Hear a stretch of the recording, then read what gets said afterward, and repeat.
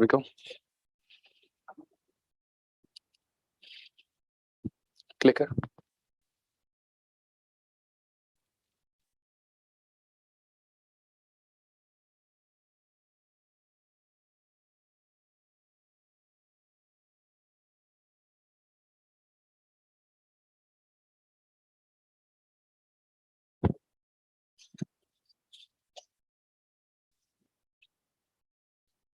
Slide लगा दो, slide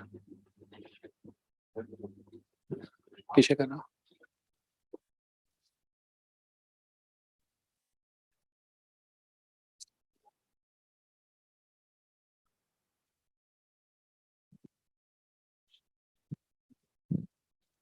clicker नहीं चला बेटा.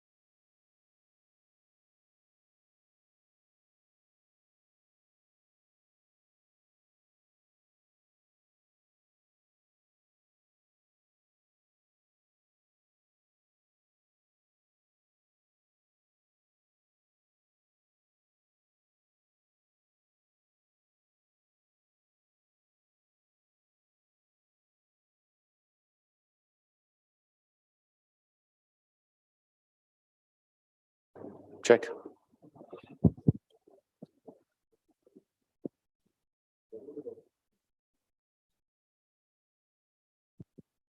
All right. A'udhu billahi minash shaitanir rajeem. Bismillahir rahmanir rahim. Good morning, ladies and gentlemen. My name is Noman Abdul Qadir. Some of you have seen me in the past. Umar sir, welcome. Today, I'm here to host the morning session. And this is now the 5th edition of Cyber Threat Intelligence.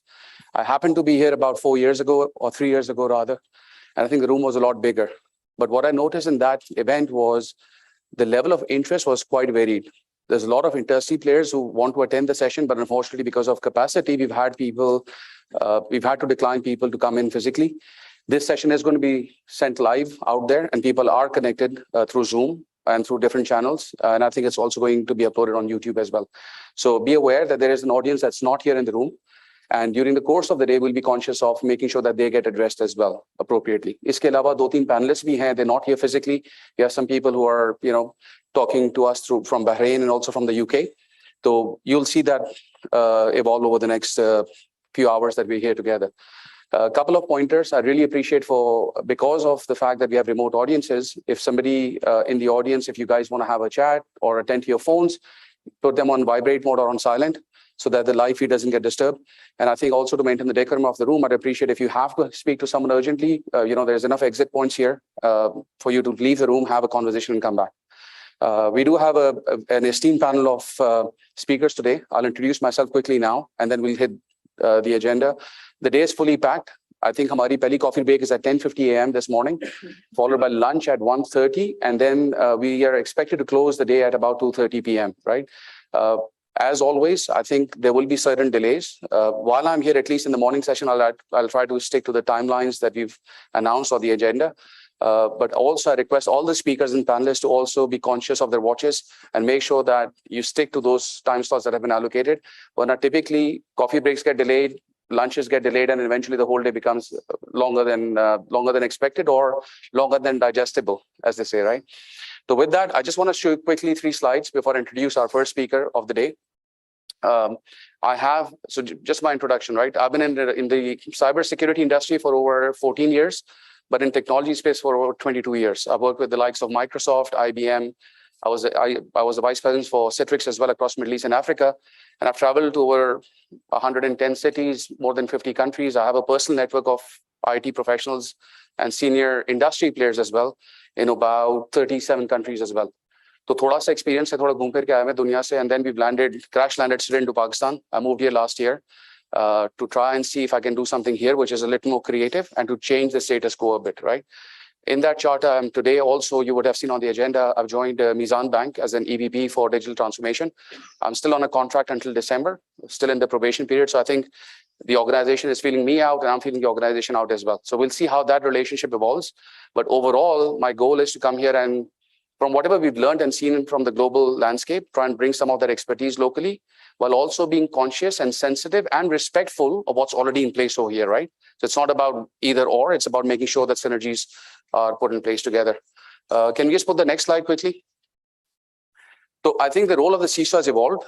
And I think this slide resonates with a lot of CISOs, right? When you talk to them and platforms like this, we come out as the hunters. You know, we think everything is great and brilliant and the CISO is really at the top of his game, given the attention that cybersecurity is getting now globally as well. Threats are increasing. We'll talk about that later during the day as well. Lekin the reality is, if I just put the next line, the reality is this is what the CISO feels like today.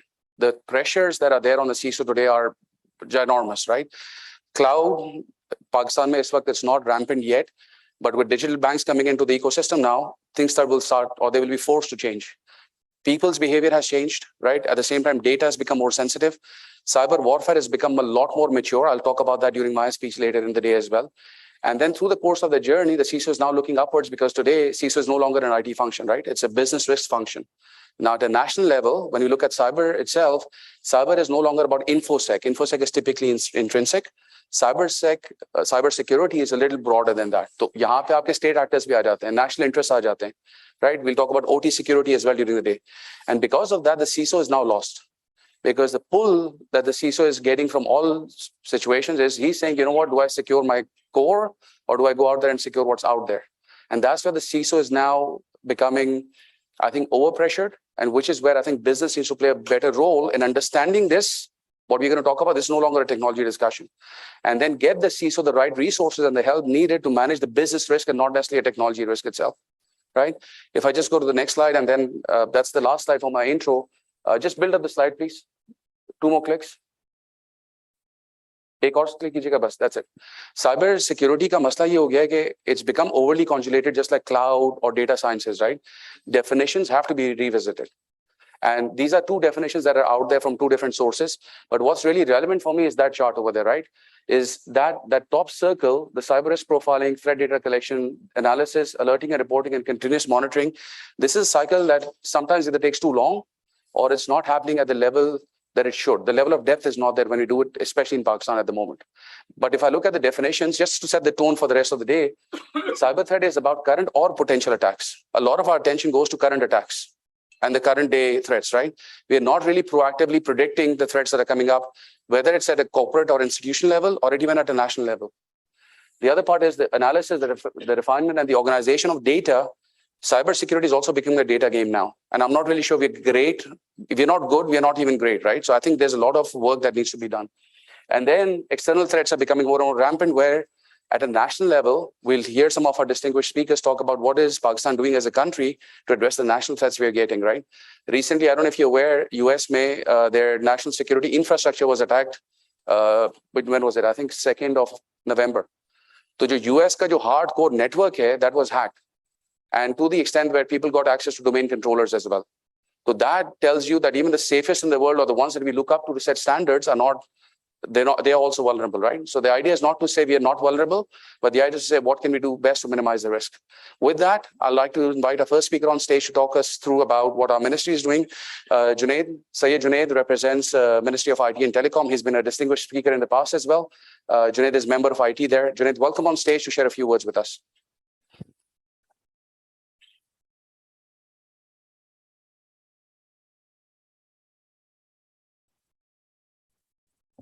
Okay, thank you. Distinguished guests, ladies and gentlemen, Assalamu alaikum. I'm really excited to be in this conference, not just because I'm delivering an welcome address, but also to be in this conference that really adds immense value to the overall ecosystem. Sitting in at the national level, the biggest challenge that we see at this point in time is the capacity. So whenever you are trying to make any effort uh, for cybersecurity, the building block is the human resource. So we are facing that challenge that at this point in time, there is a lack of capacity and awareness as well. I think this conference is also important for bringing in the awareness at the right decision-making level. So I would congratulate the organizers of this event, and it's fifth in the overall journey. Their journey. This is the fifth conference.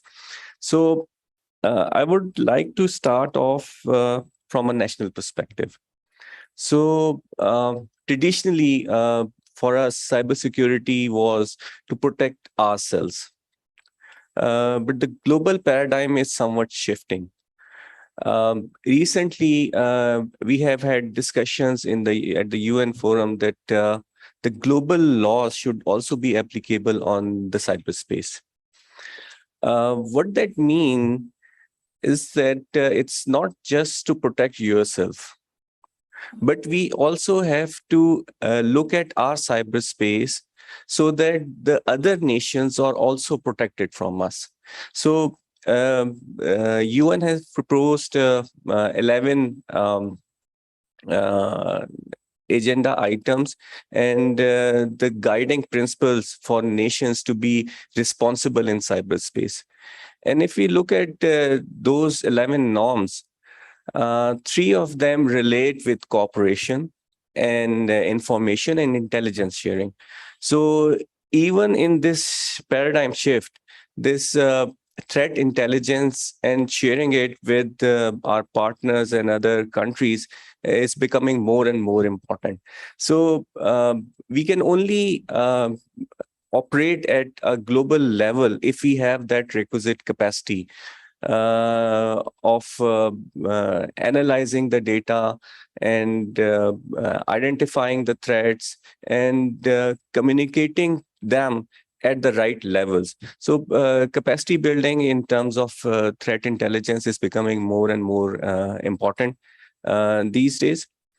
And if I look at different measures that have been taken in the recent past, we have had some reasonable progress comparatively in last couple of years. We had our first national cybersecurity policy in July last year. Then we had our first cloud first policy early this year. Then our data privacy law is also at the legislative stage. Then we also started establishing our first national cert last year. It's also at a reasonably advanced stage. And in order to build sectoral certs, we have also finalized cert rules that will determine the overall landscape of sectoral and national certs in Pakistan, their functions, their relationship with each other, and their relationship with the respective organizations.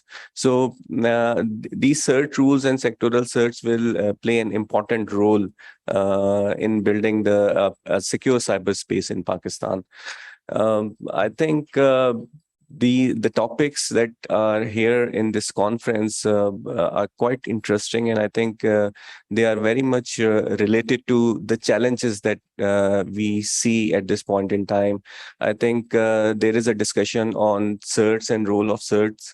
I think that's a very important discussion. Then we have discussion on OT and IT convergence. I think this is another challenge that will be coming up for us as we are transforming more and more digitally, and our systems are becoming more and more online. The traditional systems, OT systems, are not designed to be remotely connected, and the threats that emerges once they are connected remotely are immense. And we'll be seeing 5G in probably 2023. And once 5G comes in and the OT systems are directly connected to the servers, not through gateways, I think this will bring a new challenge to the world when these remote devices are not conveniently upgradable. Bringing patches, upgrading them will be a serious challenge in the coming days. So I think this will be a very interesting discussion. And then we have discussions on cloud and digital transformation. And it's excited to see the benefits of digital transformation. We are also, Pakistan is also on a journey of digital transformation. But as we are progressing in this journey, the threats are becoming more and more visible to us. They have always been there, but in last couple of years, we have witnessed some serious breaches. And again, the key aspect of this was lack of capacity. So as we know in cybersecurity, it's not always the tools, is the management of the systems that causes the breaches mainly. So that we have witnessed in the breaches that we have seen in last couple of years as well. So capacity again would be the key. And there are one or two key projects that are coming up, and I think they will open up our digital space immensely. One of the project is by the name DEEP. It's a Digital Economy Enhancement Project. It has some key components which are very fundamental for digital transformation nationally. One of the component is a secure data exchange layer. So we don't have an exchange layer in Pakistan at this point in time. But as we are transforming, we see that challenge that government institutions and key data holders are sticking on to data. They are not sharing and exchanging data. So for overall digital transformation, it's very important that we share and exchange data. So we are working on our data governance policy, where we are working to classify the data, help institutions to classify their data, and based on the classification, they share the data with the private sector, with other government institutions. There will be, in certain cases, monetization aspects as well, but you will see some open data as well. So for our enterprises, for our startups, availability of data is the key. So once we have a good data governance policy and we have data exchange layer in place, I think that's a good building block for having a digital ecosystem. And then the third component of the project is digital ID. We don't have a digital ID. And I think for universal accessibility of service, this digital ID will play a very important role. So I think in next 2 to 3 years, you will be experiencing a digital ID in Pakistan as well. Then there is a integrated services and application layer, where we are going to a whole of government approach. So I don't know if you are aware of the fact that IT is a devolved subject. By devolved subject, I mean after 18th Amendment, IT rests with the provinces. Federal has its own responsibility in the federal. But when we look at digital transformation, we have to work collaboratively. So we develop a collaborative platform between governments and provincial and federal governments and different government institutions, so that the initiatives that need collaboration and the initiatives that need to be won across the country. For example, digital ID, provinces and federal cannot have different digital IDs. So similarly, we cannot have multiple exchange layers in the country. So for such initiatives, provinces and federal government are collaborating together to have one unified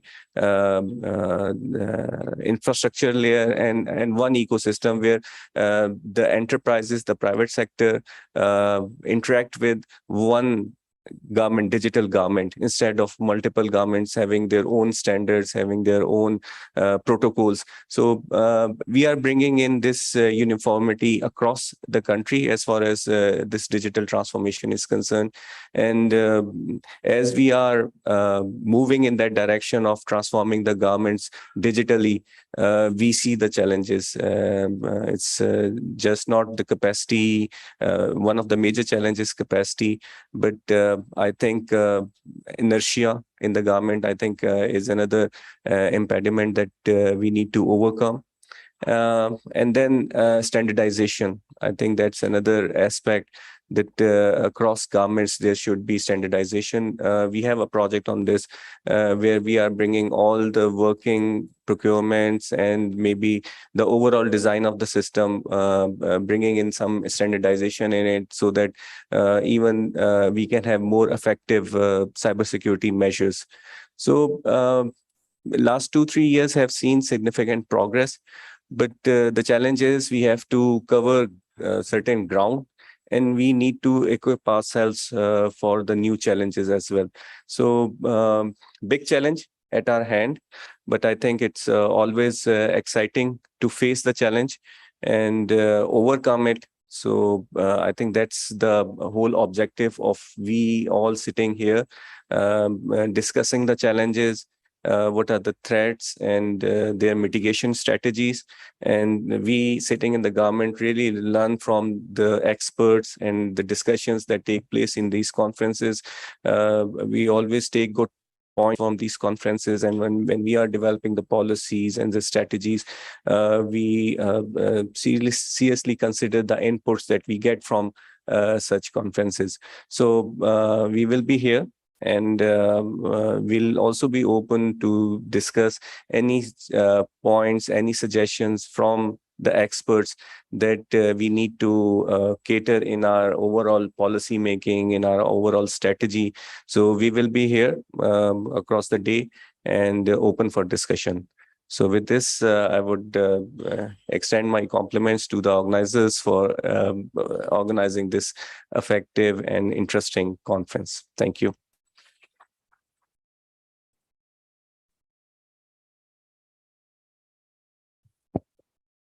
Thank you, Junaid. I think I remember distinctly about a couple of years ago, I was a bit more critical about our data privacy law that was going through the rounds of legislation, right? And I think while that comment was harsh, it was not intended to slow us down. It was intended to say the pace at which you mentioned CERT being formed now and the pace at which these guys need to work, I think the industry needs to come together and help them as well. We talk about digital transformation, but there is no transformation without a cultural transformation, right? The need to change need to be identified first. Uske baad, you can bring in the technology, you can do process re-engineering, you can do all sorts of fancy things. But I think not just at a government level, but even at a private institution level, there's a lot of need for us to recognize that, one, we're not the best. Second, that there is a better way of doing things. And third, we're all vulnerable. So unless we open our minds to getting feedback and learning from that, we'll not be able to do any change in a big way. With that, I'd like to invite our next speaker, Mr. Amar Jafri. He's the Director General for Center of IT. He's also the former ADG of FIA, from which I'm told he's well known. He's going to speak about the audio and video leak, something a little more socially attractive to people and appealing. But Amar Sahab will also talk about securing a critical infrastructure. So with that, Amar Sahab, welcome on stage, please.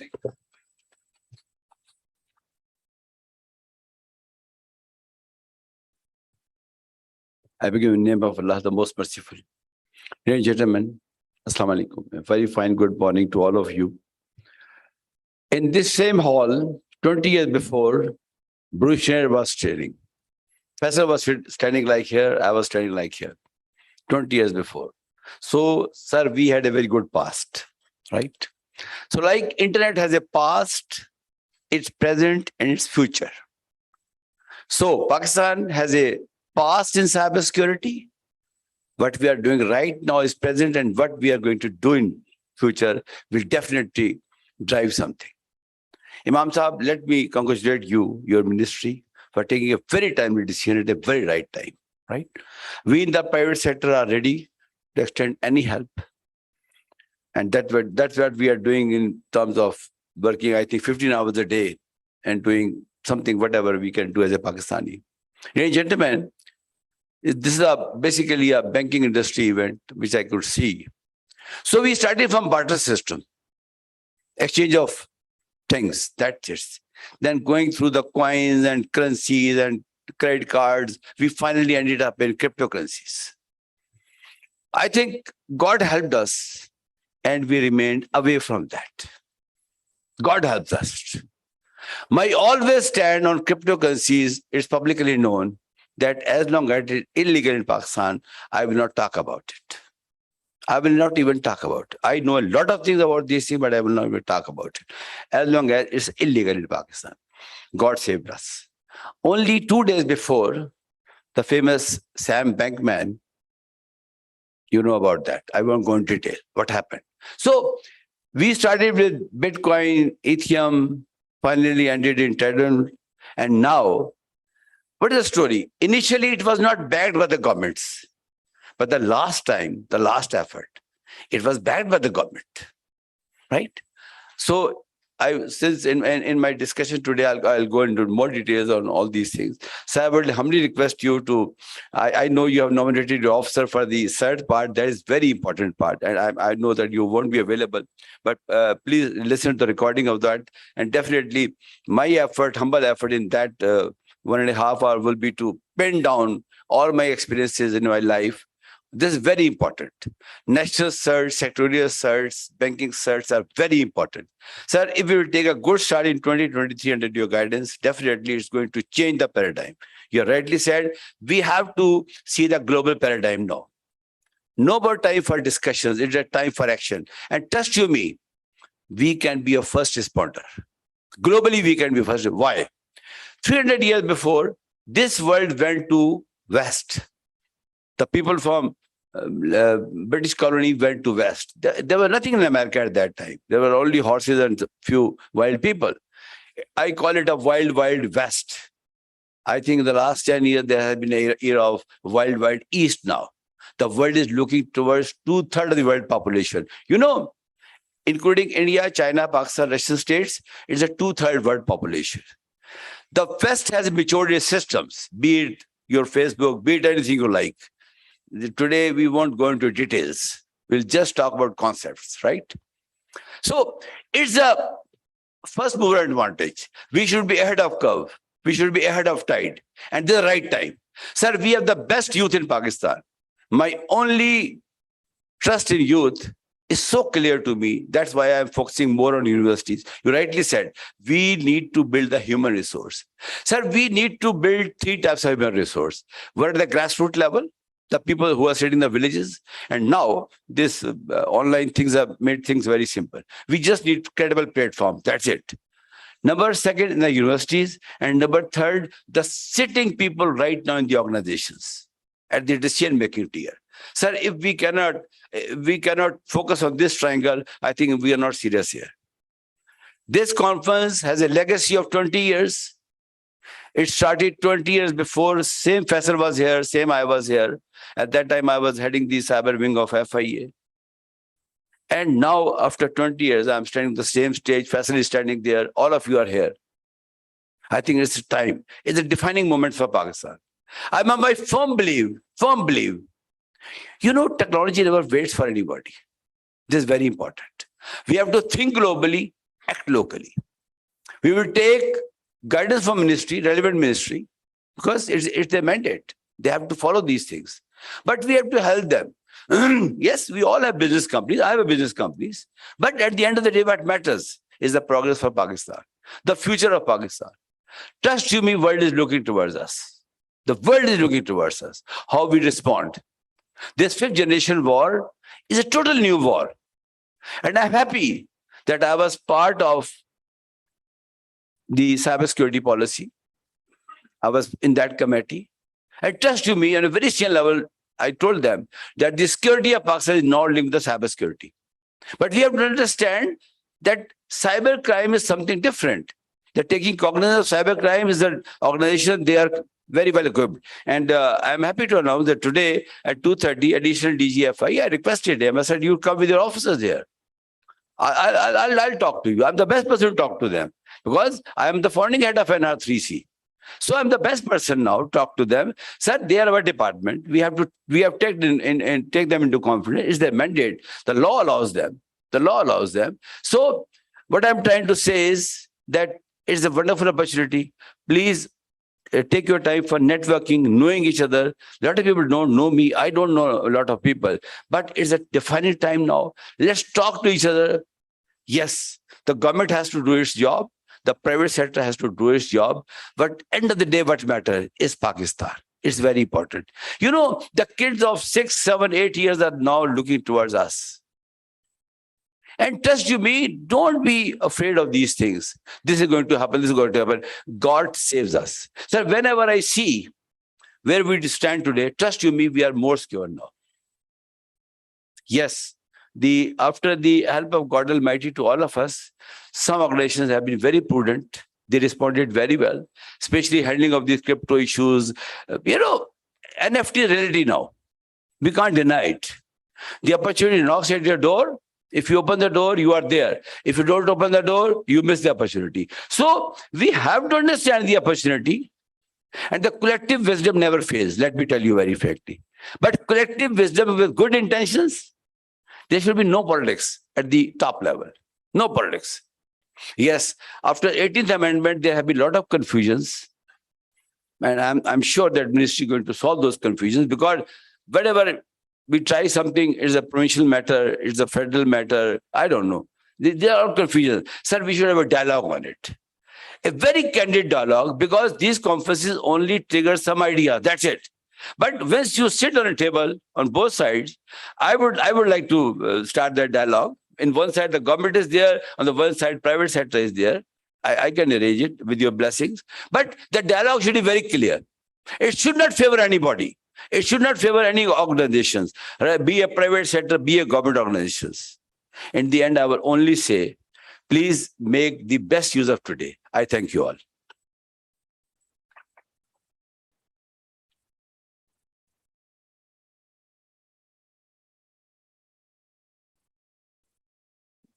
Amar Saab, thank you so much.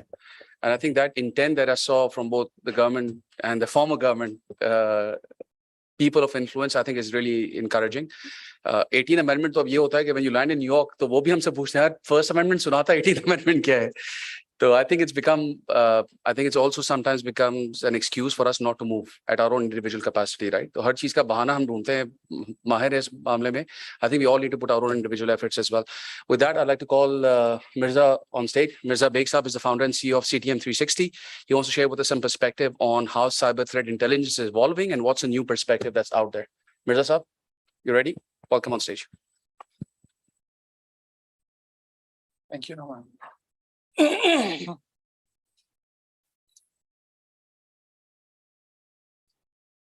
Bismillah ar-Rahman ar-Rahim.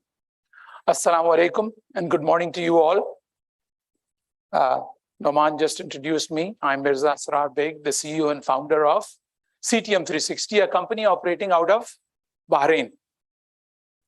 We developed something exactly what this subject is, cyber threat intelligence. And what I want to talk about is a new perspective, and I've been trying to promote this new perspective from the last 10 years now. This is my life. It's me, my story, really, CTI. And there is a rationale behind it, and I want to give you very quickly that rationale, that why and what I'm trying to do, and why I'm claiming that this is my story as well, the cyber threat intelligence. I'll give you a quick background. I graduated from computer science from Saudi University on computer science back in 1983. And I worked for 1 year with an organization selling personal computers. 1985, I started my business. And my business was selling personal computers. I used to bring in comparable computers from the Far East and selling in Saudi. It was a great business. It worked very well. Then came the first Gulf War.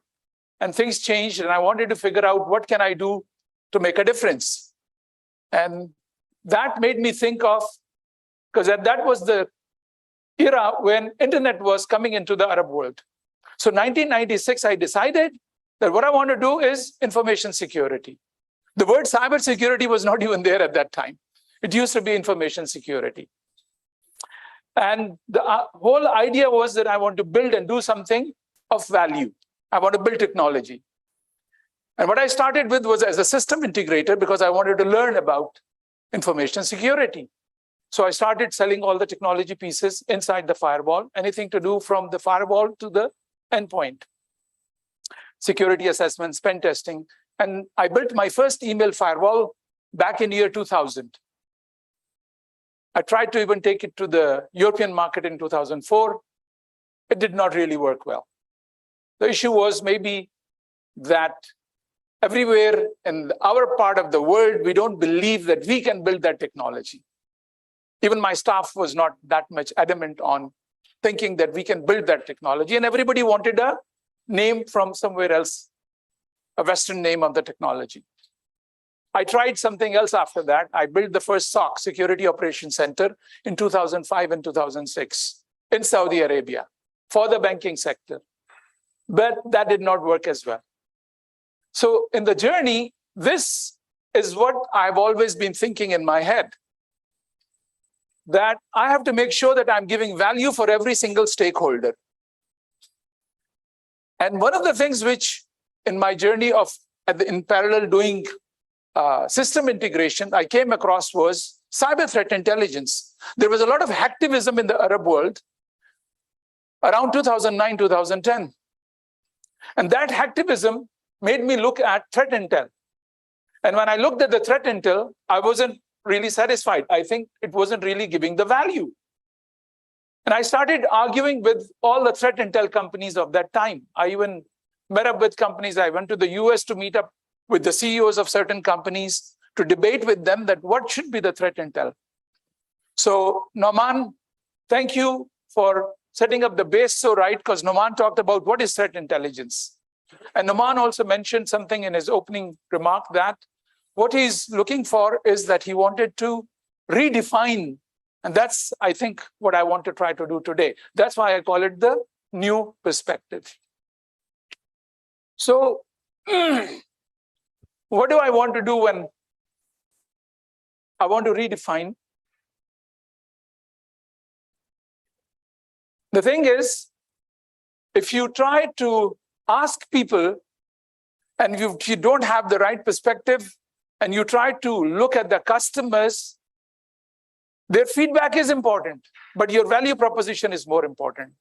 This is most well said. I don't know if it is Henry Ford's statement, but this is how it is always put out. It says that if I would have asked the people what they wanted, they would have said faster horses. That's where I'm saying the redefinition is needed, rather than just accepting that anything which the industry is providing and the customer feels that this is threat intel. I'm trying to say threat intel is something much more than what you're looking at it today. And Noman, thank you also for mentioning about the CISO, because he mentioned that the CISOs are overburdened. And that was what was bothering me in 2009, 2010. That all the threat intel which we were giving, it was putting an unnecessary load on the CISO. There are so many sources from which something will come. And I used to get calls at midnight and early morning that their CEO just got to know this news and they want to verify it. Or somebody somewhere has made this claim that they have breached this organization. Have they, have they not? We don't know. And this thing is going on and on and on. So why is this being driven like that? Why are we being overburdened with all this information? This is because the market size of cybersecurity is big. New survey reveals 2 trillion market opportunities for cybersecurity technology service providers. So there is a big need. And this is driving the market to respond in a different manner. When I say the different manner is that there are 3,500, just in USA, this is a database where if you go and look, they will tell you globally, there are 3,500 leading cybersecurity companies. And out of those 3,500 leading cybersecurity companies, there are a couple of hundred threat intelligence companies. Alhamdulillah, I'm fortunate that my name shows up in that list as CTM 360. But all those companies, they are coming to you with a lot of information. Every vendor is trying to come to you. If they want to sell you something, they will come to you with some threat intel about you. So anytime an event happens, you suddenly are bombarded from many sides, and everybody comes with their story. 78% of organizations use more than 50 cybersecurity products. So all of these products which are deployed inside your organization, they're all trying to tell you, this is what you need to know. Plus, all the new opportunities for businesses is that they will also try to go to you and say, this is what is happening to your organization. There are a lot of, on top of that, security blogs. So many people talk about what is the next event, what is currently happening, what has happened. Telegram channels are there nowadays, and Telegram channels have become very famous for the part of putting out a lot of breached data. And sometimes it's not really a breach, not sometimes, in fact, majority of the time. It's just a claim. And sometimes they'll just put an email address. Just last week, WhatsApp, somebody claimed they have got all the phone numbers and the contact names of the WhatsApp users. And again, we got bombarded. Everybody wanted to know what this is and what's going to happen. These, in my humble view, is something which is distracting us from what we really need to be doing when we are addressing cybersecurity threat intelligence. Within all communities, there's a lot of WhatsApp group itself where people are part of the group. And there is a lot of news and a lot of chatter going on. In my business, I've also created something within the use cases. I call it the hacker chatter. And there is a lot of chatter there, but really it is all fluff. It's all distraction. And on top of that, what we have is also that there are fear-mongering efforts by the vendors. They can sell to you whatever they have by fear-mongering. I don't like it. I call it the malicious marketing, because malicious marketing is where we have been bitten by, I think in Pakistan as well. There were some time back some claims that all the banks have been hacked and their card data is out, and it became a big news. But that has happened in the US, that has happened in the UK, that has happened everywhere in the world. There are companies who will go out making those claims that organizations have been breached. And then, yes, organizations do get breached. Yes, card data does get breached, but it is not of the scale that everybody keeps on trying to claim. It's a distraction. So what is threat intelligence? Especially what is the job of the threat intelligence platform? So if we go and look at the threat intel in terms of the definition on NIST, it says threat information that has been aggregated, transformed, analyzed, interpreted, or enriched. But the important thing is to provide the necessary context for decision-making process. What is that necessary context for the decision-making process? Because any threat intel which comes to you, the most important piece which you want to know is, what is the actionable item out of that? If you can't action on it, that threat intel is just fluff. If somebody tells me the hackers are coming from Russia, so what do I do with that? Oh, the hacker group name is XYZ. What can I do with that? So normally, all the security products, they work on a manner where we are receiving this threat intel globally. We are receiving the threat intel regionally, meaning that you get a threat report where you can see that there is this attack which happened in XYZ place. And it could be that in your country, national level, it could be your industry. But what is most important is that it is about you. So what is that threat intel which is about you, which you should be really focusing on, rather than focusing more on the threat intel globally? But why do we focus on the threat intel globally? There is a specific reason for that. We focus on is for indicators of compromise. The word itself means that compromise had happened. It's too late.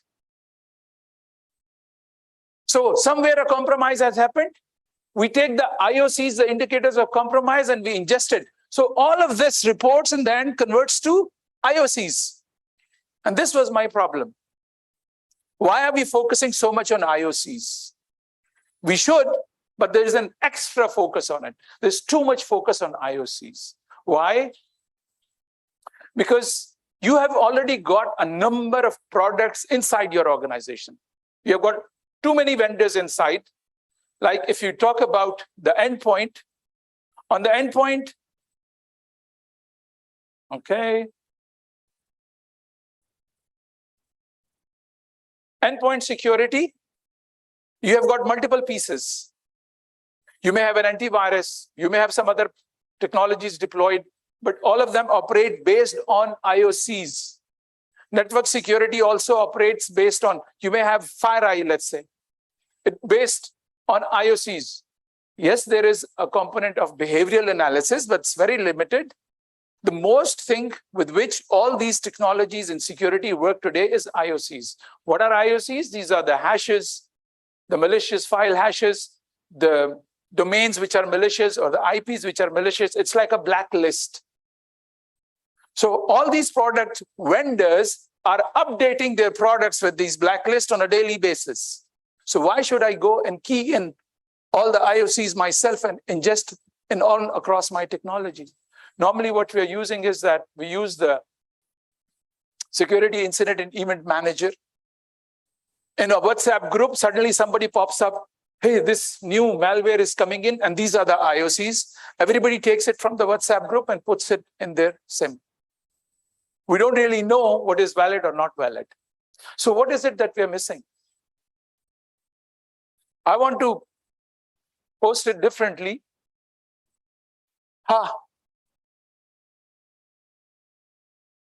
This is the cyber kill chain by Lockheed Martin. The cyber kill chain of Lockheed Martin tells you that an attack has 7 stages. Very simple.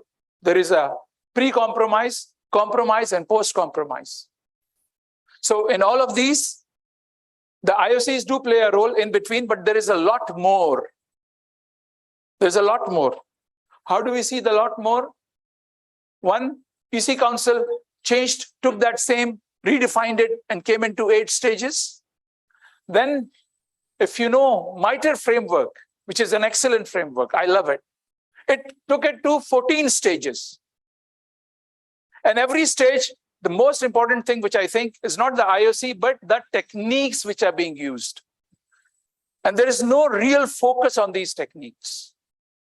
We need to know what techniques are being used by the attackers. So we should address from that aspect. Why? Here is a hierarchical view of what we are getting as threat intel. So we have hash values. A file hash value can be changed by simply putting in a space somewhere or adding 1 character. So if I am the attacker, do you think I will use the same file to attack for every organization? Or I'll just modify it a little bit? It's so easy. It's effortless. So if I have the hash value of the malicious file, what will happen? The attacker, if he's smart and he's targeting me, then he would be using a slightly different file. Same thing.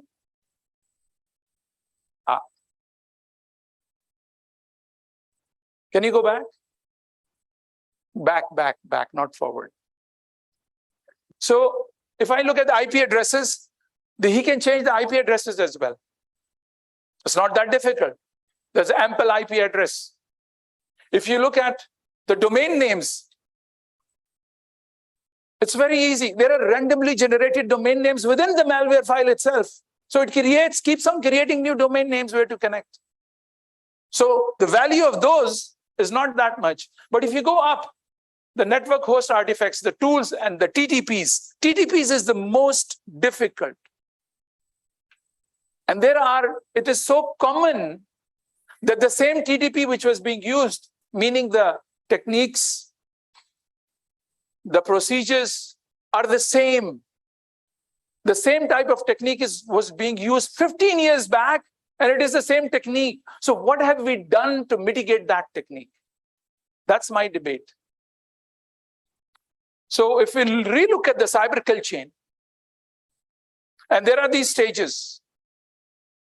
On the first stage, the reconnaissance stage, there is nothing to do with IOCs. It is IOE, indicators of exposure. We don't even use this terminology. And then in the second stage, the weaponization, it is IOW, indicators of warning. So this was why I started building what I've built as CTM 360. I started focusing on this. And by the time in 2010, when I was debating this thing, I even went to some of the large vendors globally, and I was representing one of them. There was Mark Monitor, who was one of the largest domain registrar in the world. They have the domains for Microsoft, Google, and everybody. And I was debating with the CEO that just modify this much in your system, so I can at least start putting in these aspects within your platform. And I had been working with them since 2007. So my debate with them on 2010 and 11 became a little aggressive, that I'm working and providing my customer these values outside the system. Why you are not modifying? And he made me a statement. Him and his business director, global business director, Charlie, they said to me, Mirza, if you know what you want, why are you asking us? Why don't you go and build it? So that's when I started building CTM 360. But this time around, when I started building CTM 360, I really changed that I will stop everything else and I'll just do that. It was a leap of faith. Alhamdulillah, it worked. So,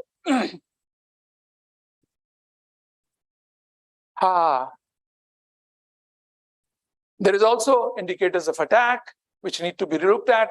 And there is how much time it takes for every stage. That if we have not really sometimes looked at, the real thing is indicators, exposure, and warning. The guy can create them at his leisure, the attacker. Only the delivery and exploitation is what happens in a few seconds. But the next installation and command and control and action on objectives, they take a few months. And that is where hardening for those techniques can work. If this is why I'm saying that you need to kill that chain of attack. You need to be hardening to kill the chain just for one technique. Just for one technique out of all the ones he's using. Here is an example. Restrict PowerShell. PowerShell is the most abused one. Do you know Chromebook? Anybody knows Chromebook? I'm using Chromebook. 80% of my staff is using Chromebook. You know why? All of the Microsoft vulnerabilities go away. It's so simple. That's the best hardening. So I developed Threat Cover as Cyber Threat Intel platform, but the most important piece is I'm only focusing on the hardening. This is all fluff. I have it. I can provide you all the IOCs, but I don't focus on that.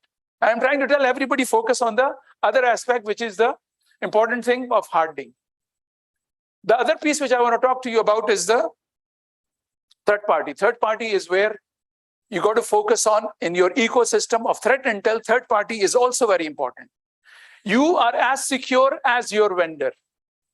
You can be very secure, but what about your vendor? If the vendor is insecure, then what happens? And this is why, this is just an example of what happened in Saudi recently. A business process outsourcing company was breached. And all of their customers, and this happens every day in and day out. A while back, Sun Solaris had this attack where about thousands of their customers got impacted because one organization got impacted. So I'm trying to say threat intel is much more than what we look at. We should be looking at these aspects of IOE, which gives you, now the industry has terminologies for it. External attack surface management, third-party risk management, DMARC, continuous and autonomous VAPT, and then indicators of attack and warning is a bigger concept of digital risk protection, much more than brand protection and anti-phishing. And then you have TTP, risk-based hardening. This is exactly what I call it the DRP stack. And I have built, alhamdulillah, all the pieces in this stack, sitting in Bahrain. All the developers and all the team operational is in Bahrain. Thank you.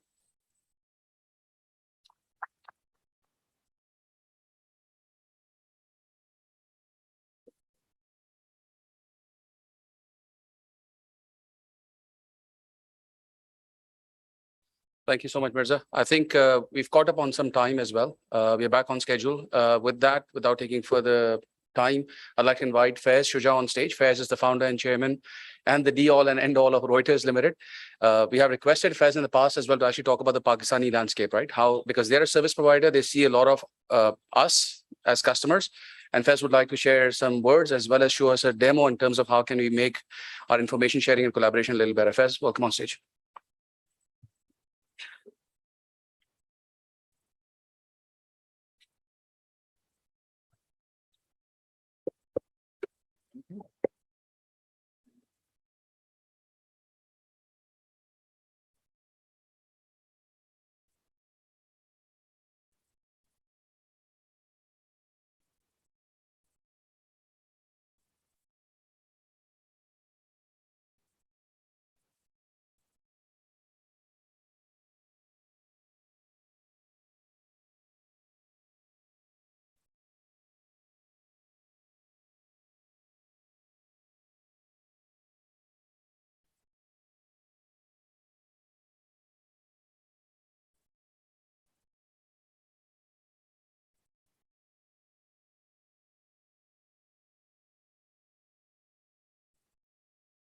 Check, check.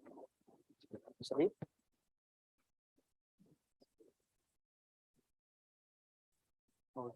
कहाँ आ रहा है? कौन सी screen में आ रहा है?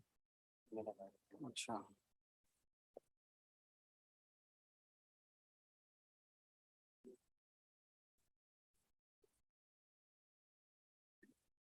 I think we should each go forward and then support them. Manually. हाँ. जी, अस्सलाम वालेकुम. Thank you for inviting me, and thanks to Total Communication Faisal Saab for giving me this opportunity every year to present the threat landscape of Pakistan. As you all know, I'm Faiz. I'm the founder and chairman for Reuters. Reuters is, I think now Pakistan's largest cybersecurity company, operating in Pakistan for almost 16 years now. So just to, I have 10 minutes for this session and then 10 minutes to give a quick demo. Usually what we do is that we work with a lot of customers, and we have a team of threat intelligence experts who gather data across Pakistan. We identify different kinds of attacks, we investigate multiple attacks, respond to different attacks. So there is a team of people who work with across the multiple customers, multiple industries to collect this data. So I would present some statistics, what we have observed in 2022, what kind of attacks we have seen, what patterns we have seen. And just to give you a background, we have a dedicated threat intelligence team that, as I'm telling, that gathers a lot of information. This year, we released around 2,600 security advisories. So that's, threat advisories coming in on different aspects. For example, 29% of those threat advisories were related to vulnerabilities, that what kind of vulnerabilities are being exploited, what kind of vulnerabilities are being attacked.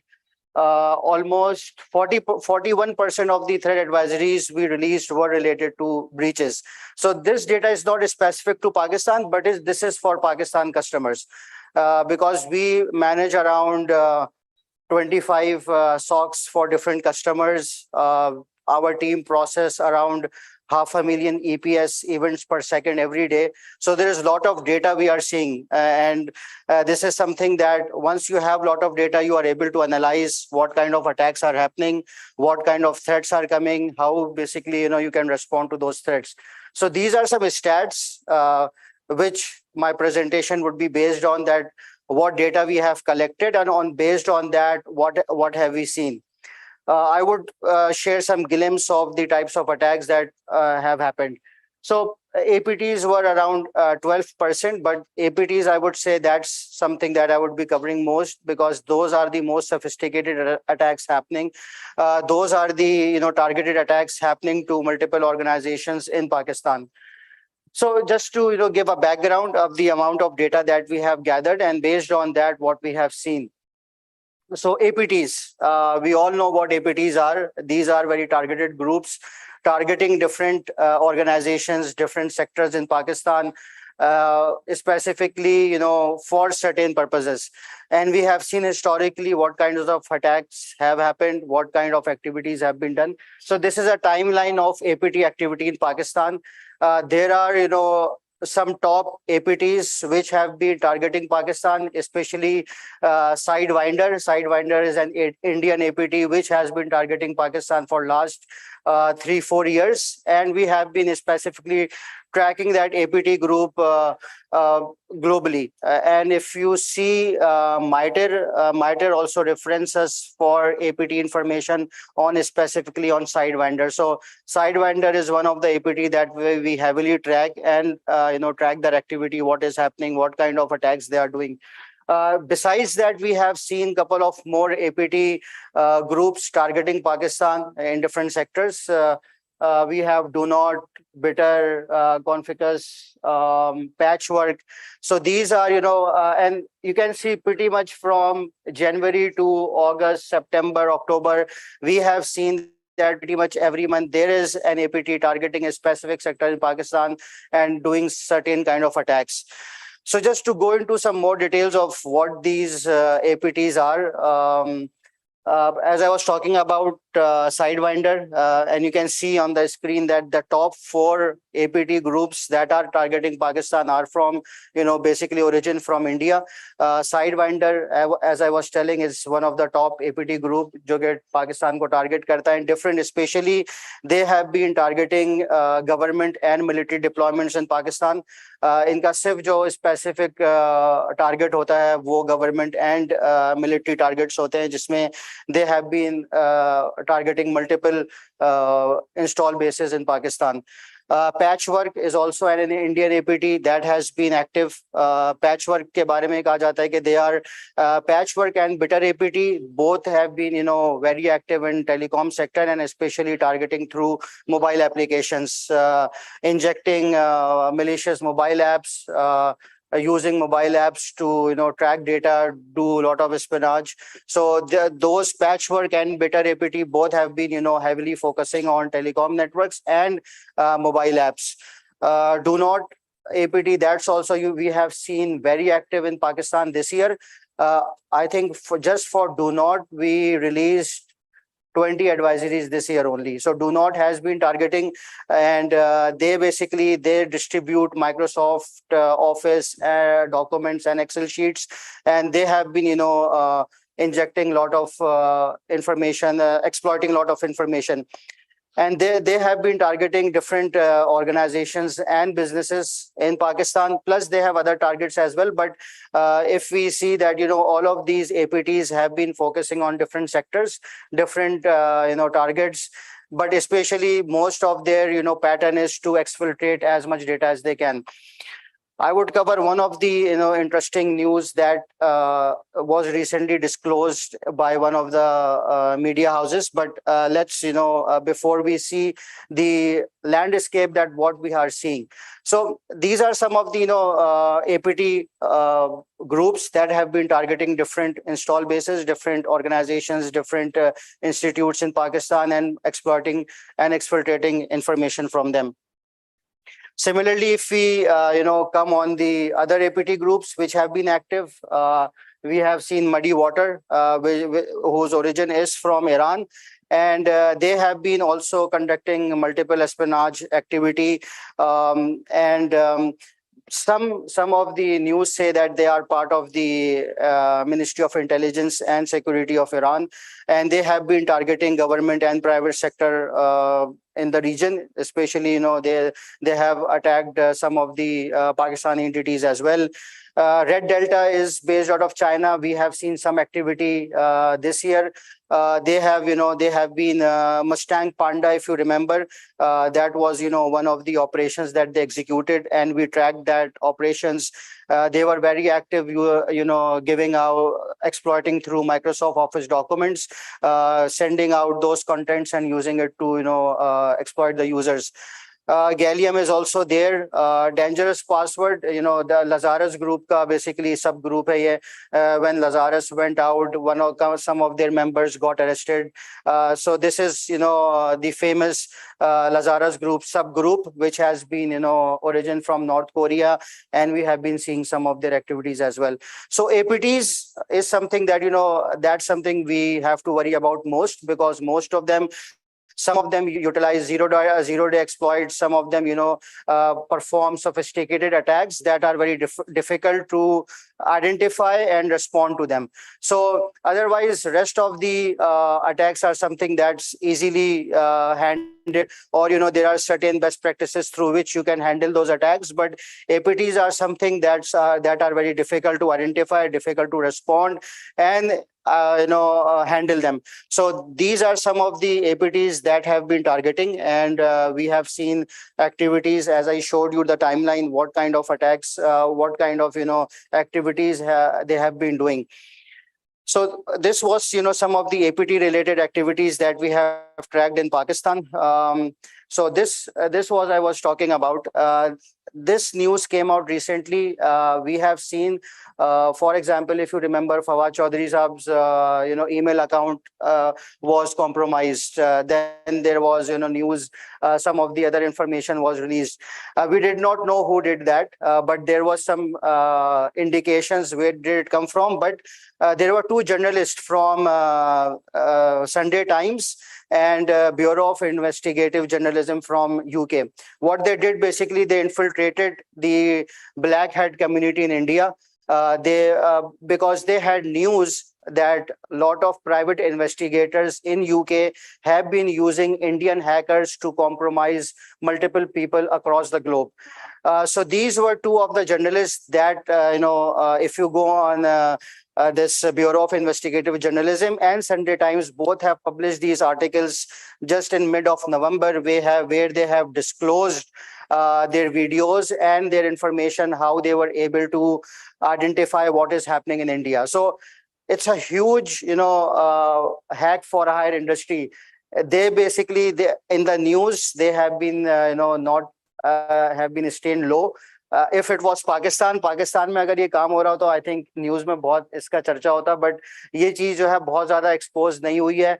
But इसमें यह है कि तकरीबन 50,000 से 1 लाख लोग हैं जो कि इस इंडस्ट्री को रन कर रहे हैं. लास्ट ईयर मैंने अपनी प्रेजेंटेशन में I covered a company Beltrox, which is a software development company in India, but that basically operates as a software development company, but behind the scene they have been just hacking people and taking from $3,000 to $20,000 to compromise one person's email or his credentials. So this is a very detailed report, but I wanted to highlight this, that what is happening.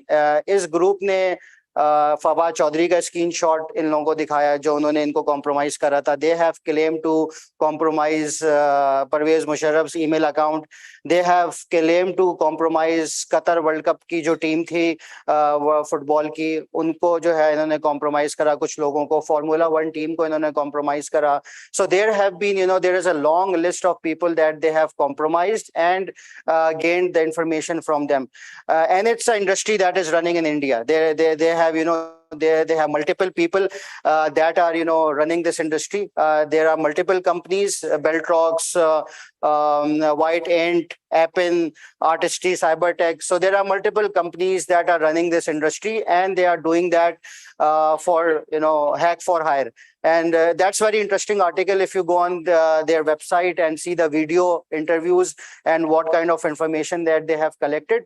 But this is what is happening, that if you want to compromise someone, just pay them $3,000 to $20,000 and you will be able to get access to their email, mobile applications, whatever they are doing.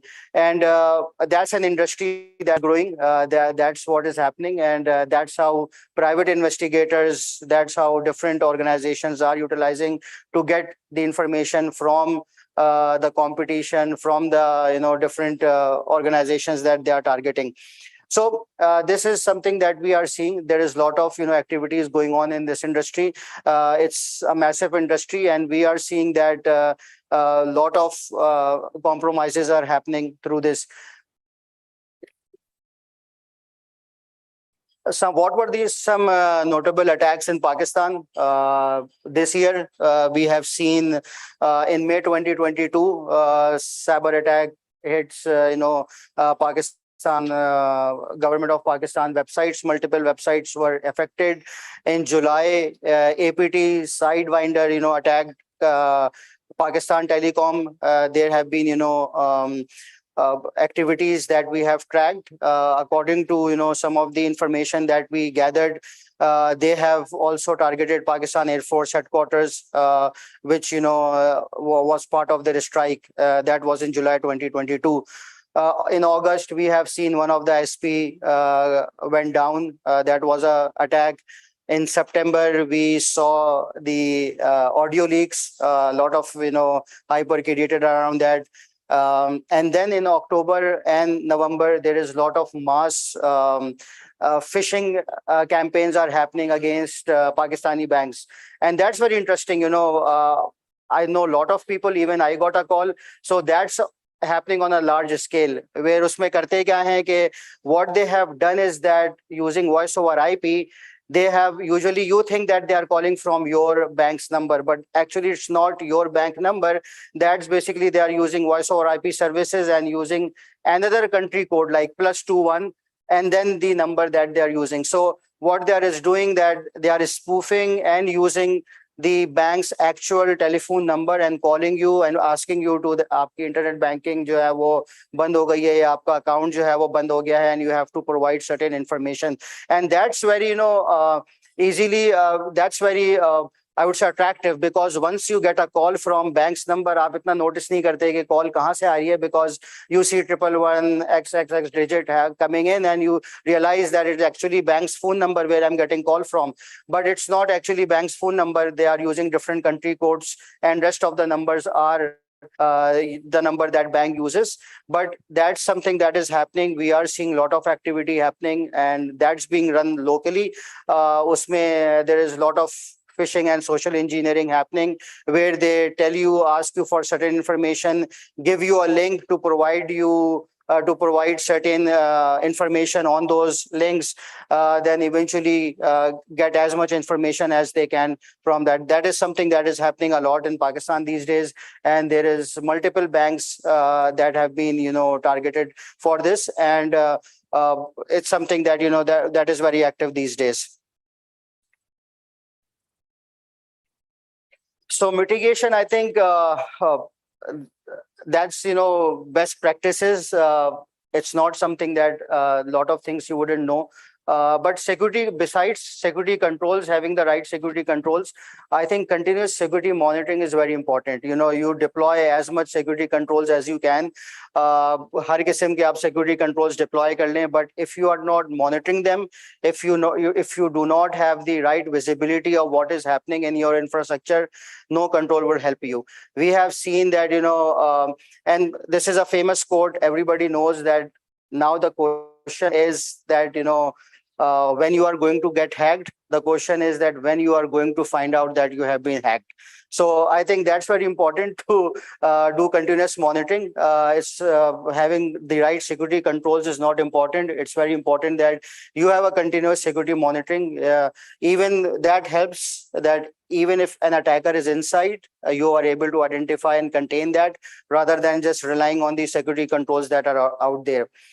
Secondly, threat intelligence orchestration, which I would give a quick demo on how we do it. That's very important, because right now, अभी आपके पास 10,000, 15,000, 20,000 feeds daily जो है वो threat intelligence की आती हैं. How do you make them relative to your organization?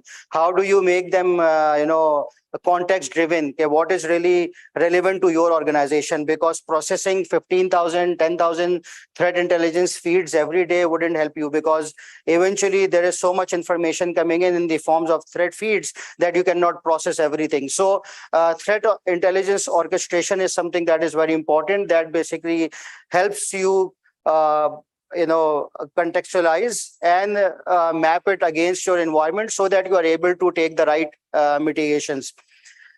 Protect your credentials. That's something that's for everyone. And most of the attacks we have seen, agar aap dekhen historically, jitne bhi recent attacks hue hain, those have, been a compromise of credentials. I employ a contractor, someone working in a different department. They get into from that employee's computer, and then from there they, move out and exfiltrate as much as they can. So a specific user is being targeted, and from there they expand inside the environment. So protecting the credentials is very important.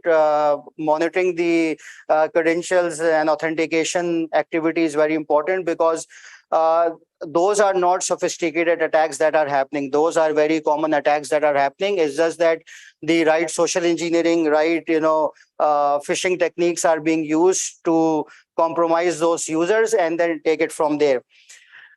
Defense in depth, cybersecurity awareness, these are all best practices, multiple, layers of protection, having a right security awareness. So I wouldn't, cover a lot of time on this. These are some of the things that you already know, but these are basics. I wouldn't tell you anything, new out there. It's all basic. If you are able to apply them in the right way, that's how it's, managed. And it's all about, having the right eye, looking at the information, doing continuous monitoring, and protecting the environment based on the best practices that are out there. All right. So we have our threat intelligence report coming up every year. We release our annual threat intelligence report specific to Pakistan. This basically gives a overview of what kind of attacks are happened, what were the top attacks that happened. So these are multiple attacks. We will be releasing this report maybe in next few days. Look out for this report. It will be a very interesting report to get a lot of this information that I have shared in this presentation. All right.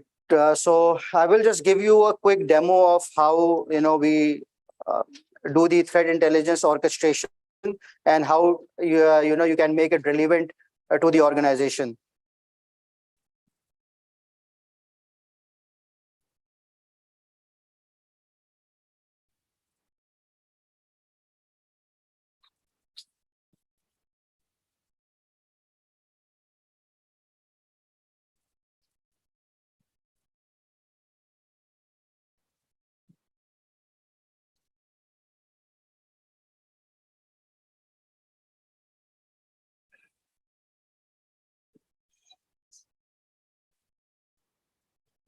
All right.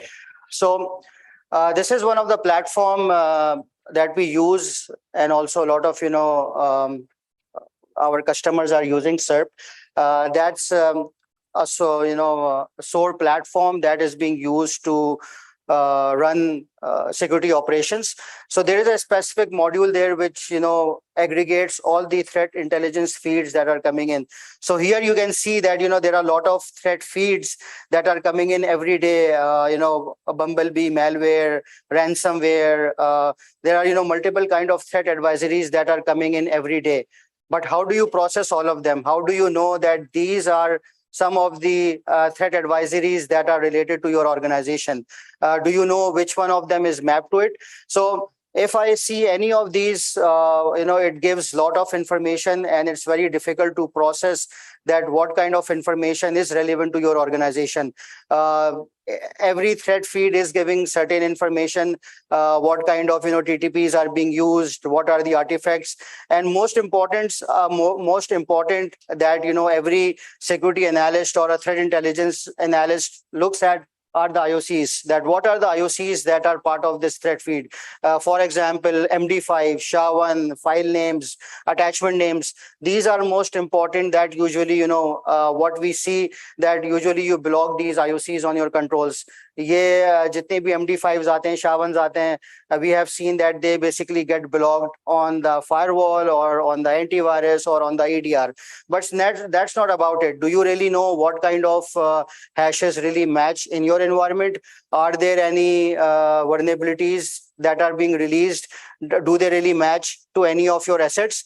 That's what, where threat intelligence orchestration and threat intelligence contextualization comes in, because it's very important. If you have 5,000 to 10,000 threat feeds coming in, and ensuring that if any one of those map to them, it's very important, because This gives you a lot of intelligence that what kind of attacks are happening, what kind of vulnerabilities that are out there that attackers are exploiting. And if you are able to orchestrate them in a timely manner, you protect yourself.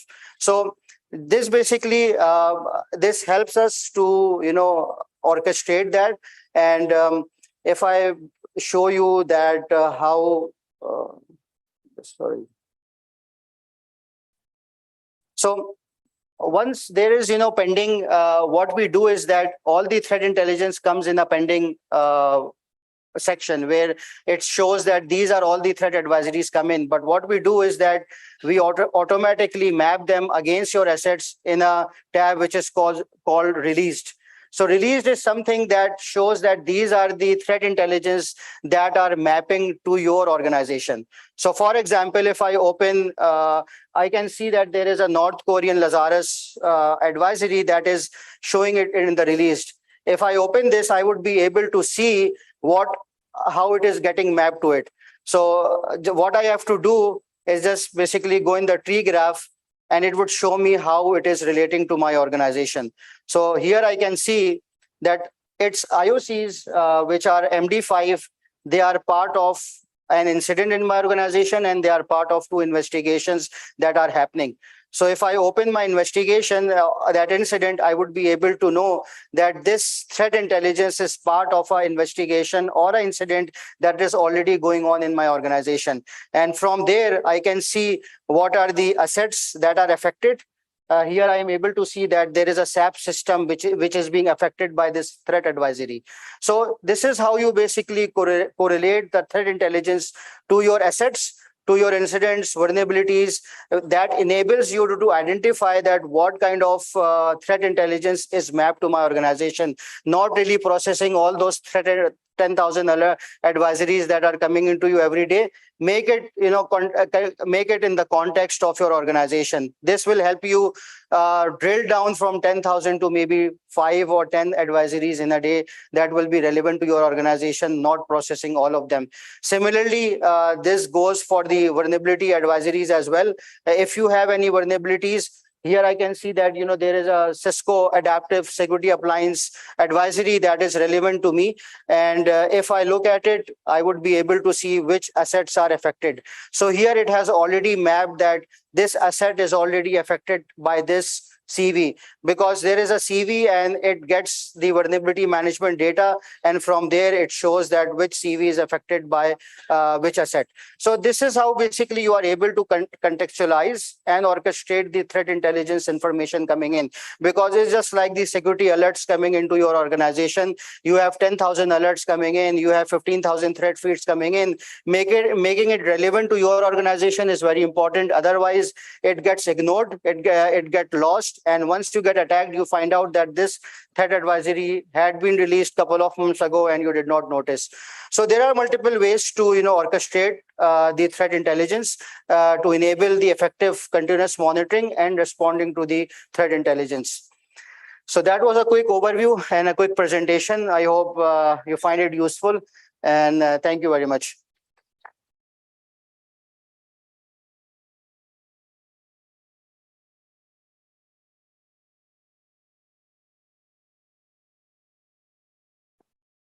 Right. So a bit of a technology digestion and indigestion. I mean, one was talking about fear mongering and the other one was actually making us a bit more scared, right?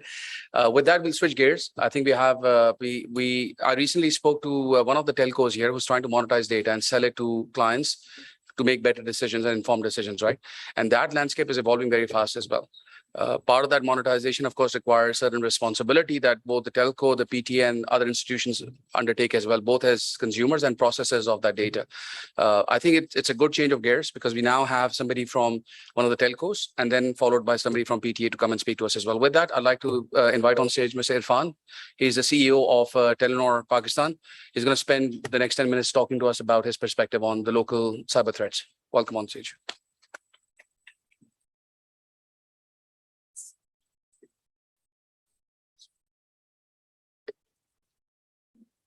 Bismillah ar-Rahman ar-Rahim. Assalamu alaikum. Good morning, everyone. I'm really humbled to be here among a group of very top I would say, experts in the field, which is an extremely important area for us as a nation to leapfrog, actually.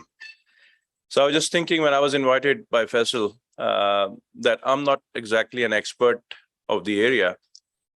What should I be sharing? So just sitting here reflecting that, first of all, it starts from the leadership, right? Acknowledging that this is one of the most important areas for us to focus going forward. Because when we look at the world, today technology overall contribute about 15% of GDP, world GDP. World Economic Forum suggests that this will actually grow exponentially. And they're even saying that in next 8 years, the extent of new wealth which will be created globally, 50% of it will be attributed to technology, right? So that's the magnitude of opportunity which lies ahead. And we're not talking about, decades, we're talking about next few years.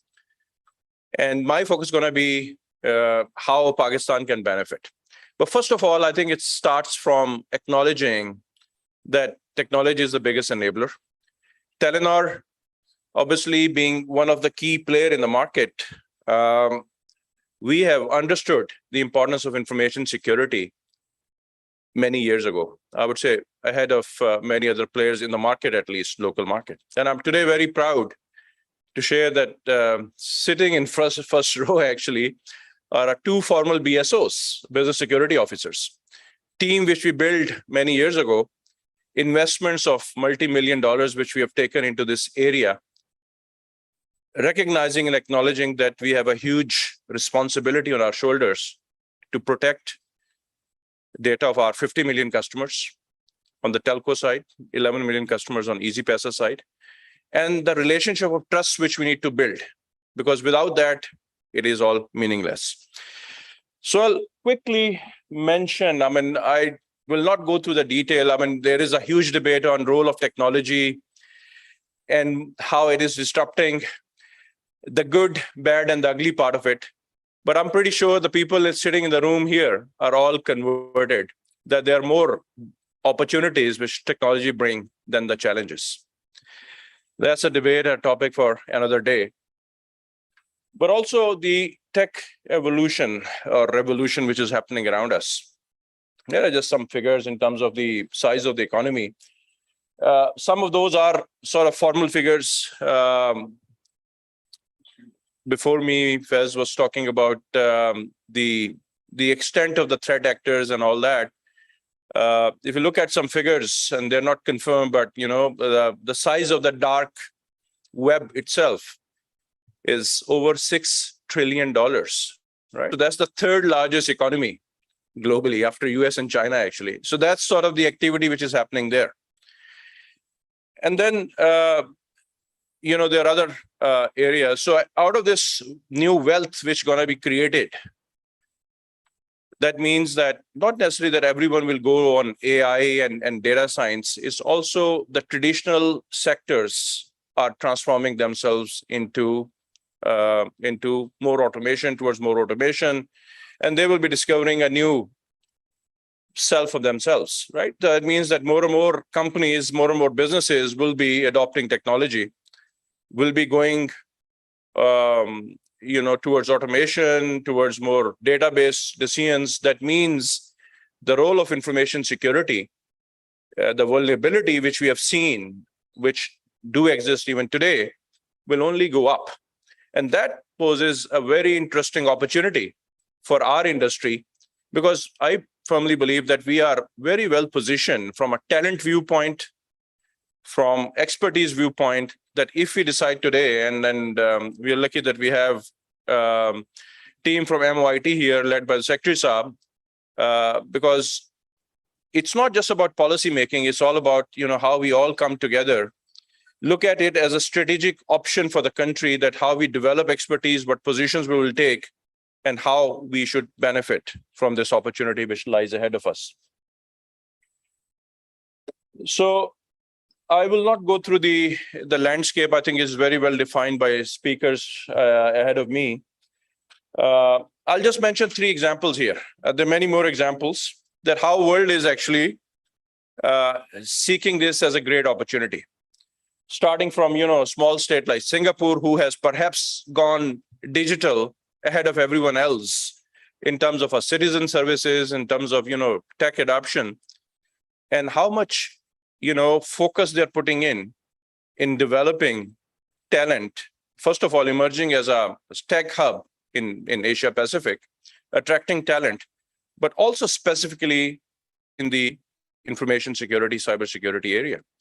Similarly, on the other side, Dubai, UAE, we see quite a progressive focus actually overall in technology. It's one of the few countries where there's a cabinet member on artificial intelligence. Imagine, you need to have that discussion right at the top to make any difference. And then the whole investment which is going into fintech area, artificial intelligence, data science, and information security. Israel, we all know, a very small country, but has been focusing on this for many years, to the extent that 90% of all the venture capital which is going into information security is actually US and Israel alone. They have produced the largest number of unicorns in this space. And that's not an accident. When I have to actually reflect on how this has become possible. It become possible because as a country, they have chosen that, they cannot do everything well. So they have to pick their battles, as we say. And they said that this is one area where we need to really thrive. They had the vision and they seek this opportunity to the extent that those courses are now taught at right from the middle school level. Imagine kids at school are being exposed to those topics, followed by a lot of industry, academia collaboration, followed by a lot of funding for the startups, followed by a lot of incentives. So you need to actually create an ecosystem which can actually take any nation forward. And we have those examples in front of us. And we also heard about India and how some of the IT companies are really focusing on this. So just a few words on Telenor and what we are doing before I come to sort of one key takeaway, which I want everyone to actually think and ponder by virtue of this great platform, which has been provided by Faisal today to all of us. At Telenor, we believe, like I said, that we are sort of one key player. This is an important, as a technology company, as a telecom company, you need to really take your responsibility serious. You need to really then walk the talk. That means that you have to actually invest to create an environment. And how are we doing it? We're doing it through open source, all the information sharing, which is happening through that, through APIs. Pakistan, obviously, there's a huge market. Even there's a huge gap that businesses or B2B to provide security as a service. There are very few companies who have taken that position. In the West, when we look at the growth, even in the telco space, the growth is not coming from B2C because that market is more or less saturated. It's actually coming from B2B. And one of the key services is information security services. And that is a trend which we see even within Telenor Group in more mature markets. So Pakistan is, I would say, is about ripe to embark on that journey as well. And then build cross-industry collaboration of creating awareness, exchanging ideas, and platform like this, I think is one great example. But we need to be really a lot more open and forthcoming towards this. So we need to think 2x. We talk about most of the time that, our biggest advantage is our population, our youth demographic, right? We all know that. Pakistan being 5th largest country from a population viewpoint, our contribution to global GDP. And then one wonder, if there's a correlation between population and economic growth. If you look at 4 other countries ahead of us, like China, US, India, Brazil, they all have benefited actually from their population because the scale of the home market plays a role. But our contribution to global GDP, and if you look at top 5 countries, they contribute 45% of world's GDP, only 5 countries. So one would imagine, yes, there is a correlation of population, the market size, with your economic activity. But Pakistan, country of 220 million people, our global contribution is only 0.4% to world economy. And that's something for us to think about.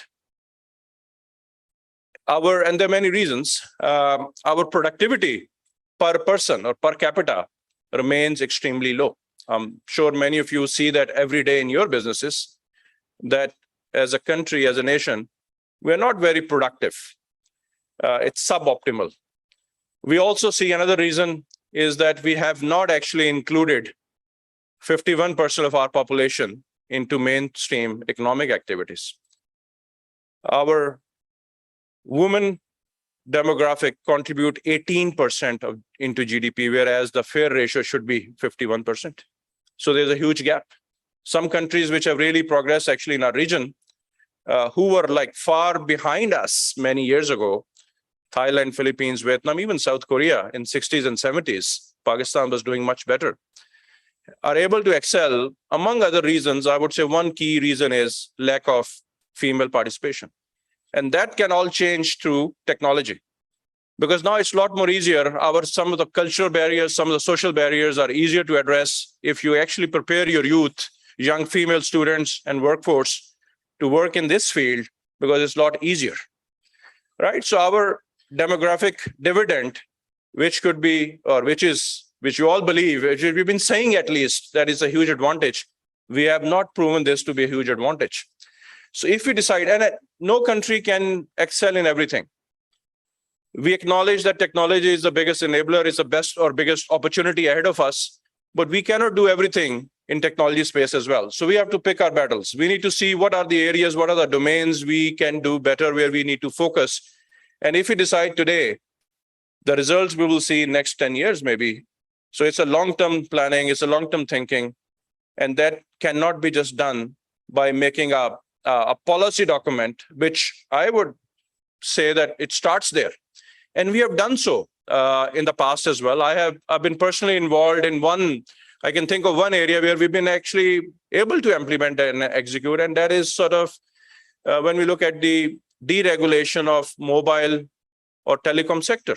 I was a humble contributor to the cellular policy of 2004, which has actually laid the foundation of a revolution.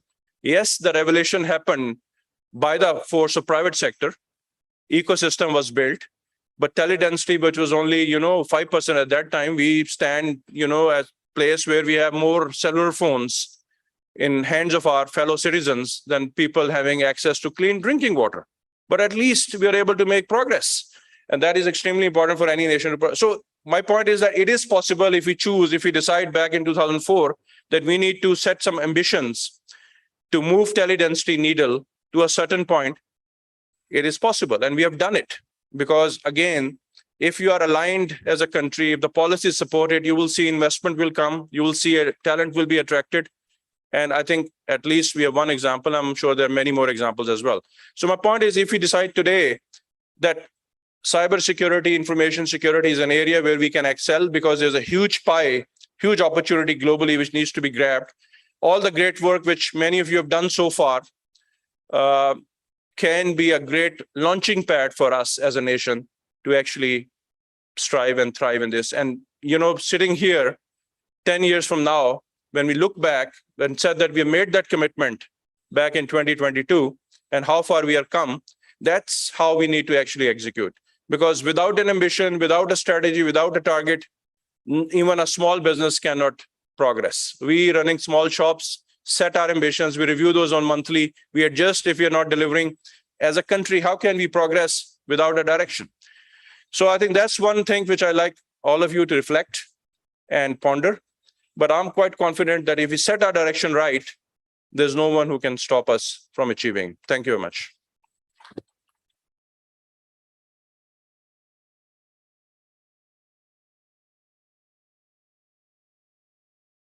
So Irfan Saab touched upon productivity and GDP contribution, right? So post the tea break, I'll be talking a bit more about the global landscape and how these things actually converge together, right? When it comes to data, security, cloud, and the global economic ecosystem as well. So we'll dwell a bit deeper into this further post the tea break. With that, I'd like to call on stage Dr. Mohammed Mukarram Sahab. Dr. Mohammed is currently the Director General of PTA. He's going to talk to us about an indigenous sock. That's the title of his speech.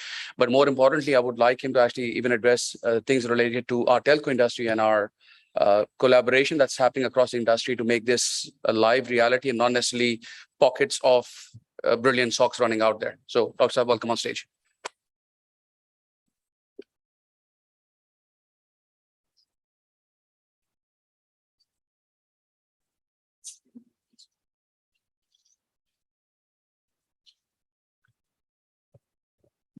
Bismillah ar-Rahman ar-Rahim. I'm really delighted to be called here to represent PTA and basically what we're doing here. So basically PECA came in 16 and it was highlighting something about the national cert and sectoral certs. And after that, there was cybersecurity policy in 21. And that also mentioned that we have to set up a national cert, national SOC, and all the sectors have to set up their own sectoral SOC, sectoral cert. So PTA taking a lead, we have almost done it. And today I'm here basically just to give an overview where we are. But my last slide would be the main takeaway, which I want to bring to you. The people from the industry, from the government side, there's something for them. There's something for the local companies here working in the cybersecurity. So something which I have learned out of my experience, and I want to share, and I want you to stand with me. So with this, basically, I would pick up from where Arfan Sahab has just left, the open source and the industry collaboration. These are the major takeaways of his speech, and I would be bringing the same thing as the lesson of this speech at the end of my presentation. So basically, we are building National Telecom SOC. It's called anti-SOC. And the main theme is indigenization.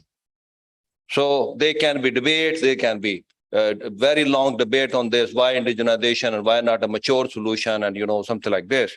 And this is what I'm trying to bring today.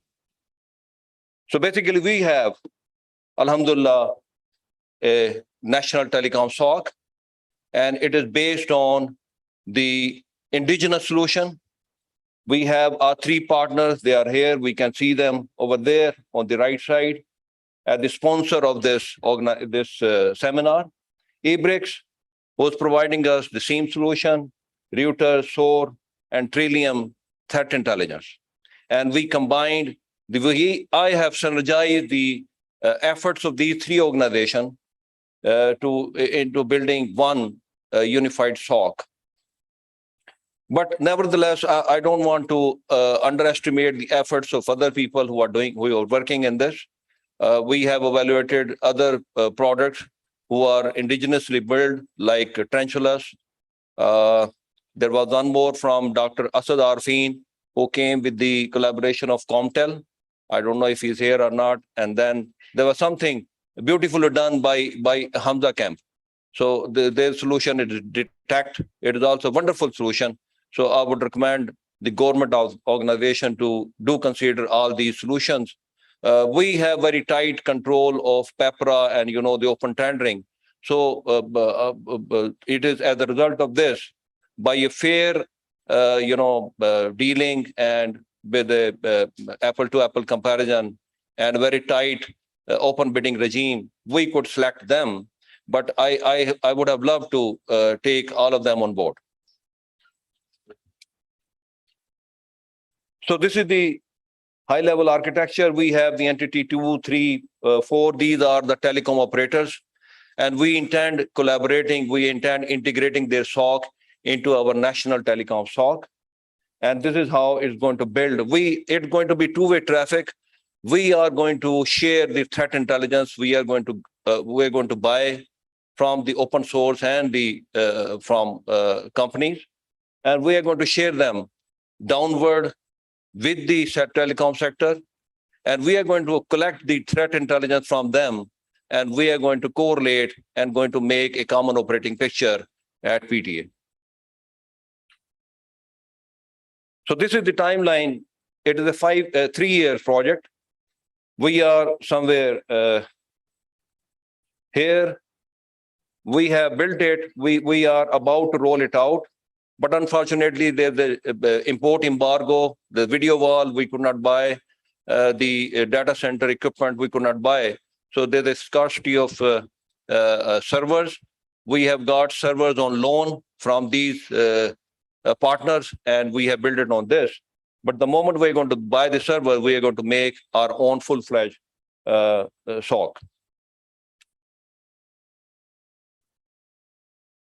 So presently we're here. We have commissioned the solution. I'm going to show you the status also. And by 2nd of March, 2023, it would be rolled out. Officially, it would be rolled out. These are some of the views of the scene. This is Wazoo, but they have customized it. Ibrix, they have customized. We have basically two SOCs.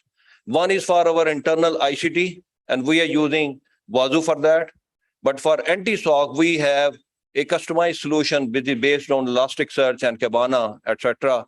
Ibrix can give the detail in much length. I would just be giving the overview because my focus is not here, the technology. I want to focus on the takeaways at the end. These are some more views.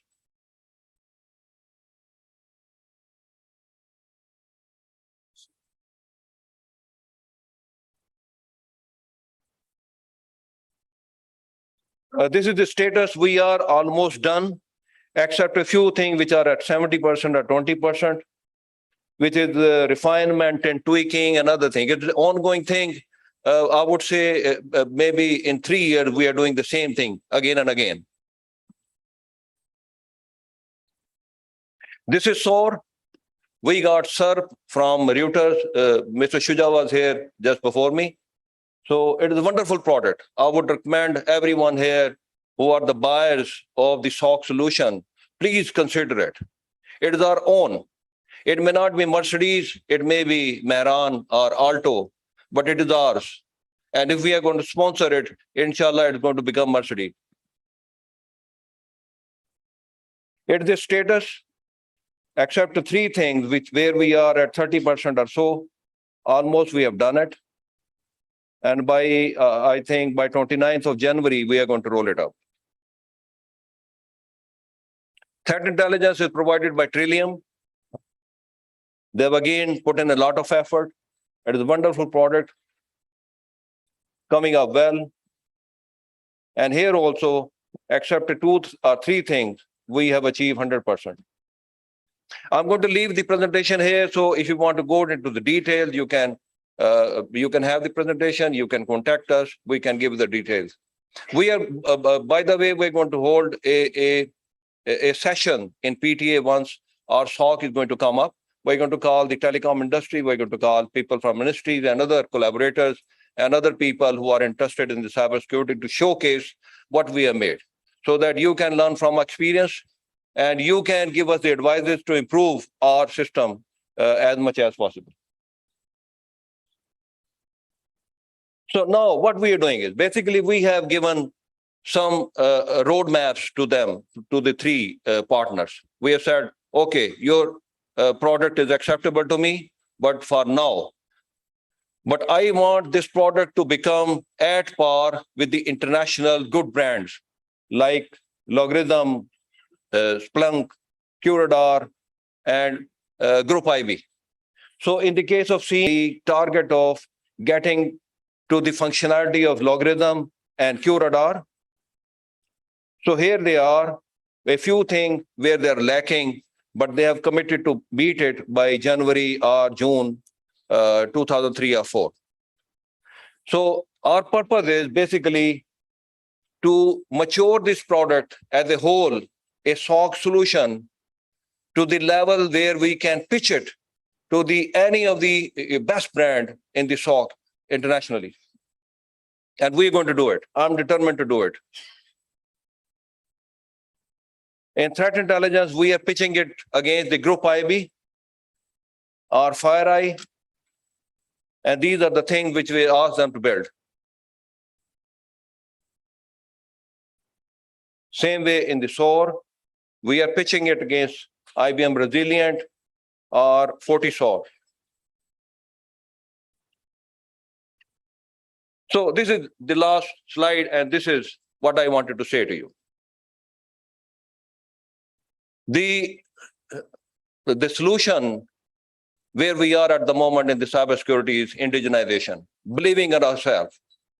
If we have the hands, we can make use of them and we can build the things. The other people who have built, they have used their own hand, maybe 15 years before. But why they are successful? Because the country they were in, or the governments or other organizations, they trusted them. They gave them a chance and helped them mature their product. And that is the reason these good brands, Logarithm, Splunk, 7i, FireEye, or something like this, these are so mature and these are world brand. So today, if we start supporting them, inshallah, 5 years down the line, they would be as mature as these are. So my first key point is indigenization. You can't trust anything which is not of your own, especially in the case of a security product. May it be the firewall, may it be SOC, may it be smart card, SIM card, or whatever the case may be. The SIM card, I will tell you, it has the digital certificates. It has your IMSI. So you cannot rely on some companies which is outside Pakistan to play with your security. Same is the case with the firewall, and same is the case with the SOC. So my first takeaway is please start trusting our companies.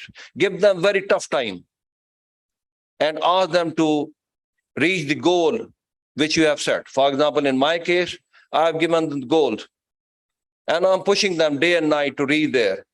And inshallah, one day they will be there. And I would be very proud of that. Then the customization. So if you're not your own solution, you do not have a source code, you're always banking on IBM or something like this. So sometimes they would do it, sometimes they would not. So if your own product, open source, as Irfan Saab has said, and your own people are working on this, you can do any kind of tailoring. It would be a tailor-made solution which would fit to your own environment. Then you need to evolve to meet the requirement or maturity level your organization is looking for. My maturity level would be different. The biggest challenge in anti-SOC is to integrate this SOC with the SOCs of telecom operators. So people are using various brands, different APIs. So if I ask, for example, one international brand to come and sit in the PTA, and then it was to integrate with the others, it would be a real challenge because all of them are their competitors. Somebody would collaborate, somebody would not. Or if they would charge humongous amount of money. So it is our product. We can ask them if they would fail. I understand they would fail. And that is the reason I said, we need to show the strategic patience. I know they would fail for the first time, second time, third time, 10 times, 100 times. But 101 times they would be successful. And that is the objective I want to achieve with this. Readiness to accept tactical failures to gain strategic gains. So I know this is the difficult part. 3 years is a long time. Had I chosen one of the mature product, I would have been very easy after maybe 1 month or so. But I have chosen this difficult path, just to show a guideline to you. So one day after these 3 years, maybe, I can see, I'm very optimistic that this product of ours, which is a Pakistani product, is going to be at par with any of the international brands. Then targeted goal, as I said, I have given them the goals and I'm giving them very tough time. Shuja would be here. I don't know if Mahir is here or Ehrar Saab is here. I'm really giving them a tough time, but it is worth it. So the sweat today is going to save our blood. Then promotion of local solutions to pitch against the top brand. This is my takeaway. This is my request to you. Please encourage them. Collaboration rather than tug of war. So I have done an experiment. They three were the opponents, they were the competitors. I have asked them to collaborate, to come as one company. So if instead of pulling each other legs, we can join hands and supplement each other, there's a lot of potential in Pakistan. We can pitch our product with against any of the international brands. I'm also introducing them to my friends in UK, for example. I have been there. So there are many people who are in the industry and working in the cybersecurity. So I'm showcasing their product to them as one unified solution. And I have found many people interested in this. Motivation for national service. So these companies, let me share with you, these companies offered these solutions to me free of cost. They said 3 years, we are going to deploy it, we are going to run it without charging a penny from PTA. So I said, no, there's no free lunch in the world. I'll give you the money you deserve, only for the services. But basic aim is to provide motivation to you for your work and motivation to the others to come and work for the national service. Then a mutual interest and respect. So wherever you engage such companies who are starters or who are not at that level, you need to motivate, you need to look after their interests, you need to look after their respect. So the people, many startups, they do not come to the government organization because they do not give them that respect they deserve. Or you do not give them the share. So say, for example, in my case, they were ready to do it for free, but I have given them money for the services they are providing. So if you are looking after their interests, they are going to look after your interests. With this, I end. Thank you very much.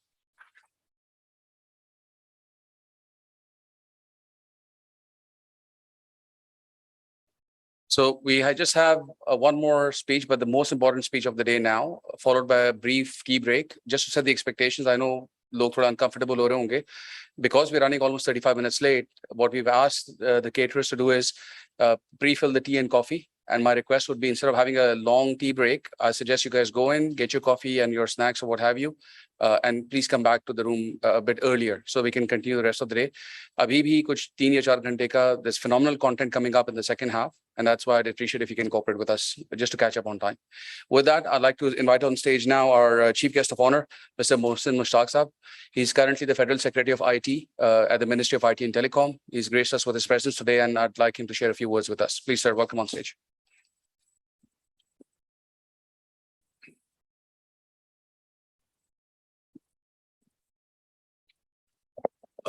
Thanks for inviting me. While I was walking in the room, the organizer who was accompanying me, he told me that I am for the fifth running year, I am the Secretary IT who is attending this conference.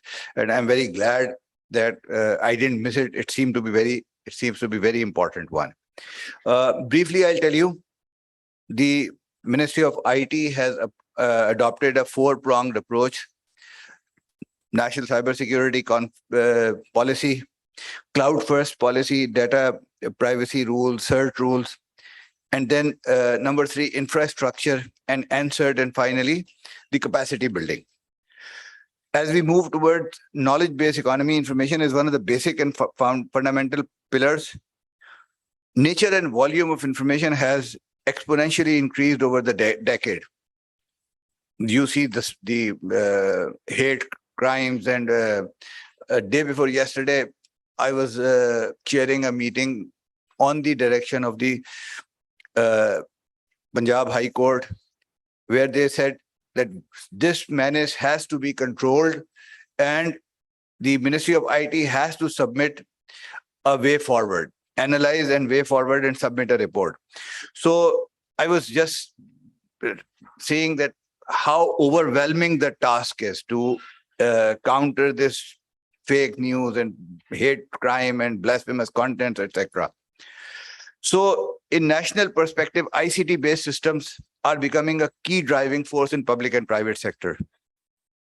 Improvement in information and communication technology, increased connectivity and mobility and versatility of digital services has exposed the systems to the cyber information security threats. Today, information systems to the cyber and information security threats are in this context, the traditional thing may work in isolation. However, with increased connectivity, we are exposed to increasing vulnerability ever more than ever before. We saw the DDoS attack on the first meeting of the new cabinet meeting of the new government, and individually, for all of us, see how vulnerable we are if there are lacunas in this system. Our land record has been computerized. Our Nadra family tree, all information has been on the computers. And how top of all, our whole bank account, everything is on computer.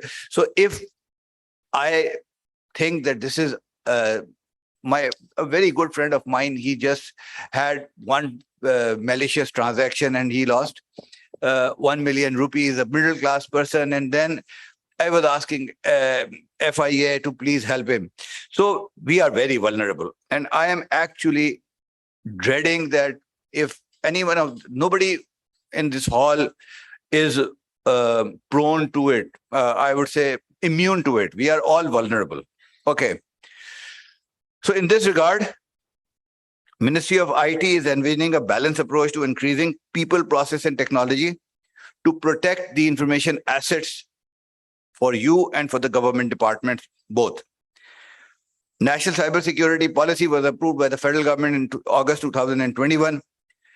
It's basically a first step to describe the cybersecurity landscape and to set up goals, objectives, and principles for establishing cybersecurity ecosystem in Pakistan. Establishment of National Third Computer Emergency Response Team with forensic and screening is under process. NCERT would be the core institutional structure for implementation of NCSP that will provide desired technical operational facility. At this point, I must apprise you that only last night I got a message from Junaid, member IT, and also Babar Suhail, our member legal, that last late evening, they were able to finally agree on the draft CERT rules. And they will be, I hope that they will be notified very soon. And this will provide a basis on which we will be able to build our cybersecurity ecosystem. NCSP 2021 highlights the importance of cybersecurity awareness and training by including it as one of the key objectives and policy deliverables. As I said in the beginning, capacity building. As an institutional structure for implementation of policy certs, we will be establishing across the country for centers for these capacity building. The capacity building on cybersecurity is one of the primary tasks assigned to certs in their associated constituencies. And government cert, the big one, the NCERT, as defined in draft cert rules, will be responsible for capacity building of public sector entities through awareness, skill development, and training programs. In the end, I will add that Ministry of IT has also taken following initiatives for cybersecurity capacity building through its affiliate departments, hands-on training and certification by Pakistan Software Export Board, high impact skills boot camps by MOITT and also by PSAP, cybersecurity hackathon by Ignite. I am going to Karachi tomorrow for that, and also Google Carrier certification by Ignite. Thank you very much.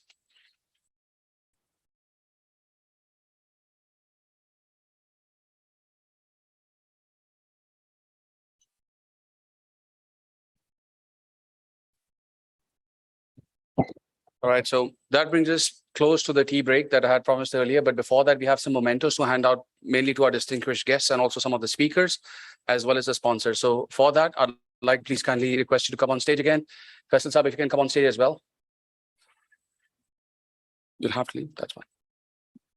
Junaid Saab, maybe you can come on stage, I think. That's fine. Sure. Thank you.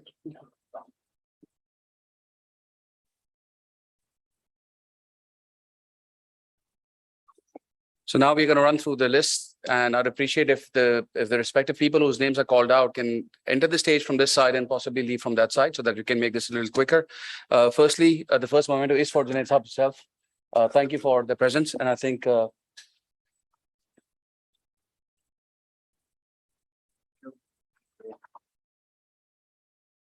Amar Saab, can I kindly request you to come on stage, please, to collect your memento?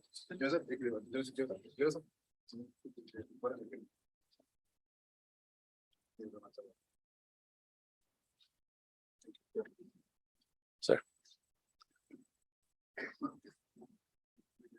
Mirza Asar Saab, please.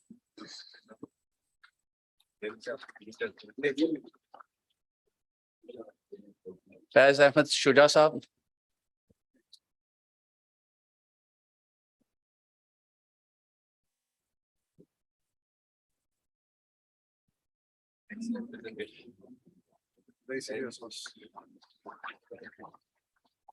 Irfan Saab, kindly come on stage as well, please.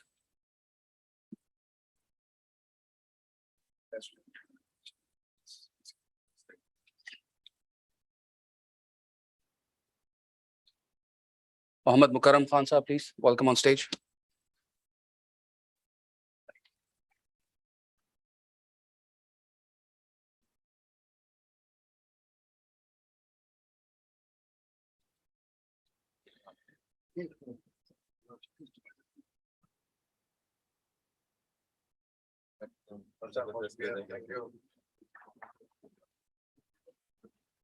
Thank you so much. And now for the sponsors of the event, we start with Fortinet. Saqib Ishfaq, is he in the audience? Anybody from Fortinet here in the room? Right, we move on. Secure Networks, Asad Effendi Saab, if he's in the room, kindly proceed to the stage. Okay.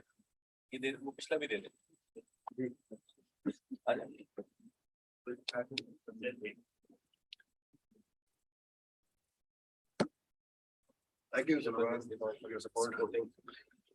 I'd like to invite on stage now Usman Qureshi from Kaspersky to kindly come on stage and collect.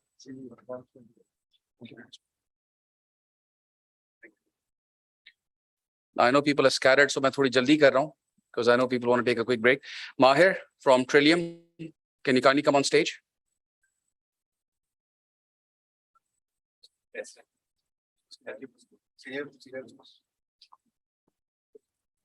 Global source में रखे से interview में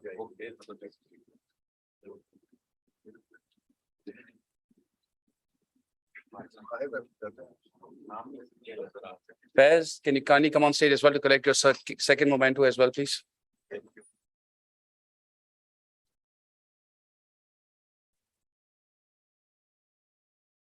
She can make out the difference. I know Mahir is a runner, he runs every day. And Faiz was just in time for this morning's presentation. So. Abbas Saab from Access Group is one of our gold sponsors as well. Nusrat Saab, can you collect it on Abbas Saab's behalf, please?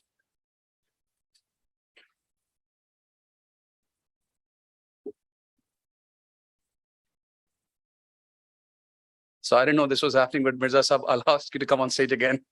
I'm following the script.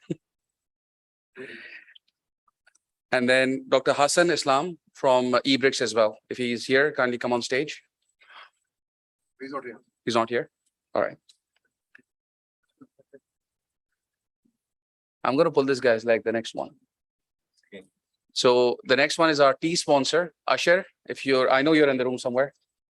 The reason why I said pull your leg is because मैंने बहुत सालों के बाद इनको tie और suit में देखा है स्टेज पे.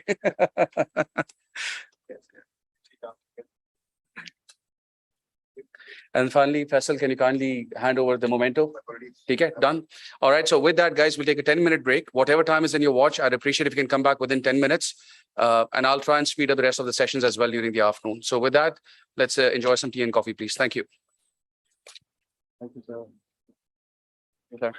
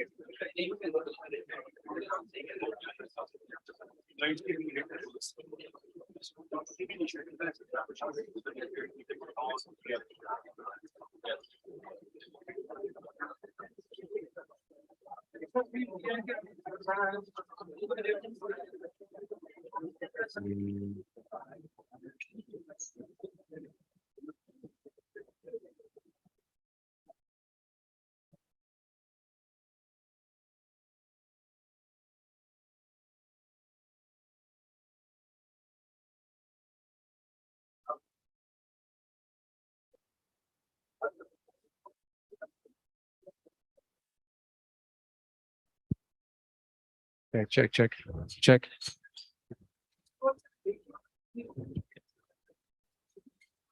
Check mic.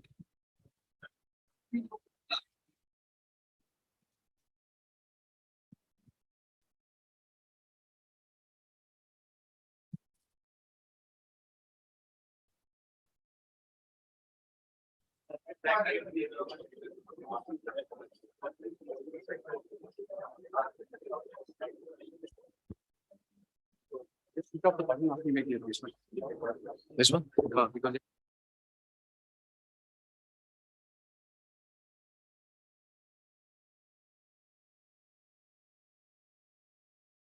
check.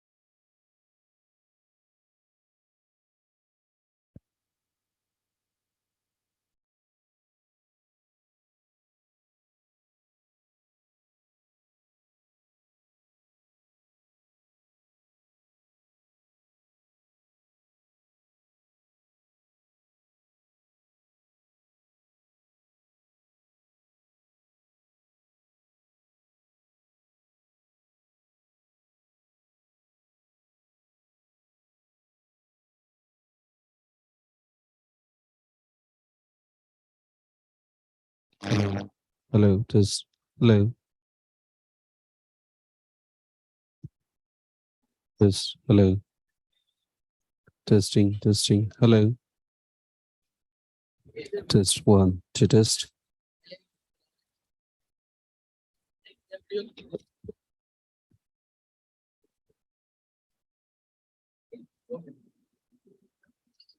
एक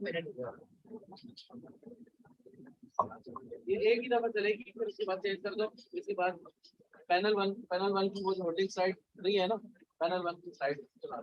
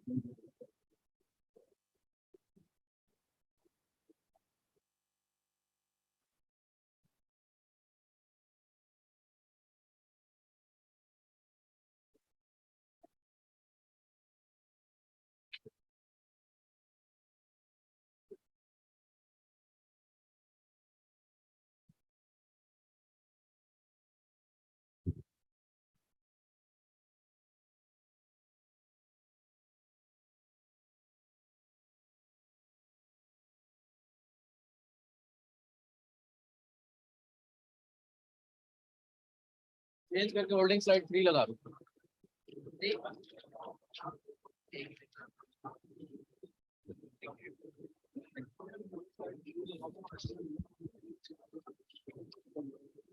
नीचे छुप जाएंगे ये नहीं ठीक है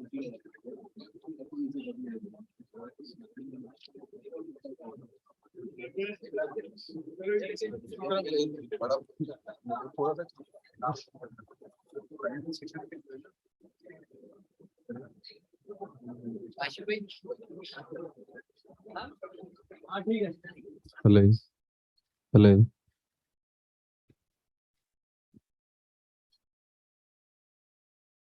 बस अब आधे खत्म आज चाय कॉफी यार मैं एक दो session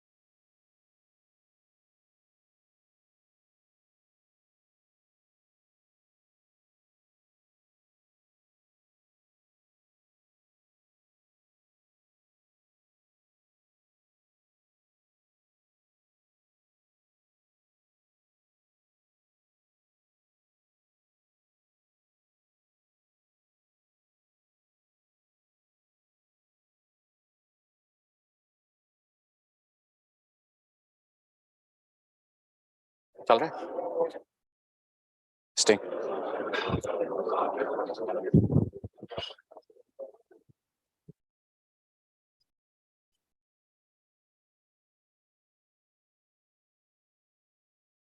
Testing.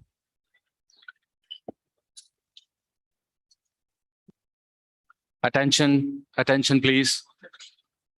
I request all of the participants to come and have your tea with you guys, and then let's start our second session. So I would request to all participants to come in our main room so we can start our second session. Attention, attention.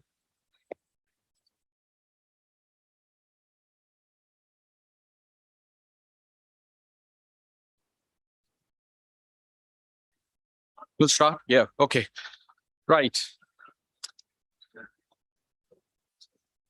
Hello. Hello.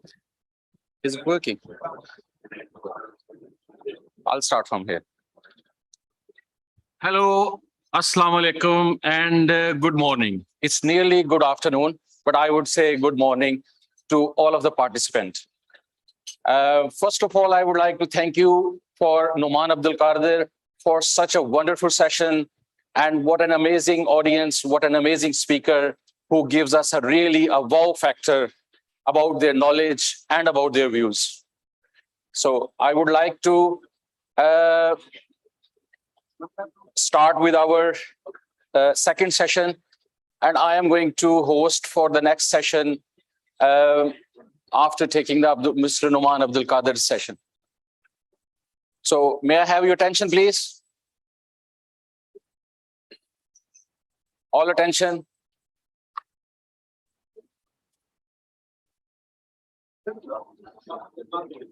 Okay. Once the people are start gathering, मैं आपको एक छोटा सा joke सुनाता हूँ.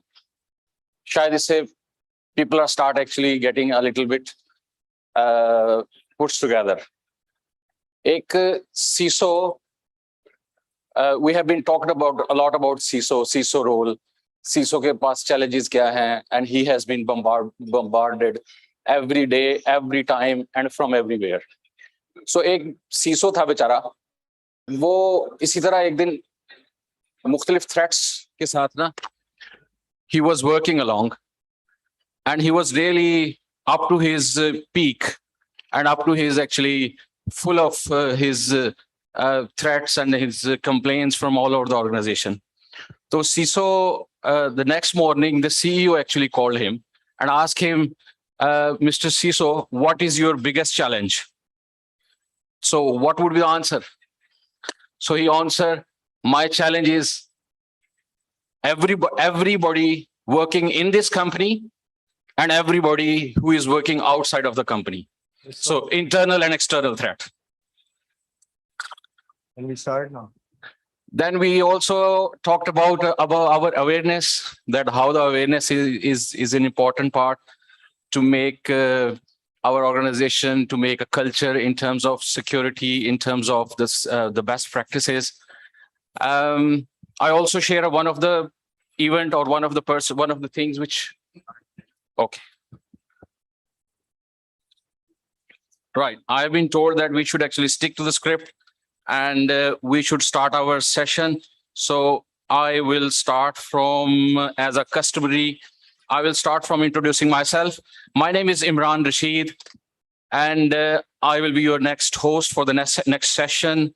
I'm in this industry, in the cybersecurity or information security. I worked all of my life, last 18 years in UK and Europe. I got a chance to work in different organizations that includes British Telecom, Ericsson, some local governments, IBM, HP. And in the last 10 years, I'm working with the financial industry, where I got a chance to work in HSBC, Barclays, RBS in Edinburgh.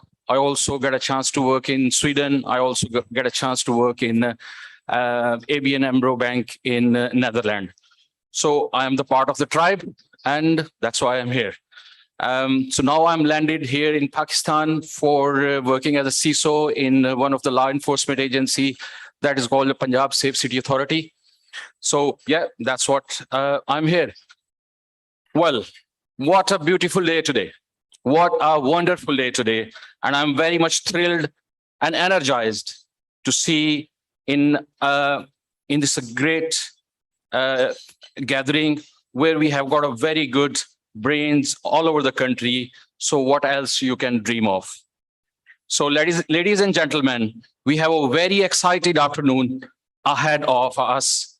So without wasting a time, I welcome to Mr. Numan Abdul Qadir to request him come on the board because he has got a panel discussion on the topic of key infrastructure protection, which is obviously, as a techie guy, we know how it is important in terms of protecting our infrastructure. So I welcome Mr. Numan Abdul Qadir to come on the stage and take the panel discussion. Thanks.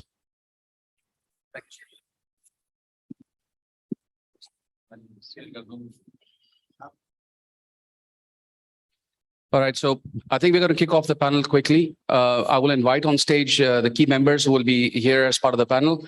First on stage, I would require Jawad Saab kindly. Jawad Saab is the CISO for Askari Bank. He's been with us at many past events as well. He's going to be with us to share a few words. May I also call on stage Tausif Aslam Saab, who's the CISO for UBL. Tausif Saab, welcome.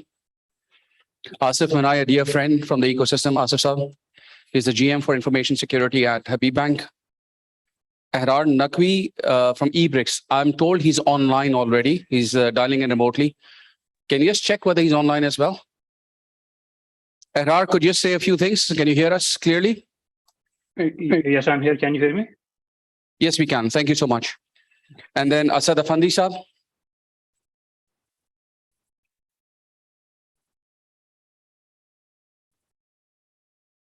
He's the CEO of Secure Networks. Welcome on stage. I'm probably going to got your mics. So this panel is going to be slightly different, and I'll tell you why. It's not because of lack of planning or incompetence, but I think पिछले जितने panels में उसमें कुछ ना कुछ script at least float होती है. Today we don't have a script, right? And I think that's a decent way. It's an open discussion. It is an open discussion, so Yes. सियासत के ऊपर बात हो जाए. बिल्कुल पास बैठे हुए हैं. So I think the critical infrastructure, I think the general challenge is जब हम इस तरह के events पे आते हैं, we talk a lot about global players, SOCs, ecosystems. We also talk about, I will talk about GRC as well in a bit after we finish this. Lekin generally speaking, I think वो law of the land जो है ना वो is prevalent here, and I think we need to take some stock there as well. So let's start. I don't know if any one of you want to nominate. What do you define in infrastructure as? Because the definition is really important for people to understand the context of what we're going to follow up with. What is a critical infrastructure? I think this is a very, very pertinent question at the start of the panel. What is critical infrastructure? So critical infrastructure, I think that we take is infrastructure that is necessary and mandatory for a day-to-day life. So just think about it. Is it possible for people in this world to live without telecom industry? So we have our mobiles in our hand every time, and we're just trying to connect, exchange messages, do our businesses, do our education and everything on that. Similarly, if you go to bank, so the digital payments and everything has been built into our lives. So we cannot sustain that. So that is another thing. Then you go to the basic necessities like power, like water, like the traffic signals. So these are all things that if they get disrupted, life will be a mess. So this is the critical infrastructure basically that we need to protect, because all of that is now connected to via technology. And then we have seen across the world different hacks and different disruption created on all of them. Recently, we have seen a few of the disruption on the power and water system in US. We have seen some disruption in the railways. We have seen disruption in Norway, power sector. We have seen lot in the bank. We have seen lot of the hacks and those things in the telecom sector. So all of that. So all of these things that are basically built into our life for our day-to-day operations, for our day-to-day things, I think make the critical infrastructure. Similarly, the hospital industry and everything. So you just name it, the things that we use in a day-to-day life. I think that's the important thing. Jawad sir, from a So when we talk about critical infrastructure, obviously that base is a bit wider than what we are used to, right? And today, the kind of disruptions that are happening are now going to the OT level as well, not just at national level, but even within institutions. So Filal, so when I joined Mizan, and I'm still there for a couple of months now, what I saw was there was a lot of focus on building redundancies on power, on cooling, and so on and so forth, right? Generally, we are assuming these things when we go to developed nations. Pakistan, when you look at the core infrastructure, are you building this on your own? Or do we have national assets that you can tap into to say, you know what, even if I have a DR site that's offsite, for example, I know I have a certain level of SLA with that. But when it comes to inside the institution and managing critical infrastructure, how do you guys ensure that that critical infrastructure is available 24/7 at critical time zones, at critical seasons, when there are massive transactions? So just from a hygiene perspective, there's a lot of SOPs that are defined. But from a bank's perspective, excluding any outsourcing effort that might be in there, from a current infrastructure perspective, what are the key challenges that you guys face? Actually, we are, as Tosif rightly mentioned, that critical infrastructure pressing us in different walks of life. I think for the sake of banking sector, we are defining, we have everything, we have procedures to keep up and running our critical infrastructure. For other sectors, I think energy sector has pushed with their policies and procedures. I think this is the way they are managing it up. And I think, Asif, maybe I'll just lean into this, right? Tausif mentioned digital payments now. He mentioned a lot of digital channels that have come in. Abhi, are we still worried about the core infrastructure to a degree? I think this is what I also basically wanted to talk about in terms of how we have been traditionally seeing infrastructure. And I think with the digital revolution that we are undergoing through, I think a lot of other aspects need to be looked at. One of the important elements that I see is the third-party risk that we are carrying, the supply chain risk. How are we interfacing with the third parties? I think that's a very important element, because under the new setup, we are undergoing a lot of collaborative efforts, with the third parties, and there are more of partners with the financial sectors rather than pure vendors. External devices coming into play, mobile devices, tablet devices. We talk about different initiatives. One of the examples is branchless banking. When we talk about branchless banking, obviously we are looking at a different paradigm in terms of how we are supporting the infrastructure and what kind of security measures do we need to build upon that. Cloud is another area, obviously from an infrastructure perspective, although we are not managing cloud, but the challenge is how to ensure that the cloud is following the required guidelines, which need to be built around the infrastructure.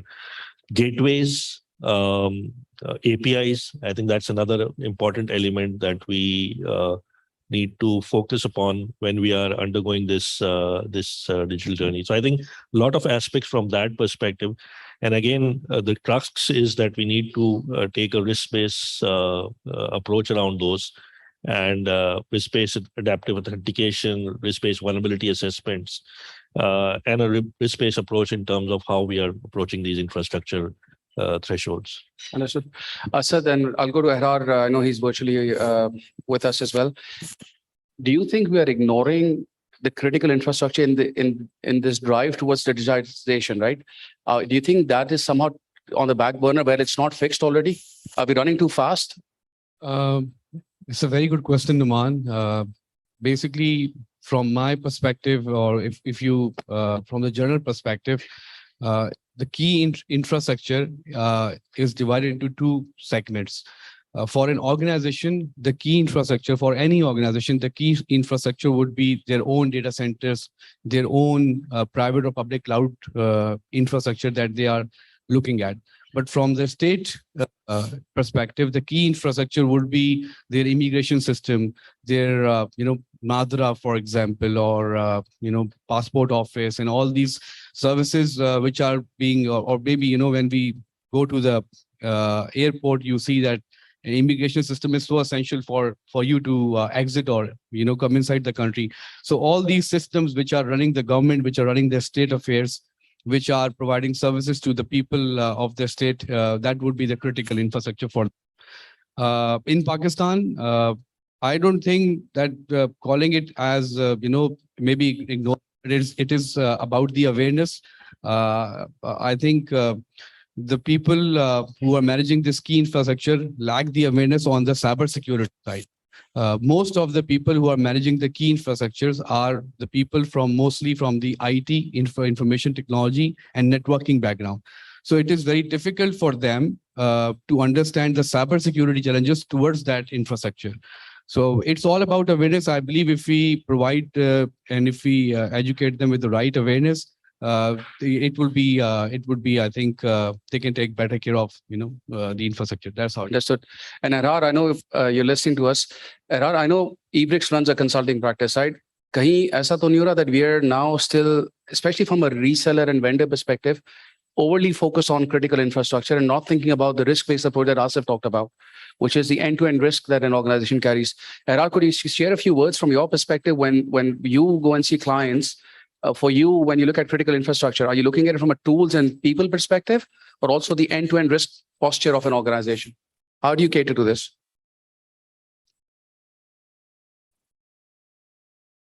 Yeah, we also advocate an end-to-end and a risk-based approach. So we actually emphasize looking at the security architecture as a whole. That is something that tends to get ignored. What we need to do is, as Asif Saab said, you have to. We don't do formal threat modeling, so you need to look at an organization or a subsystem from the perspective of the threats it faces and the risk to the overall mission, and then see if the security controls in place are adequate to meet that. What ends up happening is that people implement security controls in a kind of without thinking this through, and so they end up implementing controls where maybe overly implementing controls in certain areas and missing out on certain others. So if you with the architecture, the thing is that if you have ignored a key area, even if some of your controls are strong, if you have a significant gap there, your overall security posture is not enhanced. So what we are advocating really is taking a risk-based security architecture-centric approach first. And once you're satisfied that your security architecture is sound, then you can start assessing the efficacy of different controls you have in place. Are there any implementation issues or any coverage issues there? So that's one thing. And in that context, we are advocating zero trust architecture as a key paradigm. It is something that is been actually mandated in certain, for example, in the US by the federal government for adoption in their critical infrastructure. And so I would look at those areas.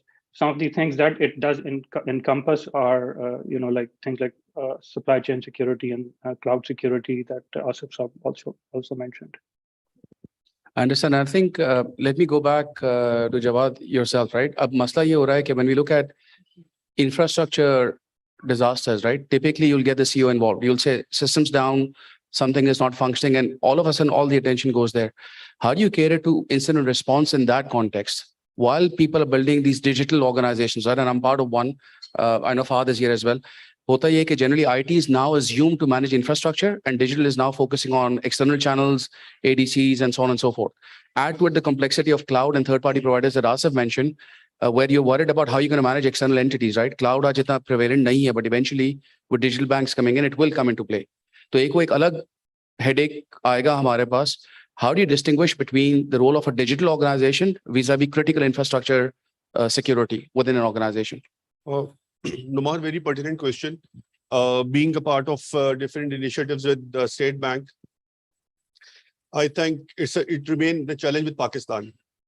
Actually, we have a unique geophysical presence, जो कि हमें allow नहीं करता to get into the cloud की जो capabilities है, जो facilities हम avail कर सकें. That's why we are not unleashing the capability of cloud here in Pakistan. That's why. And also from that perspective, because I was engaged in some discussions at the bank as well, अब digital banks आ रहे हैं, right? Eventually you'll have more digital verticals coming up, right? OT के बहुत सारे systems आएंगे, and then cloud is becoming, it's just on a doorstep. कहीं ना कहीं जाके हमें, we'll have to make that judgment call to take that leap of faith, right? From a bank's perspective, with these digital banks coming on board in the next few days, do you think the bank's leadership team understand the business risk that's coming their way, or do you think it's still left to the IT teams and the CISOs, the poor guys, stuck to translate that risk to the business? How's that awareness with regards to where are we going with this, right? And are we ready or not? I think from that perspective, it varies from organization to organization. I would say that the level of awareness and the maturity that is existent in the business organizations actually varies from organization to organization. I think most of the banks are pretty much aware of the challenges that it's going to bring along. And I think the required attention being given to innovation, technology, and cyber as a group is something that I see in a lot of mature organizations in the country. And I think the top management in, I would not say all organizations, but in most of the leading organizations, the realization is very much there. And I think the support and the intent is very much there, because they clearly see that without these areas getting together, we won't be able to go that route in terms of how we are going to take it forward. I'll share some of the insights, and I'm sure you are aware of these. From a perspective of cyber, I think one of the things that we've seen in some of the organizations internationally is that cyber is an area which is being increasingly used as a marketing tool for the digital products. And I think that's the realization that most of the management members have now, that without these things coming, because like you mentioned, the State Bank is also issuing digital bank licenses shortly. And whichever organizations come into play, and most of them would be utilizing cloud-based solutions also. So I think the regulator also realizes the importance. They are working closely with the banks also to make sure that we have the right oversight on those controls in place. But I think it's going to be still a challenge, because I think especially cloud as an entity in the organizations is something that is still in a very infancy stage of realization of how we should move forward with cloud solutions. Let me update over here. मैं आपको ये last time भी बता रहा था कि State Bank has coming up with the very laudable initiatives with the cloud infrastructure. Again, we have coming up Pakistan के जो digital protection guidelines है वो भी आ रहे हैं data protection के ऊपर. Then the unique mobile security के ऊपर भी guidelines आई हैं. Then the thing is जिसके ऊपर hindrance है जो आप भी बात कर रहे हैं, the way we are facing our country, we are surrounded by hostile neighbors, right? वो हमें एक cloud की journey को embark नहीं होने दे रहे, because we have the sensitive data of the customer and persons.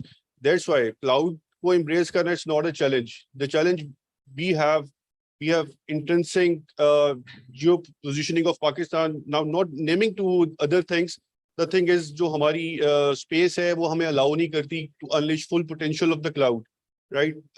We have some guidelines हमने propose भी किया State Bank को.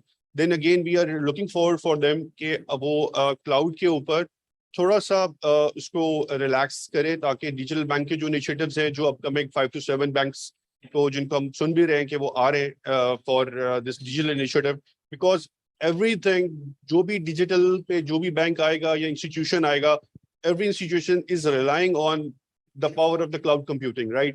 जब तक आप इसको उस तरह से open up नहीं करेंगे, digital transformation या digital journey या digital bank या digital institution को चलना मुश्किल हो जाएगा. Right. Exactly. क्योंकि कोई embargo लगता है, कोई sanction लगती है, you are cut from the, God forbid, your data is gone, right? This is a big challenge for us. कि अगर कल कला कुछ होता है जो हमारे जियो पॉलिटिकल मसले मसाइल है उसमें कोई प्रॉब्लम आती है तो we are cut from the world. Cloud पे डेटा जो है this is not ours. Understood. That's a challenge, major challenge. Understood. Tausif, quickly, मुझे एक बात बताइएगा. I know UBL has invested heavily in the past on digital journeys and so on and so forth, because I was at IBM and MIA and I was listening to the work that was being done. Do you think you guys still feel confident कि कहीं ना कहीं, because of the fear of not losing critical infrastructure, we're not recognizing the business opportunity that will come up in the next 6 to 12 months, especially अगर digital banks आते हैं, irrespective of who wins the licenses, होगा ये कि that will be a disruption in the market, right? And chances are people like yourselves all will come under pressure to say, you know what, we are going digital because you have to catch up with the business. From a CISO perspective, despite the fact that you've done some work in the past, do you think you're ready to let go of that core infrastructure to an outsourcer such that you focus on digitization? And if not, what would you want people, especially in the services space, to do to give you guys that comfort to say, you know what, core infrastructure security should be assumed and I'm focusing on digital? Where do you bridge that gap? Yeah, Numan, I think very interesting question. The challenge is, I think, as a business, we are ready. But while I talk about the banking sectors have not been very tech savvy if you go in the history. So this is a different industry. Technology has been taken up till now just to enable the business. But now what we are talking, I think it's a different ball game. So I think that evolution slightly need to happen. And then I will link this question a bit with your previous questions as well. So I think the role of the CISO need to be, I think, reinforced a bit. We need to have more mature people in these roles who understand the business, and then they can provide that leadership. If we see in the security industry of Pakistan, I think the people with those real leadership skills are not very frequently available. So I think this is a bit of challenge, because once we have that, we pay that request, and then while we talk about digitization and these cloud and all those initiatives, I think one thing that we have been doing in past, which was not so good, that business was moving ahead very fast, technology was moving a bit slow, and security was very, very slow. So I think we have missed that train. But now with these initiatives, we can do that if we make it part of the business. Even if you go with the cloud initiatives, what will happen in a usual organization?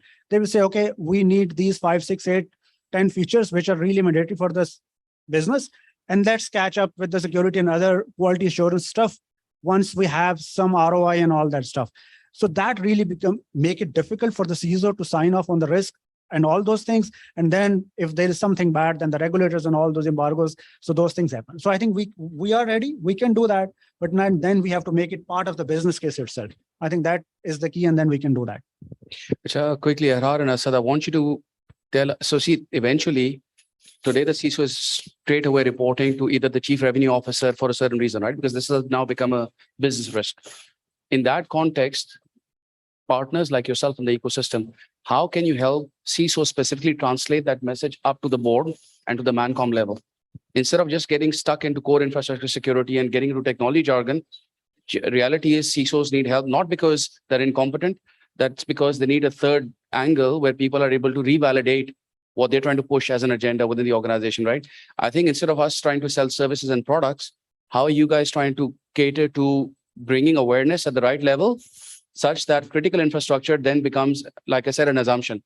It's no longer an exception, right? So our focus then becomes on generating new revenue streams and building the future of a bank or any other institution.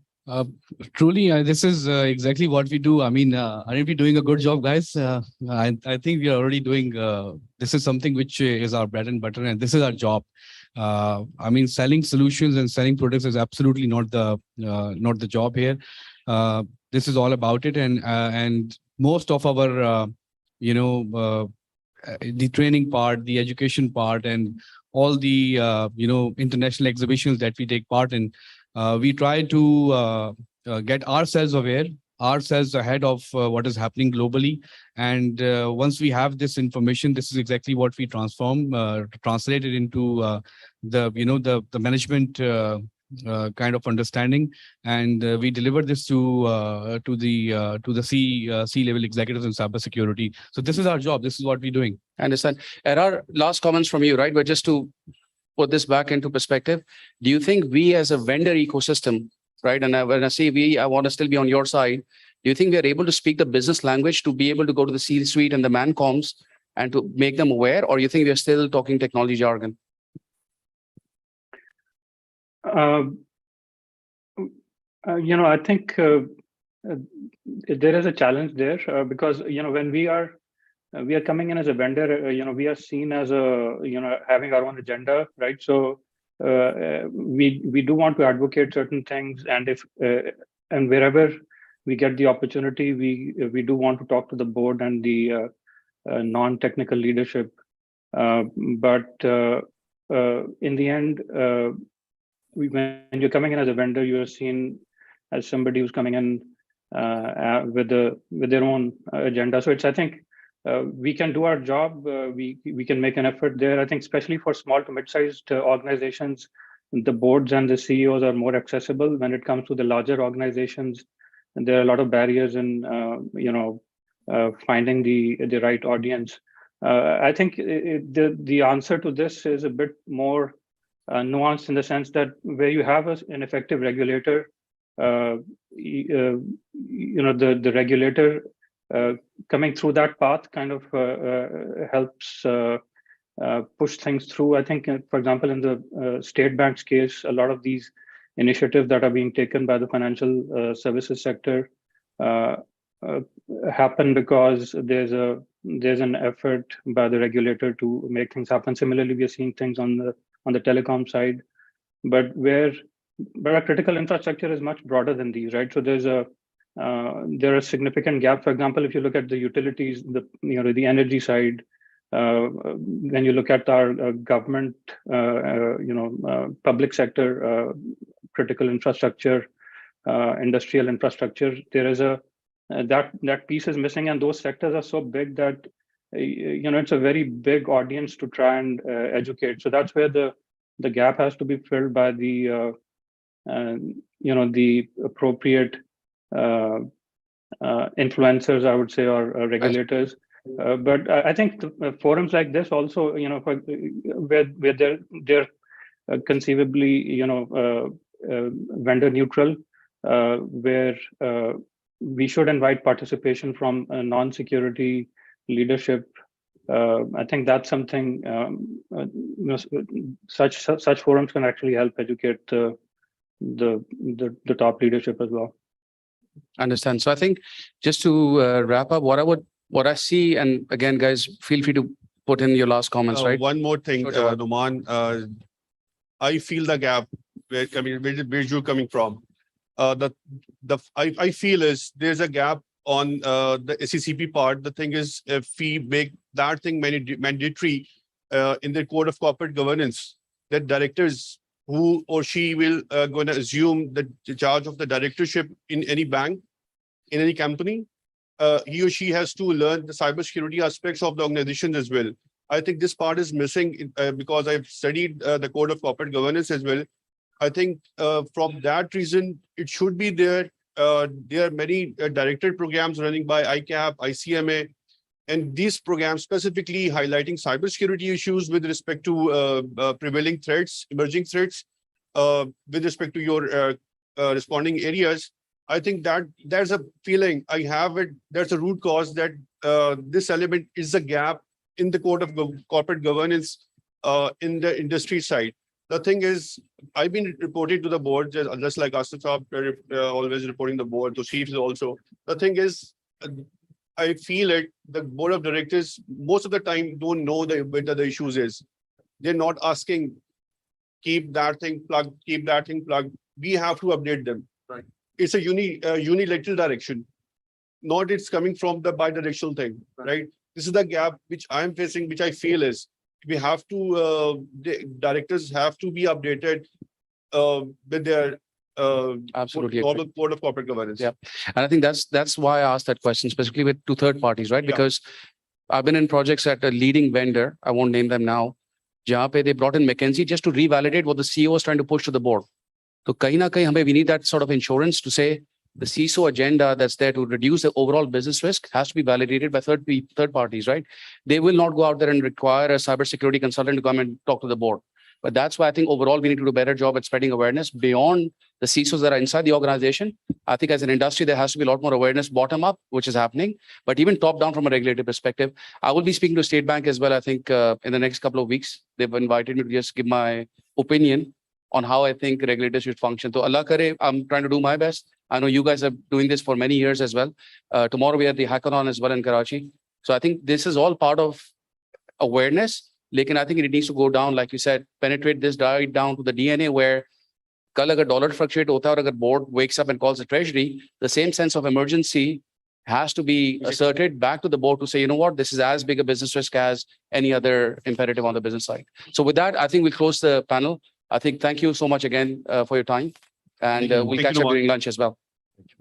Ladies and gentlemen, please put a hand together for these guys. Thank you. Erard, thank you so much.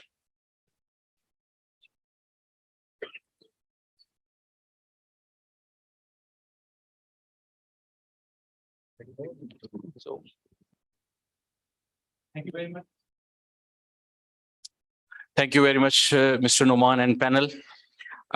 So our takeaway was critical infrastructure for an organization and within an organization and on a national organization. The more important part is our most valuable asset. So the most valuable asset has to be protected. Maturity in our security posture will actually protect our business. And the last was, which I have pointed out, it's the right business and the right technical language to be communicated to the C-suite and to the management. So on this takeaway, I would also now going to invite Mr. Noman Abdul Qadir again on a topic, cloud digital transformation and evolution of cyber security, which is obviously an interesting one. So stay tuned. All right, this is becoming a Noman Qadir show, unfortunately. So what I'll do is now quickly spend 10 minutes on just wrapping up some of the conversations, right? And give you my perspective from not just what I see here in Pakistan, but also at a global level. I think this is a slide that everybody recognizes. If I can go, this clicker has been a bit troublesome. So I think we all know this, right? We've been talking about this for many years. Players are evolving. Kisi bhi organization mein the average amount of security software vendors at a global level, the average is between 260 to 320 software vendors are there. Jab hum critical infrastructure ki baat karte hain, it's the same as well, right? Because remember now you have people who are doing API security, data security, different levels. And this is more difficult in Pakistan. So jo hum panel pe baat nahi kar sake, there are a lot of challenges that we are facing because of the dollar issue. Many vendors are not able to ship appliances or even sell software to us as a country, right? So I see some heads being nodded. So while we can talk about idealistic theoretical situations, Pakistan mein hamare paas ek bahut bada handicap hai कि equipment bhi available nahi hota and software is not ready to come by. Iski wajah se we make certain decisions based on who is available locally, and we pick those technology choices based on the constraints that we have. Now imagine this is a changing, ever evolving landscape. मैं पाकिस्तान को पिछले 3-4 साल से closely देख रहा हूँ. और उससे पहले ग्लोबली भी देख रहा हूँ जो वेंडर्स यहाँ पे ऑफिस खोलते हैं टिपिकली दुबई से या सिंगापुर से they come here they establish you will typically find a good sales guy and a technologist would stay for a few years either he will go back or the company will shut down तो customers always facing this challenge and the industry is struggling in Pakistan I don't think we should be shy at accepting the fact that I mean I was at Meezan and Fahad was probably here as well जब मैं मीजान में गया हूँ तो the head of network security called me and said Noman भाई can you just look at these vendors because these are the people you are placing bets on. And the first bet you make is this vendor going to be with me for the next 3 to 5 years? Now, when you do that and the vendor disappears, then not only the CISO is exposed, I think the overall business gets exposed as well. So एक हमारा एक issue बहुत बड़ा है कि we don't know who our long-term partners are in the local ecosystem from a technology perspective. इसके बाद add to it the complexity. If I look at, just go back. We covered this in the morning. I will not go in details here, right? So Faiz touched upon this. The nature of threats is changing. It's ever evolving, right? And today, believe it or not, even the security organizations are catching up. Because all of a sudden, koi nayi cheez hoti hai globally, we go back and look at a critical and say, you know what, am I exposed or not? And if I am, what's my response? Not just platform, but even the process. Do I have a response process in place or not? So jo SOAR wali jo subah baat ho rahi thi, for those people who understand this jargon, the response side is really, really weak, not from a awareness perspective, but from a tools and process perspective in Pakistan as well. And part of that challenge is the fact that the type of threats are changing as well on a recurring basis. If I look at the world of data, I said that briefly in one of the sections, cybersecurity aista is evolving into becoming a data problem as well. Because when you have so many vendors and you have so many types of threats, you're continuously gathering data to look at your risk exposure. That data today typically goes into a SOC, right? And that SOC then becomes your window into your organization's risk. लेकिन उस data को जो हम collect कर रहे हैं और respond तो कर रहे हैं, उसकी history build करना, user behavior analytics करना, all of that space is still something that we touch upon, but we're not going deep into. If I look at this piece, ये जो typically the data sciences का diagrams are, right? So people understand this part quite well. Data itself has evolved. If you look at it from a global perspective, today, data sciences and model is no longer about one click and say, you know what, I throw something in, it churns data and gives me the output. People expect that from security, जो हम बात कर रहे थे coffee break में. लेकिन just this entire methodology probably has relevance into our security logs as well and our security posture. So जो data जब हम collect कर रहे हैं, and when we look at how do we make sense out of this, right? Get into eventually predictive analysis to predict threats before they happen. I think that capacity does not exist in security organizations. And the reason why I show this to you today is because when you talk digital or data science से जब बात करते हैं, so that organization exists in most banks and most telcos and entities. They are also on a maturity journey. But unless these things come together, our overall business risk is not going to reduce. It's going to continuously go up as well. Now, the third thing that I wanted to show here is on the architecture part. किसी ने security architecture की बात की थी. Let me go back quickly to AI first. Kahin na kahin, SOC has also become this, right? That there's log sources, there's a SOC, and there's an immediate value that comes out of it. And that's not really the case. It's a journey. When I look at AI itself, many people don't understand the bottom tier. So even when I was at IBM and I was professing here, AI inject kar de and it'll help you manage your security analyst a little better. It's no longer the case because masla ye ki unless you control the modeling piece, which is how do you actually make sense from data based on machine learning, you'll not be able to say, I know my output, but what drove that logic that gave me that output? So when you speak to people who go and sell AI services to corporations, they start here. They say, you know what? You don't plug in my machine learning engine, right? You come and tell me, how do you want the decision-making model to be designed? तो पाकिस्तान में इसकी भी एक maturity का issue है. I think generally Pakistan नहीं, global issue है. I mean globally AI का आई थिंक अवेयरनेस लोगों को ऊपर वाली है, नीचे वाली नहीं है. कि AI is nothing but fancy algorithms, right? And it needs to be built before it starts generating, that machine runs and gives you the output that you require. Architecture, ये मैंने, somebody, a data scientist has put this through because they went to an architecture institution and said, can you draw one for me? And इसका कोई diagram नहीं है. You can see even this is quite crude. The reality is security architecture is not in isolation anymore. And when you look at any enterprise architect across a mature organization globally, this is the language they're talking about. Architecture spans from data, security, down to infrastructure. You look at application software architecture. जो मैं पहले बात करता था, digital banks आएंगे. The reason why they go digital is because they don't have the time to go and build something from scratch. Institutions here in Pakistan also don't have the time to rebuild all the apps they've built over time. उसके बाद pressure आता है APIs का, go and connect with third parties like Asif had mentioned, right? And then unless we're always on the catch-up mode, तो जब तक fundamentally core पे जाके आप you rebuild something from scratch, you're not able to benefit from any of those things that are happening in the future. मसला ये आता है कि who has the time to do this? Because the business is still moving, right? तो यहाँ पे एक वो big debate आती है कि should we go to the cloud because the cloud provider has built the architecture ground up and they're ready, so I can just consume instead of actually build my own, right? Lekin this world is extremely complicated. I know that we were trying to look for an enterprise architect to be hired, and Pakistan to छोड़ दें, Middle East में भी आपको बंदा नहीं मिलता. Somebody who is an overall architect, आपको application का architect मिल जाएगा, data scientist मिल जाएगा. You know, you might get somebody who will build your security architecture, right? And people like vendors like where I used to work in the past will come and sell you millions of dollars of services to do that. But the reality is architecture is an ongoing battle as well. And we're not ready, I think, from a maturity perspective. I think the clicker, can you click on the next slide? अच्छा, इसमें last जो challenge आया है वो है employee का. So when I went to the bank, I was asked to wear a tie because a certain level of protocol we have to respect when you join an entity locally.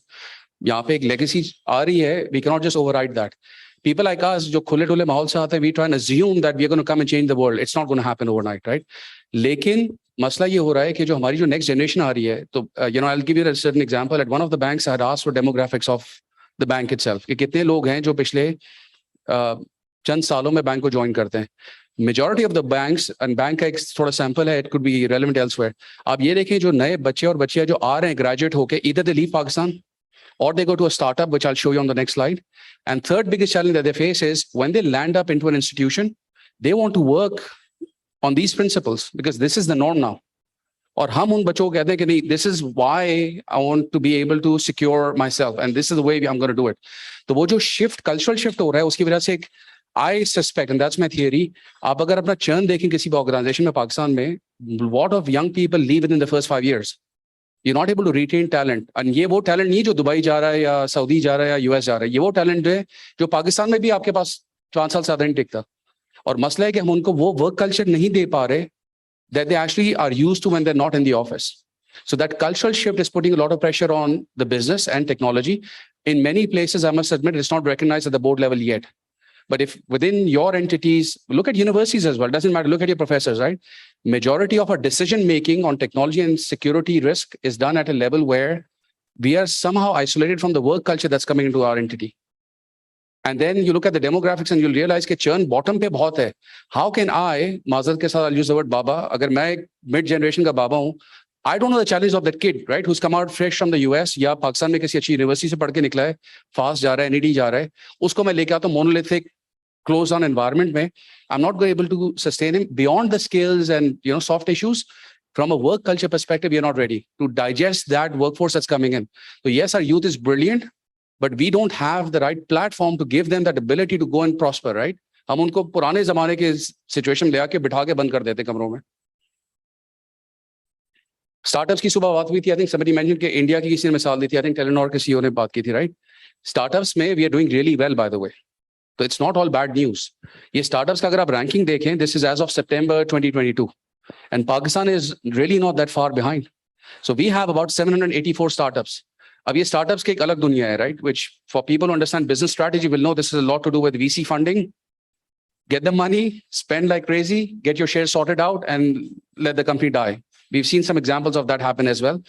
But my point why I want to show this is because ये जितने startups जो है ना, they will not wait to build infrastructure the way we are building it. They will go to the cloud whether we like it or not.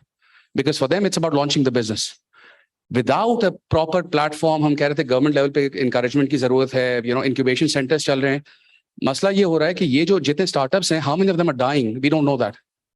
So out of 784, success ratio होगा ना, how many of these companies actually make it big? And if you look at the ones that have been successful, almost none of them have built core infrastructure and security the way we build it today in our organizations. So I think we should learn from them as well to anticipate the change that's coming to us. We talked on the panel about digital banks. That's what they will do. They will come and allow you. Sada Pay is a classic example, right? You go on their app, upload your documents, and in a week you get your debit card. Even if it's a charge card, doesn't matter. So जब वो pace of change इतनी fast होगी, you cannot then go and break this down into buckets and say network security है, ये infrastructure है, ये data security है, फिर transmission layer है, फिर external and local threats हैं. I think we need to change their order and look at it outside and to say, you know what, if I have to behave like a startup tomorrow morning, let's say I get fired tomorrow and somebody says, you know what, this bank is going digital. Now, may not happen, but it may not happen for the next 3 years or 5 years. But आज से 5 साल के बाद, this will become the norm. I don't think we're ready for it. I'll try to wrap up my story with the next 3 slides quickly, right? Because I know we are short of time. ये GRC का model मेरा ख्याल है, a lot of CISOs understand this, a lot of business does not understand this. We look at stage 1 where there are GRC silos in place. We look at bringing them together to make some sense out of it. A lot of people build SOCs based on this part, right? Which is the stage 2. The world is sitting at stage 4 generally right now. So even if I look at our current landscape, whether it's at regulators or at a banking level or at the telcos or at your look at the likes of Engro and the likes, we have a lot of people who are here from these mature organizations. A lot of senior CISOs are also struggling to evolve the organization, not because they don't get it, because it's not coming together as fast as they would like it to come. And by the way, I will show this to State Bank, right? So, because there is some conversations there as well. Last 3 slides. Ye ek last attack हुआ. I don't know how many of you have seen this. जो drone se attacks हुए. So this happened recently. It was a couple of months ago where a drone was loaded with, negative stuff, sent out to a data center with a Wi-Fi device that was actually logging in. And they only picked this up when they looked at the network traffic. So you can imagine the cyber warfare is no longer about those जो मैंने पहले बताए थे ना, types of attacks. Even the physical mode of cyber attack is changing on the fly. You can read this case study offline if you want. I can have Faisal email it to you. But this is the kind of stuff that's going out there. हमारा तो drone की मेरा ख्याल है शायद civil aviation ने भी अभी तक वो पॉलिसी जो कंटिन्यूसली इवॉल्व हो रही है. I've already covered this in the morning, so let me skip this. And this is the message that I want to walk away with, not just for today, but also when I speak to the regulators, right, in a couple of weeks, in my individual capacity. We really lack, तो CERT की बात हुई आज सुबह, we talked about indigenous SOC as well this morning. Telcos अपने SOC बना के बेच रहे हैं दुनिया में. They're selling SOC as a service. Banks are hesitant. I don't want to give this sensitive piece of infrastructure to an outsourcer. मसला है कि पाकिस्तान लेवल पे threat intelligence का कोई फिलहाल प्लेटफॉर्म नहीं है. तो Trillium will do their own thing, Fez will do his own thing as Reuters. Banks खुद feeds लेते रहते हैं, लेकिन एक centralized level पे हर दुनिया में, दुनिया के हर मुल्क में आज established platforms हैं. Where they look at threat intelligence, part of that is not just saying something happened and let's cover it up, but actually to say something happened and I should share it with my colleagues, because we all wear that green flag to say, अगर मेरे साथ कोई incident हुआ है, I don't want somebody else to suffer as well. So there's a shift in mindset that we need to bring in place, and I think it cannot happen bottom up. People will continue, वो हम कहते हैं 1.5 ईंट की मस्जिद बनाते रहेंगे हम. But at a national level, we need to come together and say, you know what, let's see if any of these current platforms that are being built can be glorified and enhanced to make this a national initiative, at least from an intelligence perspective. And I think that's the last slide I have. I will be available during lunch for even any casual or personal conversations. So with that, I'd like to thank you again for your patience and for listening through. But my only humble request to you is, we cannot change and evolve unless we recognize there's a problem. तो कहीं ना कहीं वो arrogance और ego और अना के मसले साइड पे रख के हमें, at least even that starts with me as an individual, right? If I say I'm perfect, then I'm not going to learn. And if I don't learn, people in my influence will not learn. So if there's one takeaway I would like to tell you is, we're not perfect. Nobody is perfect globally. I don't think we are working towards a change because we're not even acknowledging there's a problem. And this is more of a cultural issue and not a cybersecurity issue or a digital transformation issue. With that, thank you so much for your attention.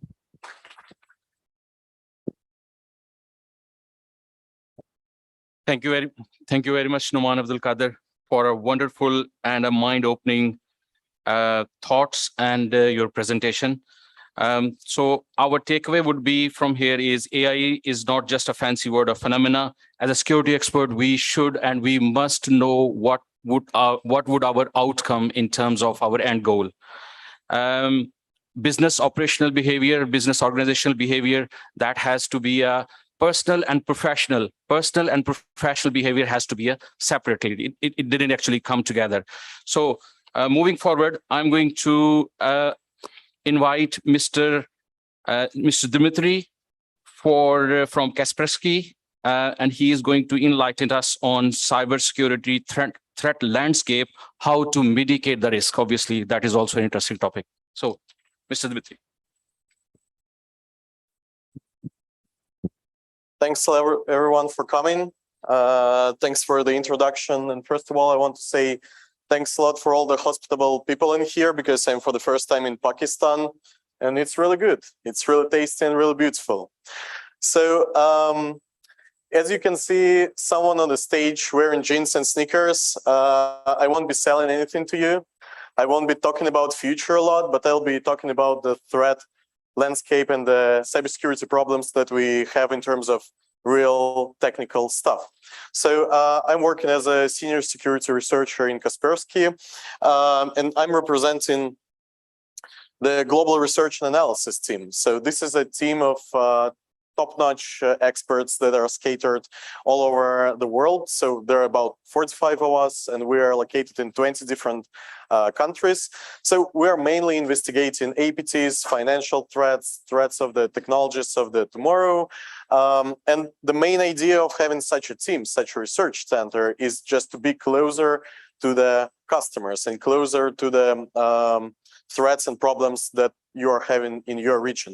So I came here from the headquarters just to highlight once more that Pakistan is one of the most important and most interesting parts of the world for us in terms of like emerging markets. And for me personally, it is very interesting because there is so many different APTs and attacks go into your country from different ones. So that's bad, but still we have to keep that in mind and we should talk about that. So the great team is not the only center of expertise that we do have in Kaspersky. We have all the other teams, for example, the SOC analysts. We do have ICS cert doing industrial cybersecurity. And so today, almost every speaker on the stage has already said about threat intelligence, the importance. So I won't be duplicating their words, but we are the people who are actually providing that information. So I'm the person, for example, who is the manager, like the head of the group, providing all the crimeware reporting that is out there in Kaspersky. So I know how that process works, and I understand the valuable, like what is the value of providing this information, not because it is fancy words or because someone said that you need TI. I know how it works from the inside. So let's make a step back and try to, come on, work. So let's make a step back and have a look at what sources of information do we have. So we aggregate all the stuff that your companies, all our clients, all our partners are sharing with us, and that makes like a really big pool of more than 380,000 of malicious unique artifacts every day that we are trying to process and detect. Hopefully, more than 99% of them are processed and detected automatically, because we have like all the fancy words that you've heard today, like signature detection, behavior detection, clown sandboxes, whatever. But still, there are some cases that have to be investigated by people like me, the threat analysts, the malware analysts. And actually, we are doing that job not to detect one particular file, one particular artifact, but using that knowledge to enhance the work of the automated systems for not to coming back to that question again. So there are different threats, but as I said, the great team is mainly focusing on the APT threats. And for now, we know we know about more than 1,000 different threat actors and campaigns. For now, we are tracking more than 200 that are active right now. And as I said, I wanted to highlight, as one of the colleagues from CTM 360 said, I want to scare you a bit. Just like that, we do actually see APTs that are out in Pakistan. So for those probably who do not know, APT is kind of buzzword, and no one actually knows what it stands for. What is like advanced persistent threats? What to put inside? So for me, it is there are only two reasons to say that something is an APT. It is top targeted, like very specific targets for that, and very good technical tools that are used, for example, 0 days or some advanced technologies. So for here, I added just like literally, I went through the big name researchers and big name threat actors that we had during the last year and picked ones that is Pakistan related, but specifically Pakistan related, not like all the world and Pakistan together with them, but just like some things that are relevant. So for example, Gold Shakal, that is related to Pakistani and Afghanistani governmental entities. And it is interesting that even one of the governmental websites in Pakistan was abused as a C2 server. Also, we have Brian Komodo going for Pakistan and governmental entities. We have Funny Dream going for Pakistan and some other Eastern countries. So I can go on and go on. I have like 100 slides, we'll click all through them. But actually, we're not going too deep in every case, even just like Fish and Elephant, that is quite known all over the world, and it is targeting Bangladesh and Pakistan, Pakistani governmental entities lately. We have Toddycat Ninja, we have whatever, K-Plug, I can click it through, Drop-in Elephant, Bitter APT, and as it was mentioned today, it is not relevant. So speaking about particular cases, showcasing them, this is not like, as it was already said, like XYZ is just like attacking someone else. So I'm just like promoting the thing that if you are really interested in some kind of disinformation, I'm the person to ask additional questions from the technological perspective, from the perspective of how to protect it. And I'm not the one who is selling that. I don't literally care, do you buy our APT threats or not. I'm ready to share any kind of information you're willing to know. But this is good.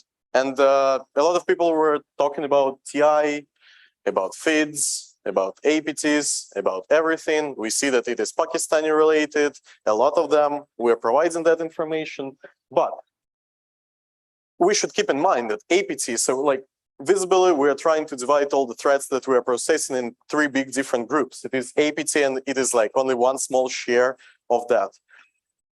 Beneath that, we do have just like general crimeware, which we're not actually interested today because it's mainly about B2C stories, but targeted attacks on SMBs, on enterprises, on governmental entities.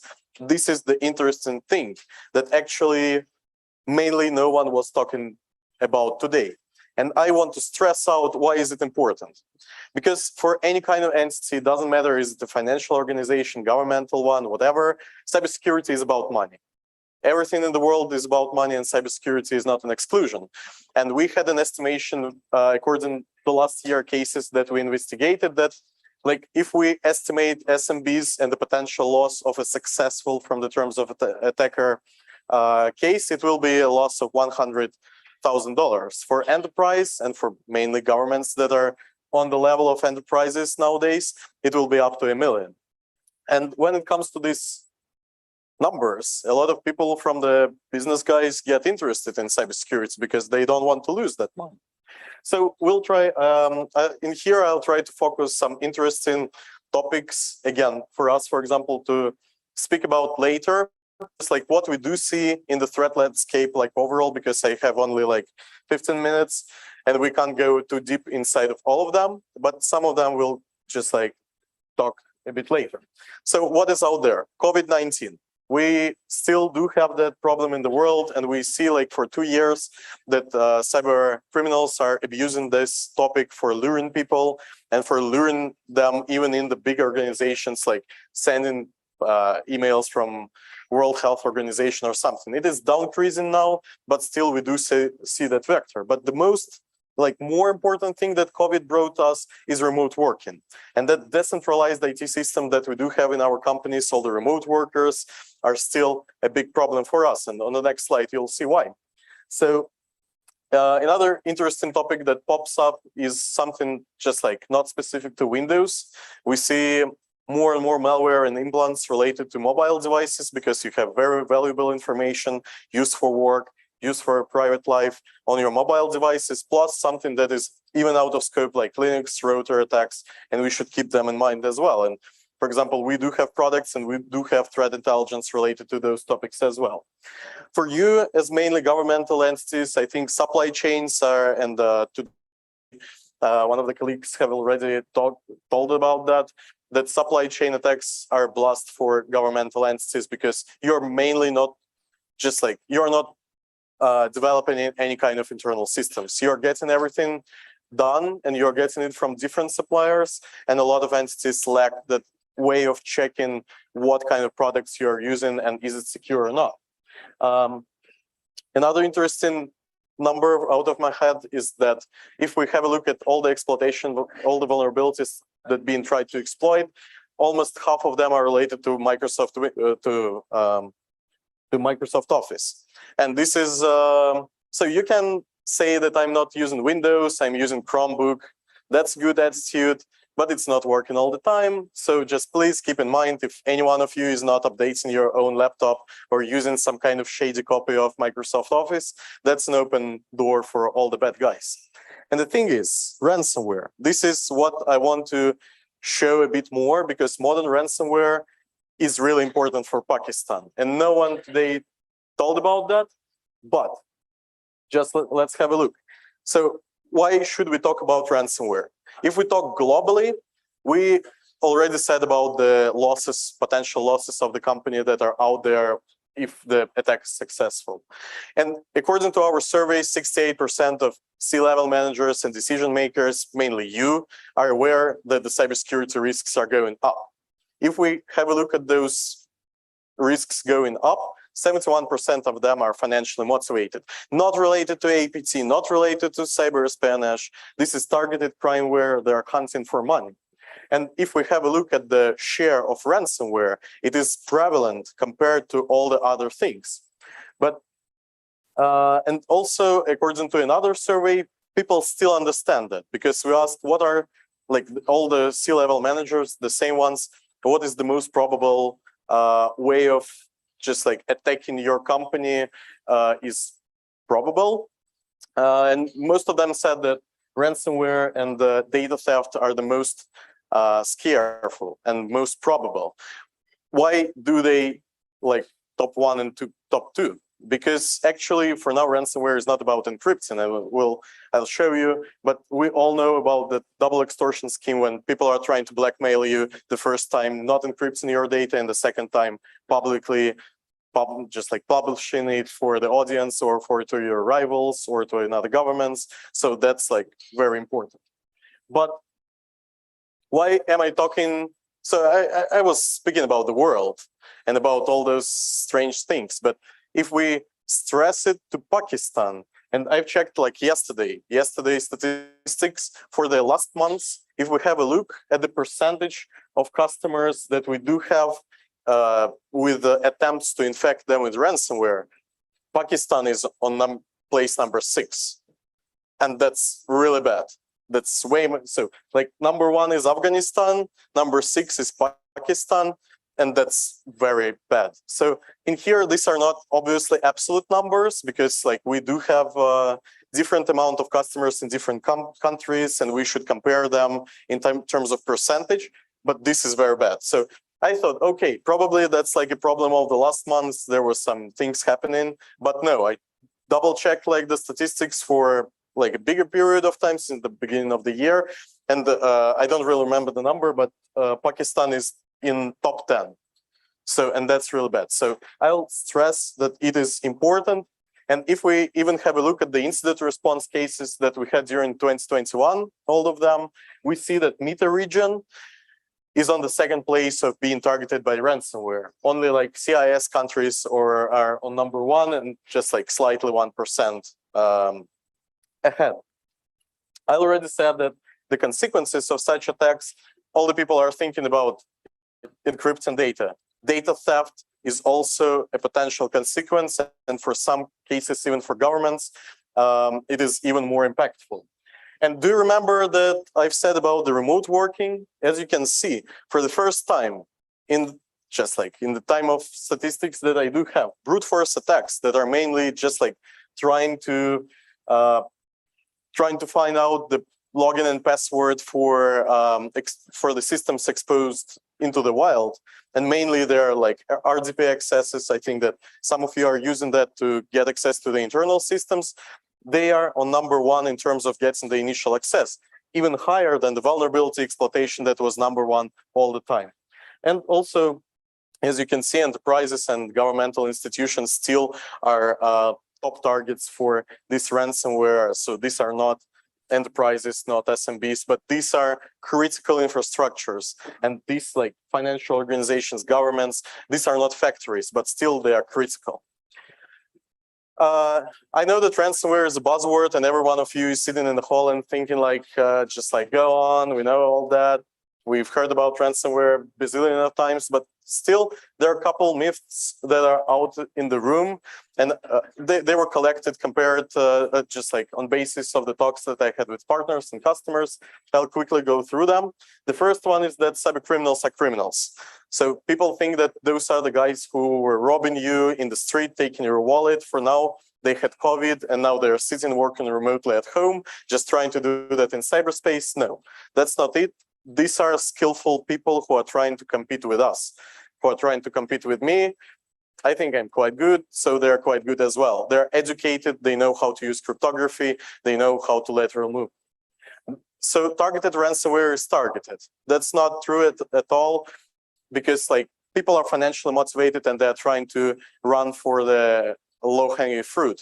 Even if you hear about the colonial pipeline stopping working, no one actually targeted it. No one cares about it. They are trying to get access and only afterwards understand where are they. And the last one, that ransomware gangs are gangs. So people are thinking about ransomware guys sitting at a round table in hoodies with Red Bull and doing some shady stuff. That's not it. This is a real industry. And if we want to protect against it, we need to have like a little bit overview of how how it works. And in here you can see, just like if we have a look at the timeline of how ransomware attack starts, and this is like the same that today was already mentioned, like the initial infection, the lateral movement, whatever, exfiltration, encryption. There are so many different groups that are not related to each other. They don't know each other, and they're only providing services that they are better in.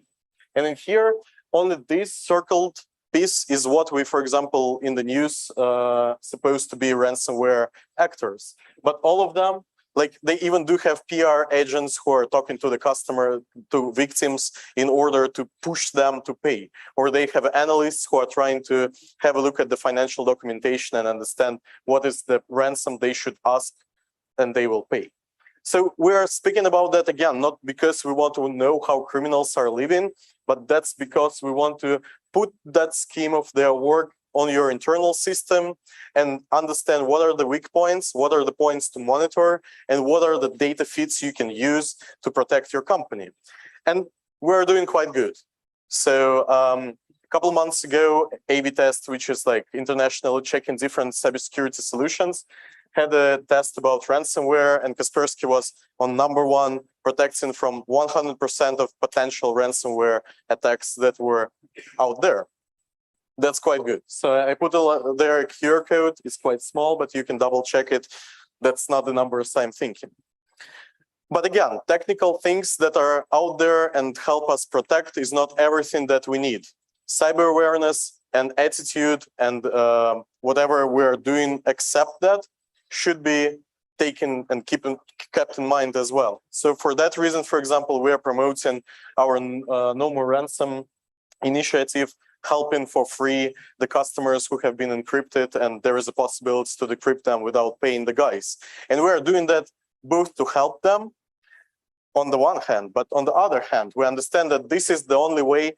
Not paying for the criminals is the only way to stop them, because every time you pay, you're just investing in their industry, in their like salaries, in their, I don't know, kids' schools, whatever. But we understand that it is easy to say about that, but it is harder to follow because, again, cybersecurity is risk management. Paying or not paying is risk management as well. And as you can see, we had a survey about how many, just like more than 64% of the companies have already faced ransomware, and about like 80% of them paid at some stage the ransom. We asked what kind of companies will pay again, and they, like 97% of them said that they were targeted, they paid, and they will pay again. And that's really bad. That makes me sad. But this is the world and we have to survive. So summing it up, why did I tell you about that? And why did I speak about ransomware? Just to showcase what are the main steps of the the mature security posture that every company has to have. The first part is advanced security strategy, and it comes to backups, it comes to even paying or not paying and knowing how to mitigate the potential risks and the potential attacks. The second one is advanced employees, because even if you're having a top-notch cybersecurity solution, but there is no one to handle it, you will never be protected. And plus to that, remember about the RDPs and about phishing and things like that. You should educate average people as well, giving them cyber awareness for them not to click every link that they've been sent.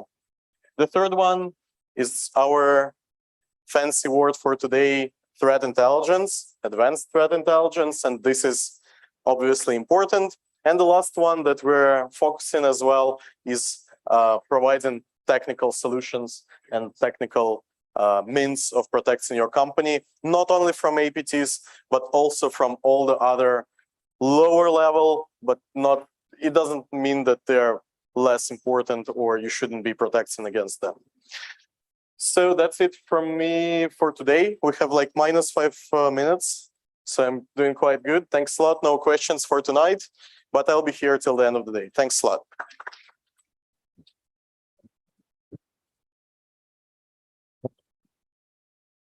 Thank you very much, Mr. Dmitry, for a very good and a very technical understanding about the ransomware and how you are actually, your company is going to be keeping up.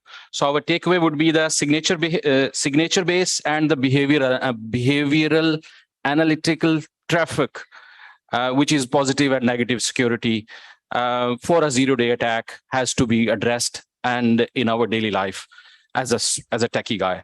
Ransomware, I was fortunately or unfortunately, I was a part of the team back in 2020. Then the first time ransomware as a service was just pop up into the service, into the surface. And I was a part of the team who actually handled in terms of a bank security. So yeah, it's a very good topic. It's a very good important aspect in terms of bad actors. So ransomware is our is a bad actor. So now I'm going to moving to the next our guest. We have Mr. Alan Sanchez from Fortinet. He's a CISO.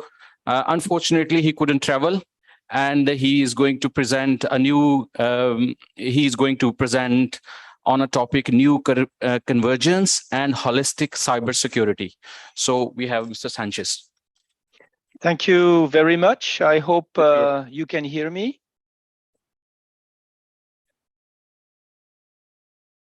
Yes, we can hear you.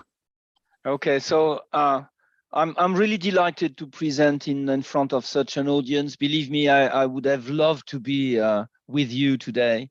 I am in the east of Spain, in Catalonia, as I speak, in another Marriott hotel, just before a series of meeting executives in the cybersecurity is the core of my role, and exchanging best practices around the world is probably one of the way we have as a community to protect our infrastructures and our data.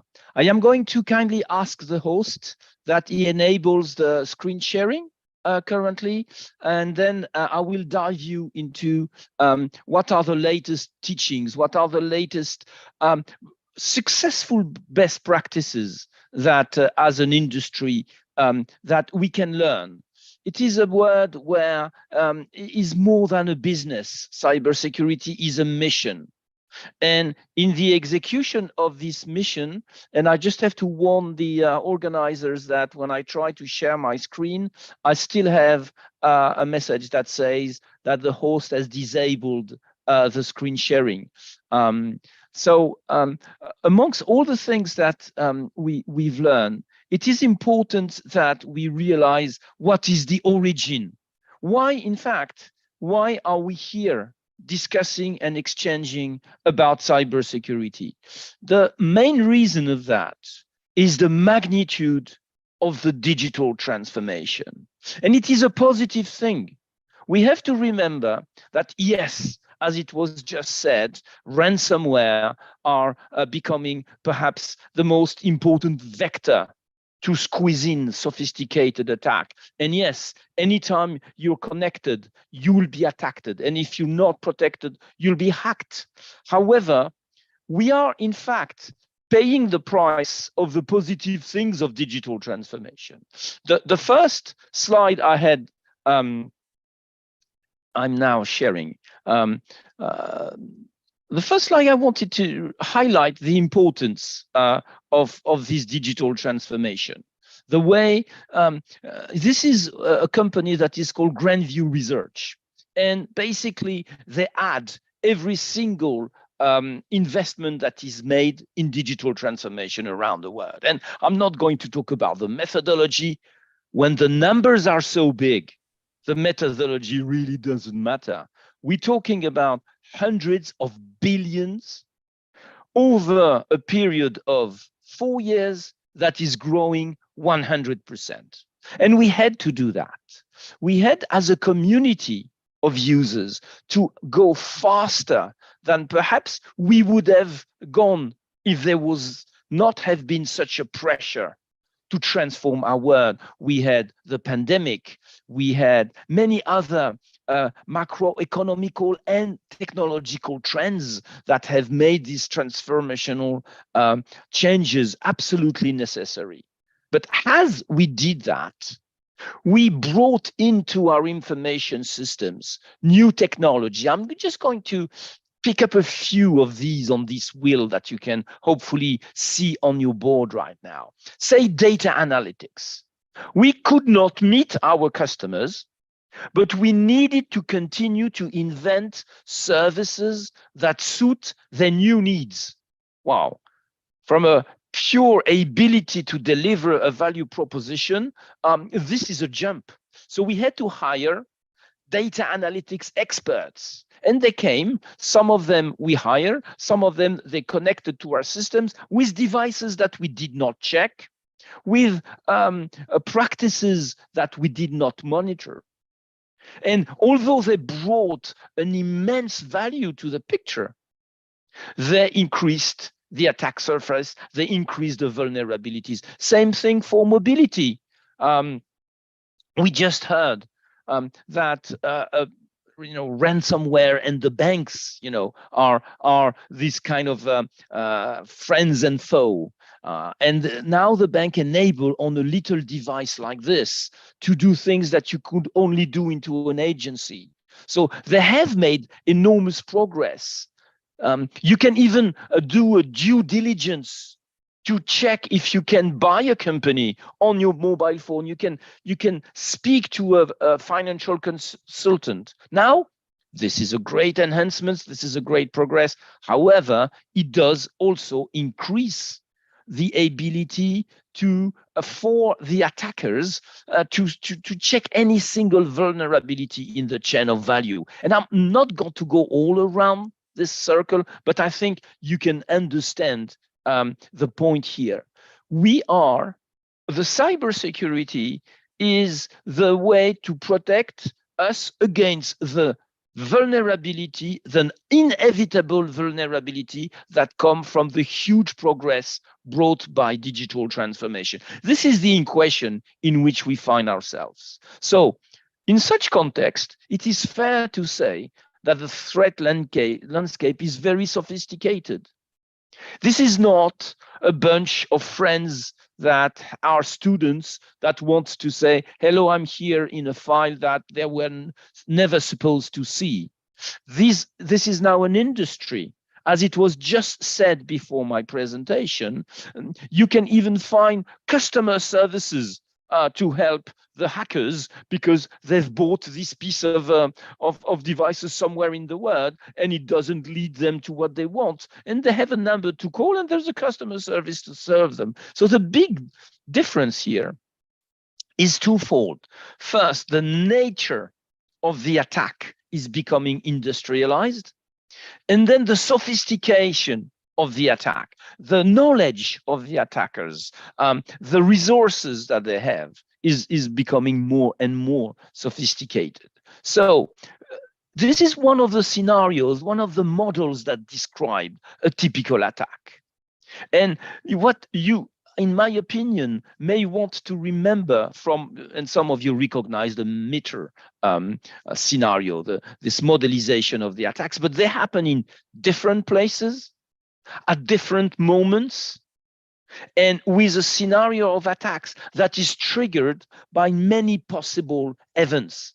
Some of the events can be someone using an escalation of the credentials. It could be also that some of the triggers are coming from your own organization. So it's not a surprise that we're seeing a significant growth in the various attack. We have a department of about 300 passionate engineers. They are passionate about cybersecurity in general, but particularly they are scrutinizing the world to see what are those attacks that are coming around the corner. And no big surprise, but still the order of magnitude of the growth of these attacks is surprising. First of all, it's about phishing. It's still the first way into the organizations. You have a mail that resembles very much coming from your organization, and the sophistication, the personalization of this mail is becoming more and more accurate. It seems to be coming from someone you just talked to. It has in the subject or in the object a real team that you are working on.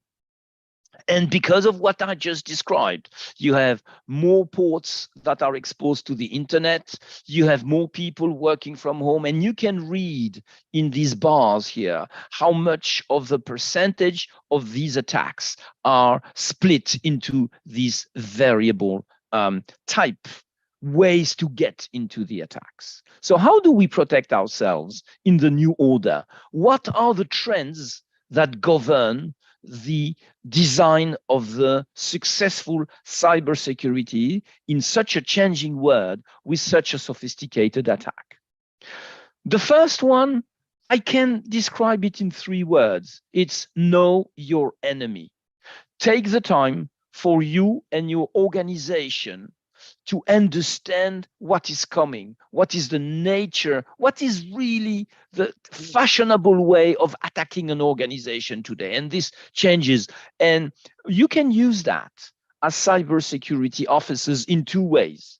The first way is to actually understand how it will look like, how it may look like, what are the types of messages, what are the types of credential escalations. And the second thing is, there is something you need to protect an organization. You need to rally the non-IT and the non-cybersecurity people to the cybersecurity cause. You cannot only impose on them new ways of authentication. If you go multi-factor authentication, it's a very good way, don't get me wrong. We have a great offering in this, but it's always a pain for a user that could connect directly to a critical application to have to enter 6 digits of a token as is under pressure. So you have to educate that person. And a good way to educate that person is not only to deploy new ways of protecting that can be perceived as a pain, but it's to explain them.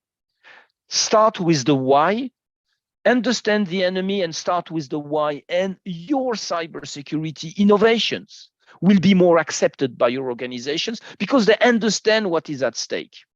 So understand the threat for you and for the rest of your organization and for your ecosystems of partners, for your vendors, for your customers as well. Second big threat, and this is perhaps, if you need to understand the philosophy of Fortinet, this is on the middle of this slide, the building block on which Fortinet was brought. This is 22 years ago. There is a gentleman called Kenzie. He's got 400 millions in his pocket. You know, he could have a wonderful life, and he decides to do something completely different. He decides to create a company that would conduct the cybersecurity test, never at the detriment of the performance of the network. And he has this vision, and he creates an ASIC, a piece of silicon, and that was a risky bet 22 years ago, for those of you who remember. And he creates this chip, and he creates a security processor unit so that you have the security stack, you have the network stack, but none of them operates at the detriment of the other. Cybersecurity and networking are merging. We're seeing that every day in the technologies, in the attacks, in the teams, in the budget. Second big trend. And then there are too many vendors, and this is coming from a vendors ladies and gentlemen. There are too many vendors out there, and our team are killing themselves in correlating logs that are coming from equipment that were never meant to work together. Because when we had a problem, we bought a product, and we bought a product in the old school best of breed.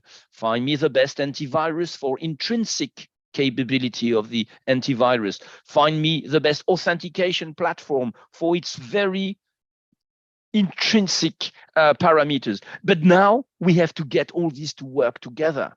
There are, on average, on a very important bank I'm speaking regularly to, 54 vendors, not products, vendors. So you imagine the task of correlating, making sense of all these alarms, sparing the good from the bads, seeing what is the correlation between an edge router CPU that raises and all of a sudden an encryption algorithm.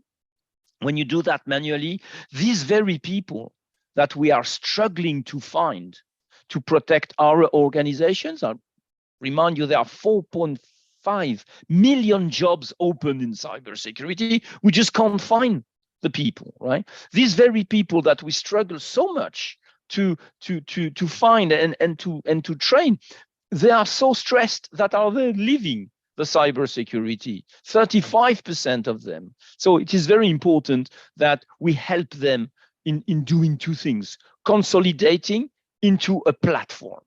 A platform is perhaps the second key word I may kindly ask you to remember from this presentation. The word of tomorrow will be made of holistic cybersecurity platforms that are open, automated, and integrated.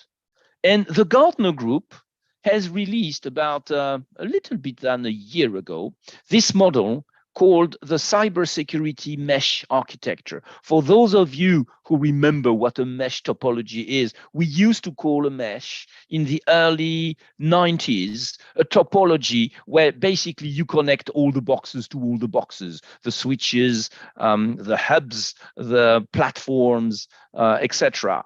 And they have kind of given this mesh architecture a new life by saying, well, you need to take all the concepts, all the building blocks of cybersecurity and make sure they are connected, integrated, automated with each other. And that is the holistic view of cybersecurity. And we kind of completely agree with that. This is what we have been telling the world for about 12 years. We call it the cybersecurity fabrics, where you have pillars of cybersecurity, and they are integrated, automated, and enable you a broad understanding of what is happening. Now, holistic does not mean monopolistic. You have on the right bottom corner here on this slide, you have here a very important point, which is the openness of the ecosystem. Everything that was great in IT came from opening the technical standards. For those of you who remember the IBM PC, for those of you who have seen the beauty of Java and HTML, when you open it, you create a very fruitful ecosystem of knowledge and understanding. And this is the cybersecurity mesh translated into reality. And the vision of Fortinet is basically to connect everything you can see on the left-hand side of this slide to everything you can see on the right-hand side. The users, the contractors, people working from home, the branches, the campus, and billions of objects. There's only one icon here, but in numbers, it represents more than the sum of everything here. We got 20 billion of these objects now connected to our infrastructures. Some of them are industrial sensors. Some of them are coming from completely different worlds. They are cameras. And we need to integrate that. We need to secure that and to enable these to connect to the fancy, innovative, collaborative application that you can see on the right-hand side, using the cloud, using the data centers, the software delivered as a service. And in the middle, you need this cybersecurity fabric so that through a layer that is called zero trust network access, which is a very interesting concept, terrible word, but very interesting concept, enable this safe connection, this digital transformation coming from there. And you recognize the networking function, and you recognize the security function here, and you see in action the merger of these two into one technological vision. Now, the problem remains where to start and what is the journey. And this is where company like ours can help you, because the journey from one step of the digital transformation to the other, securing, does not depend on all these beautiful products and solutions you can see on the right-hand side. The most important part of this slide is here. It is your strategic imperative that commands whether you go 1, 2, 3 or 1, 3, 4, 2, 5, and it depends from a company to another, and it is what matters to you that drives the digital transformation. And then you have very different ways of moving into this matrix of parameters here, your partners, your compliance, the maturity and the culture of your organization, the technology. And this is where Fortinet can help, finding you the proper path from where you are now to the next stage in the digital transformation. Actually, the cybersecurity fabric of Fortinet is the vehicle from your existing state of your cybersecurity architecture to the next step, but having your strategic imperative that leads the way. Allow me to summarize this into 4 takes away. The first thing is what's happening is a revolution in terms of digital transformation and is not going to stop. The second thing, the execution framework of this architecture of tomorrow is a framework that is, as I said, broad, automated, and integrated. Third element, your journey is your journey. Even if I'm a vendor, my recommendation is don't let any vendor dictate the roadmap of transformation, because it is your strategic imperative that matters and that leads you from a step to another. And the fourth point is you're not alone. Fortinet is here to help you in this transformation. We have assembled a team in your region of super experts in the various dimensions and technologies and strategic imperatives. So call these people, use this expertise. This is your way into the digital transformation in a safe way. Thank you very much for your attention.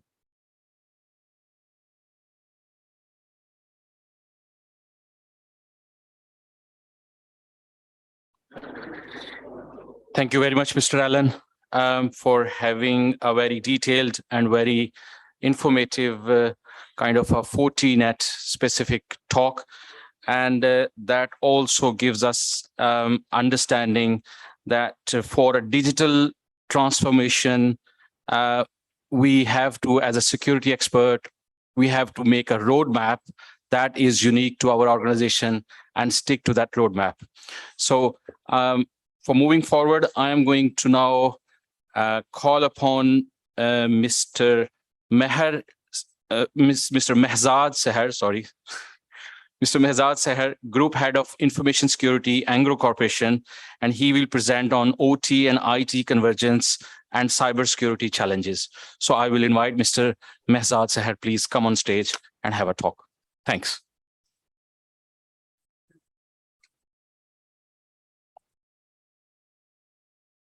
Hello. Thank you for giving me a new name. No, I really enjoy it. So as you know, the title or the subject is a totally new subject. Because till now we were just talking about IT and IT and IT. And I can see also at the backstage, people looks like for some reason they are not taking interest. So I realized that why not then, rather than talking about this cyber security, or it's not working.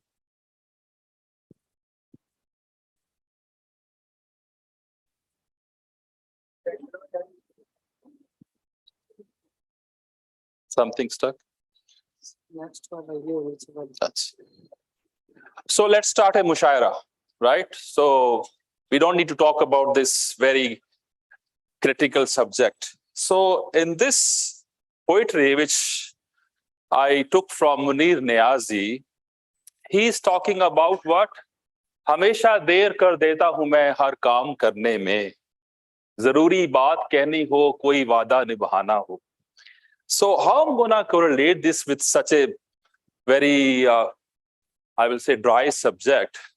What happened 50 years back, once internet was introduced? Unfortunately, by design, internet was introduced with full insecurity. So by design, internet is insecure. So rather than learning lessons from this technology, where it looks like the technology is always lagging to pay respect to cyber security, hamesha der kar deta hoon. This is what I'm trying to correlate. That technology is coming first, and then we start thinking about cyber security. So let's go and start securing something. So once the ARPANET, the internet was being introduced, this was never in mind that people who are going to utilize internet, eventually they will start fighting with each other.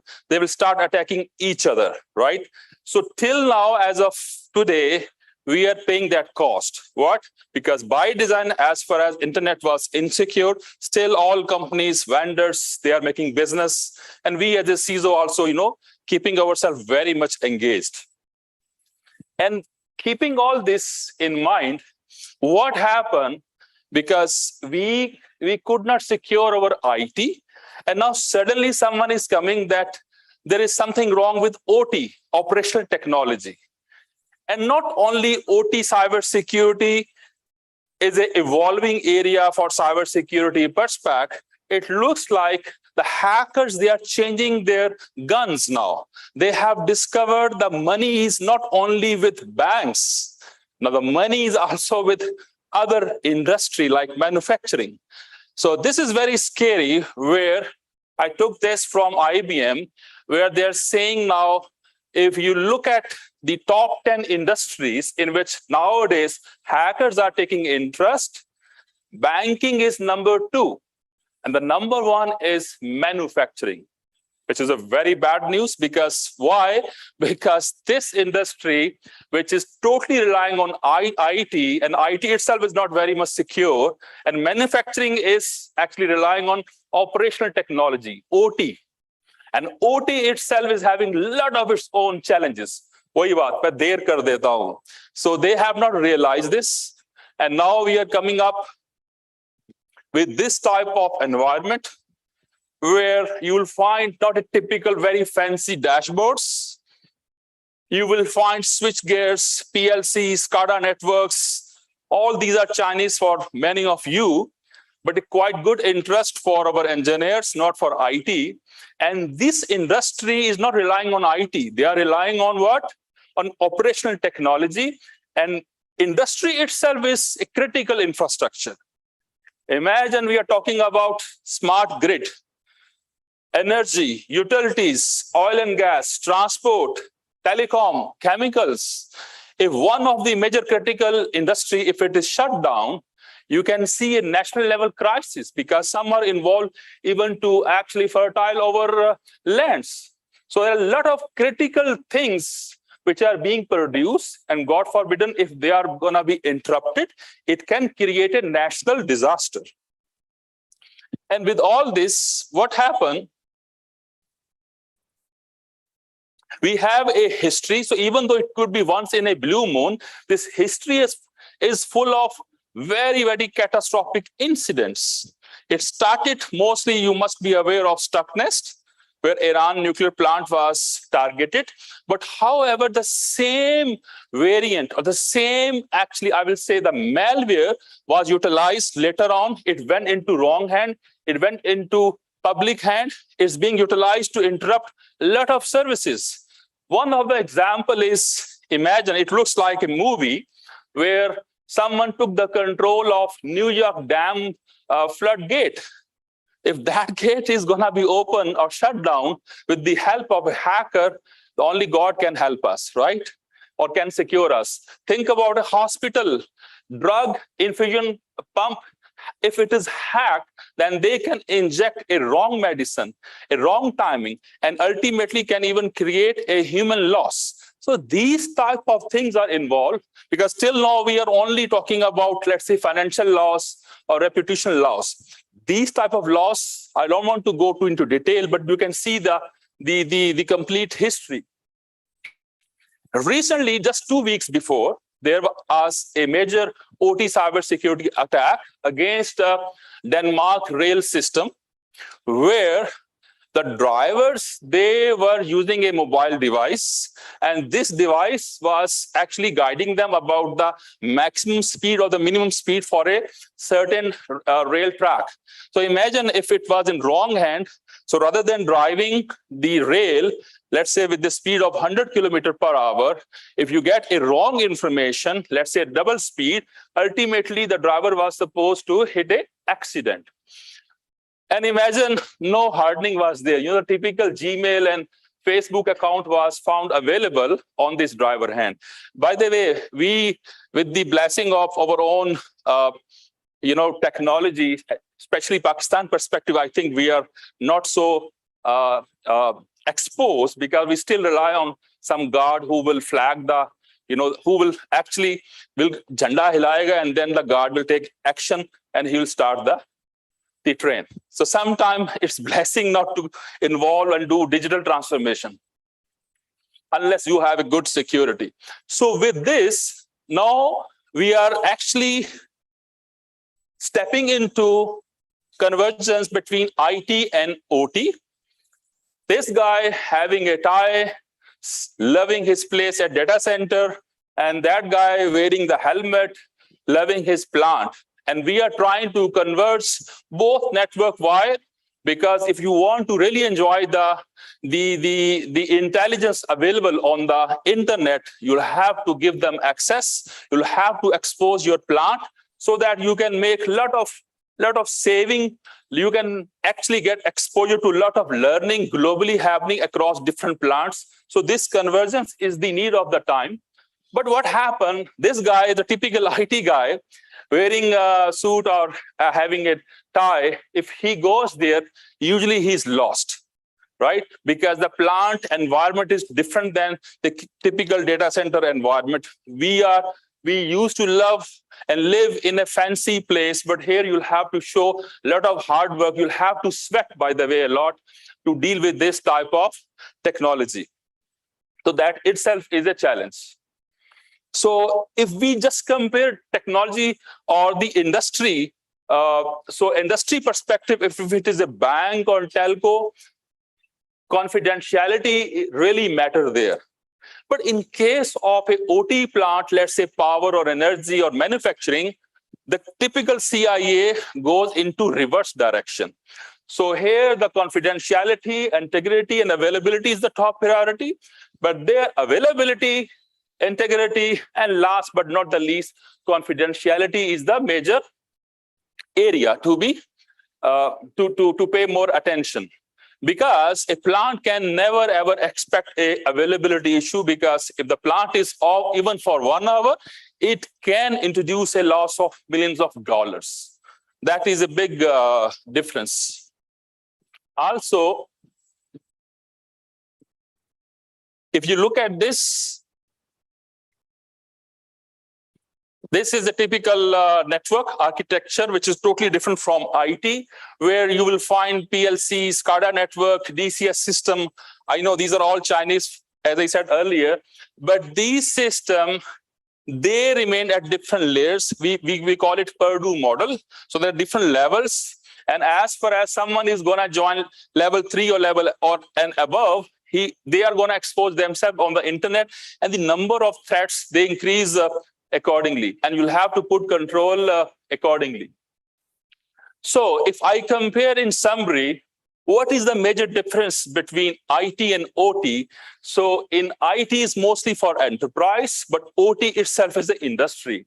IT is dynamic, high traffic, but in OT is very, very low traffic is available, but it is very much determined for its mean.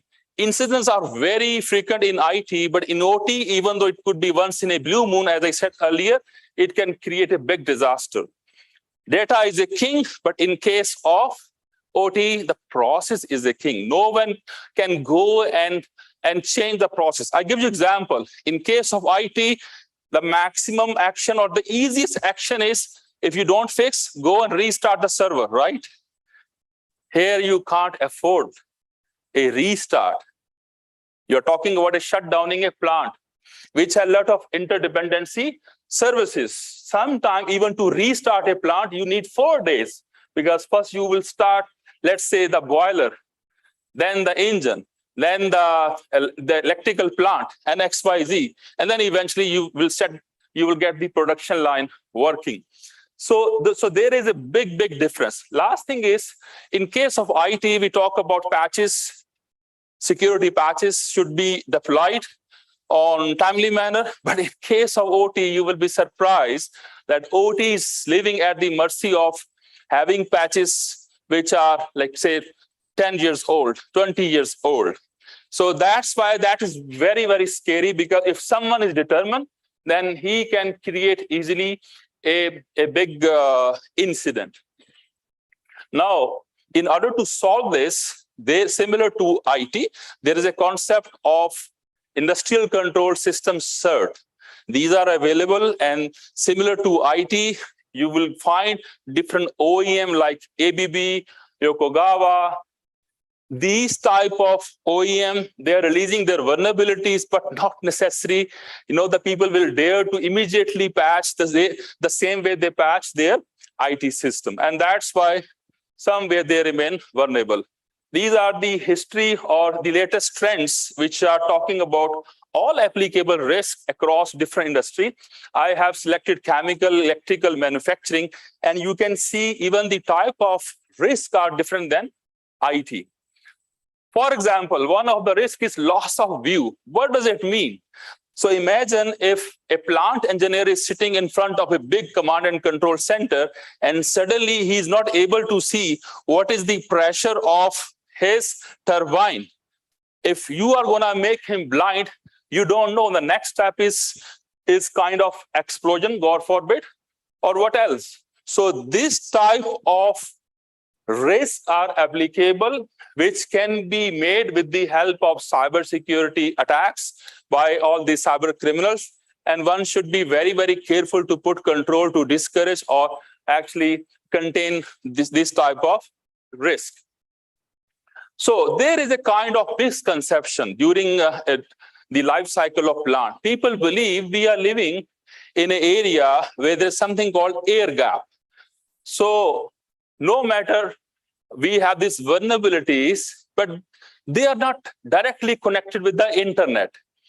But the problem is, indirectly, the plant guys might be using internet, having their endpoints exposed to internet, might be victim of phishing attack, and then after being compromised, taking something from their USB, which is already compromised because of his laptop, and then inserting that compromised USB inside a PLC or inside a DCS system can ultimately compromise. So that kind of misconception is gone.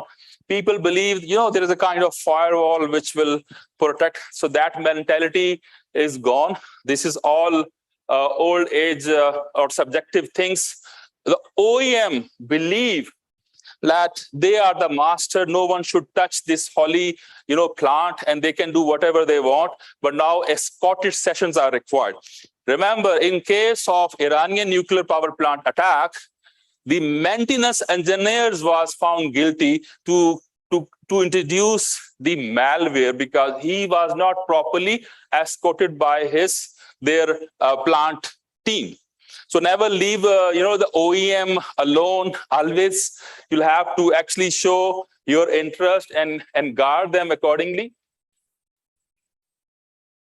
So if we are living in industry 4, where industry 4 perspective you want to follow, the number one applicable risk is cyber security, which you can never leave. And as I said in the beginning of this meeting, insecure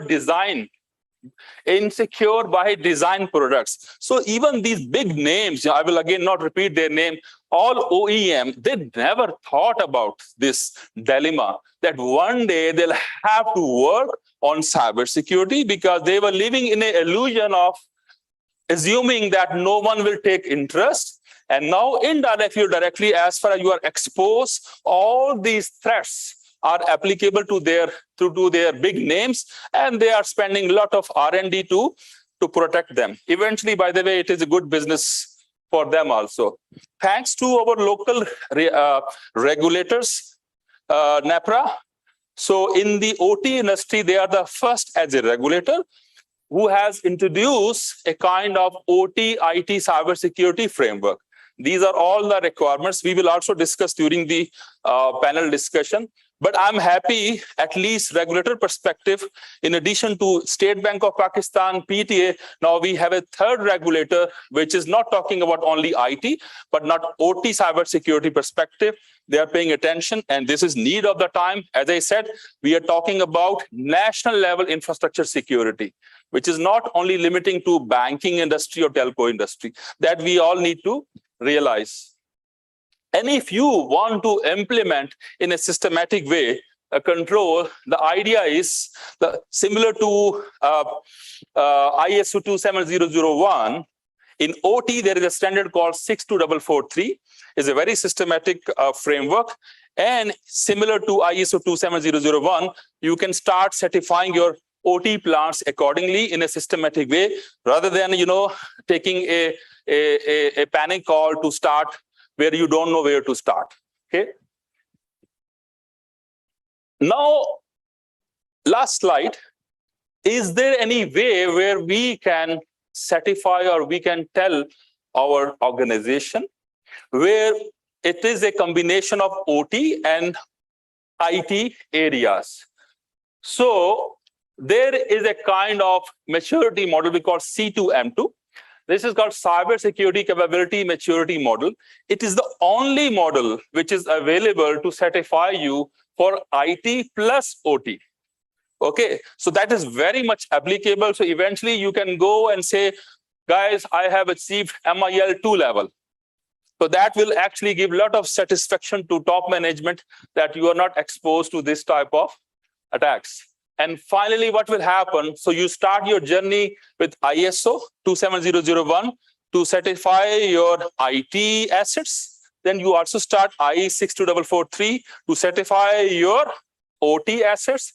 And eventually, if you want to know whether you have really achieved a quite good maturity level, then use this C2M2. It is the only framework globally available to give you this much of satisfaction. And then you can actually follow your path in a more strategic way. This is the summary of my whole presentation, that OT, if you want to work, it is quite similar to IT, where you'll have to introduce the governance structure. You'll have to develop OT-related policy. Small example, a password policy could be a 2-minute job in case you're gonna write for IT. But I remember once I was writing a password policy for an OT, we took more than 9-10 hours. Why? Because all those things which you imagine while talking about security control, not necessarily applicable due to a lot of limitations. So you have to introduce a new governance mechanism, new OT policies. Second thing is and this is what we are doing, you'll have to introduce a penetration testing service to test your OT plants.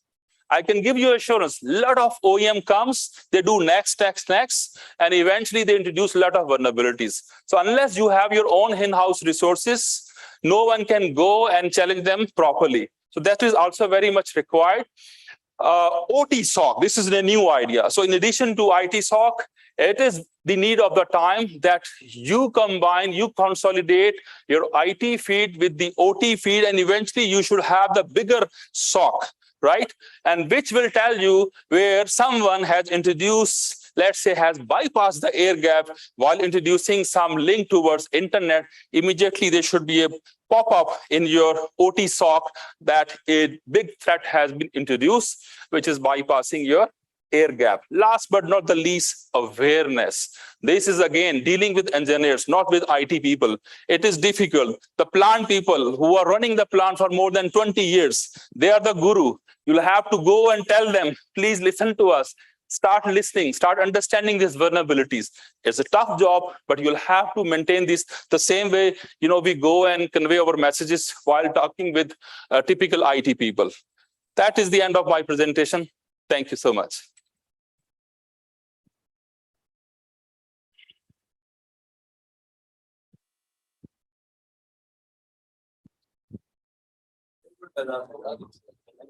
Thank you. Thank you very much. Thank you very much, Mr. Mehzad Seher, for enlightening us in terms of OT and IT convergence and OT and IT perspective. Especially the OT part was very informative. And so we thank you very much for this thoughtful speech. So next one, we will have our panel discussion. So in the panel discussion, I would like to invite Mr. Maher Mohsen Sheikh, CEO, Trillium Information Security System. And Mr. Mahel, please come on stage and invite your delegation.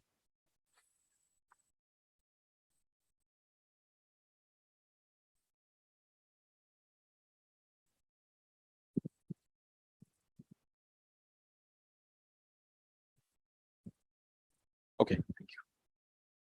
Assalamu alaikum, everyone, and good afternoon.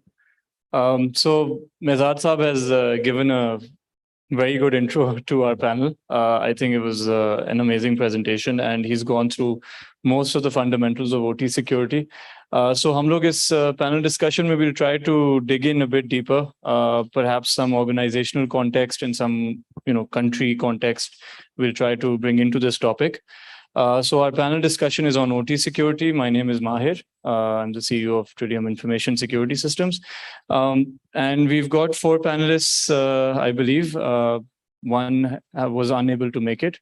So we have Mehzad Saab on our panel. Mehzad Saab, if you could please come on the stage. You have a good intro of him. Gigi. Ma'am Kurutaren from NIPRA as the regulator. Please, if you could come on the stage. Jamal Nasir Saab, he's the CEO of Super Secure, and Asad Afandi Saab from Secure Networks.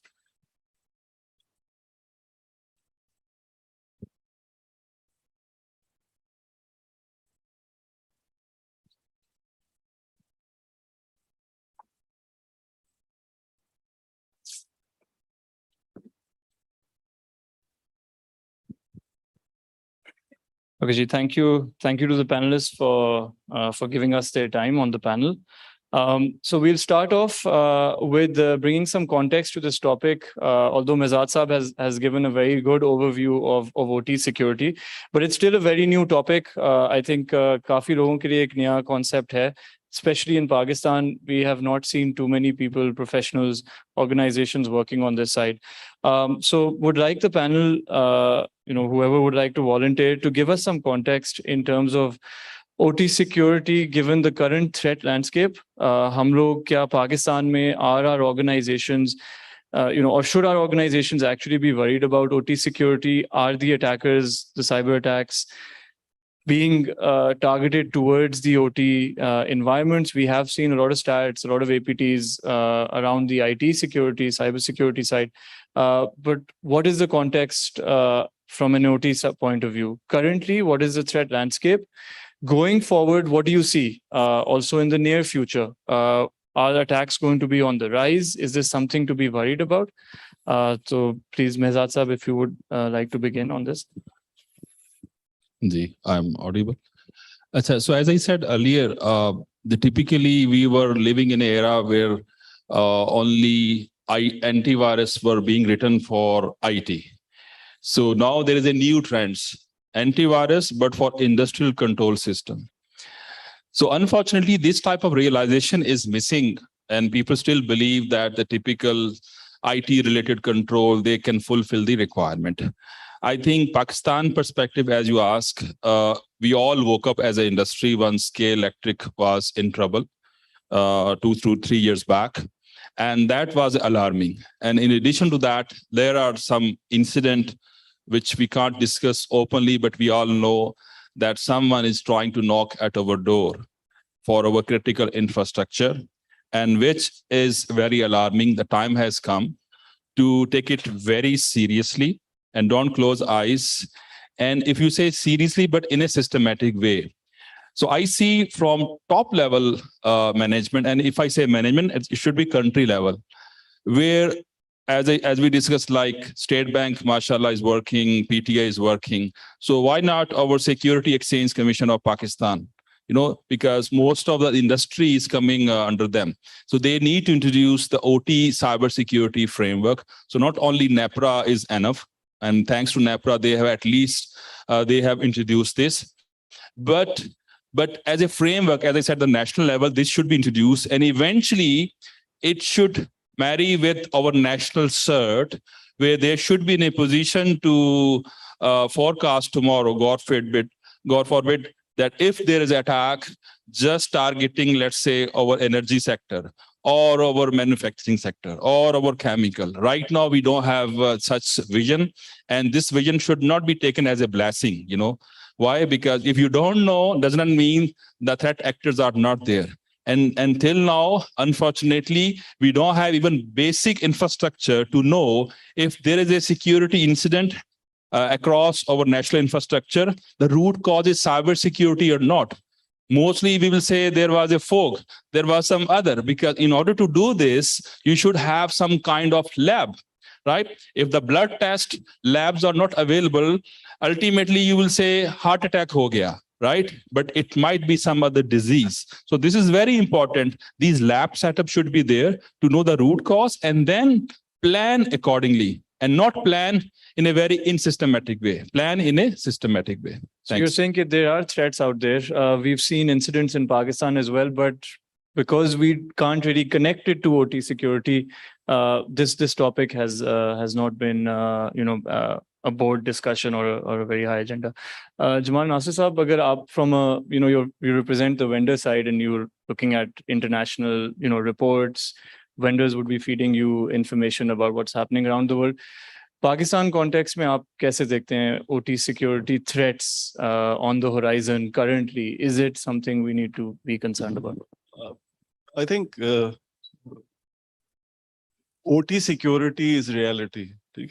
In the West as well, OT security came into knowledge of the Western world, which is the developed world, in the last 15 years. Okay, and since this discussion of IoTs and OTs and machines operating through the computers and integration of OT and IT, visibility, all this has made the Western world realize that they cannot operate in isolation, and they have to, while they are moving in automation and making less and less dependency on human and instead on artificial intelligence. Therefore, it is very, very important to secure their OT infrastructure. And the whole horizon of, Mehzad covered the energy sector.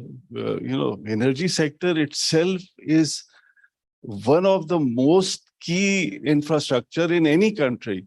And God forbid, if energy sector goes down, if the long hauls of the distribution network, the NTDC, let's say, NTDC is compromised and your dispatches are not able to, route their energy to the different, load centers, what will happen? This will going to create outages.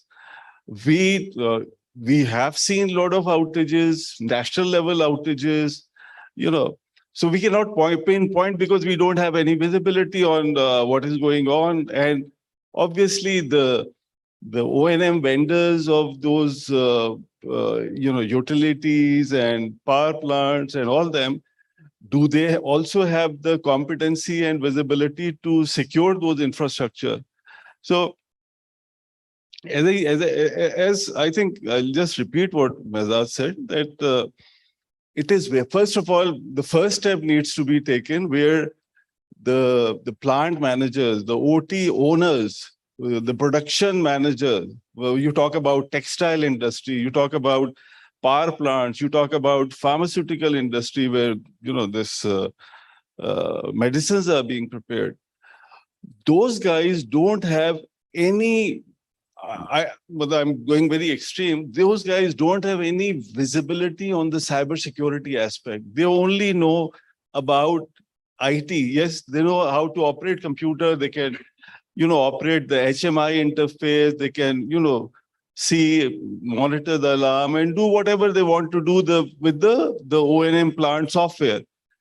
But at the end of the day, if something goes wrong, they will going to go back to the vendor of that plant and will ask what has happened and, you know, whether the vendor knows or not. So this, I think, is first of all awareness, as in the last slide of Mehzad, OT cybersecurity awareness, bringing the OT plant guy in forefront and, you know, making him aware that, you know, what can happen if the availability will going to go down. And as rightly said, 1 hour of loss of production, let's say for Angro, you know, if one of their plant goes down, Angro fertilizer, 1 hour, you have lost billions of rupees.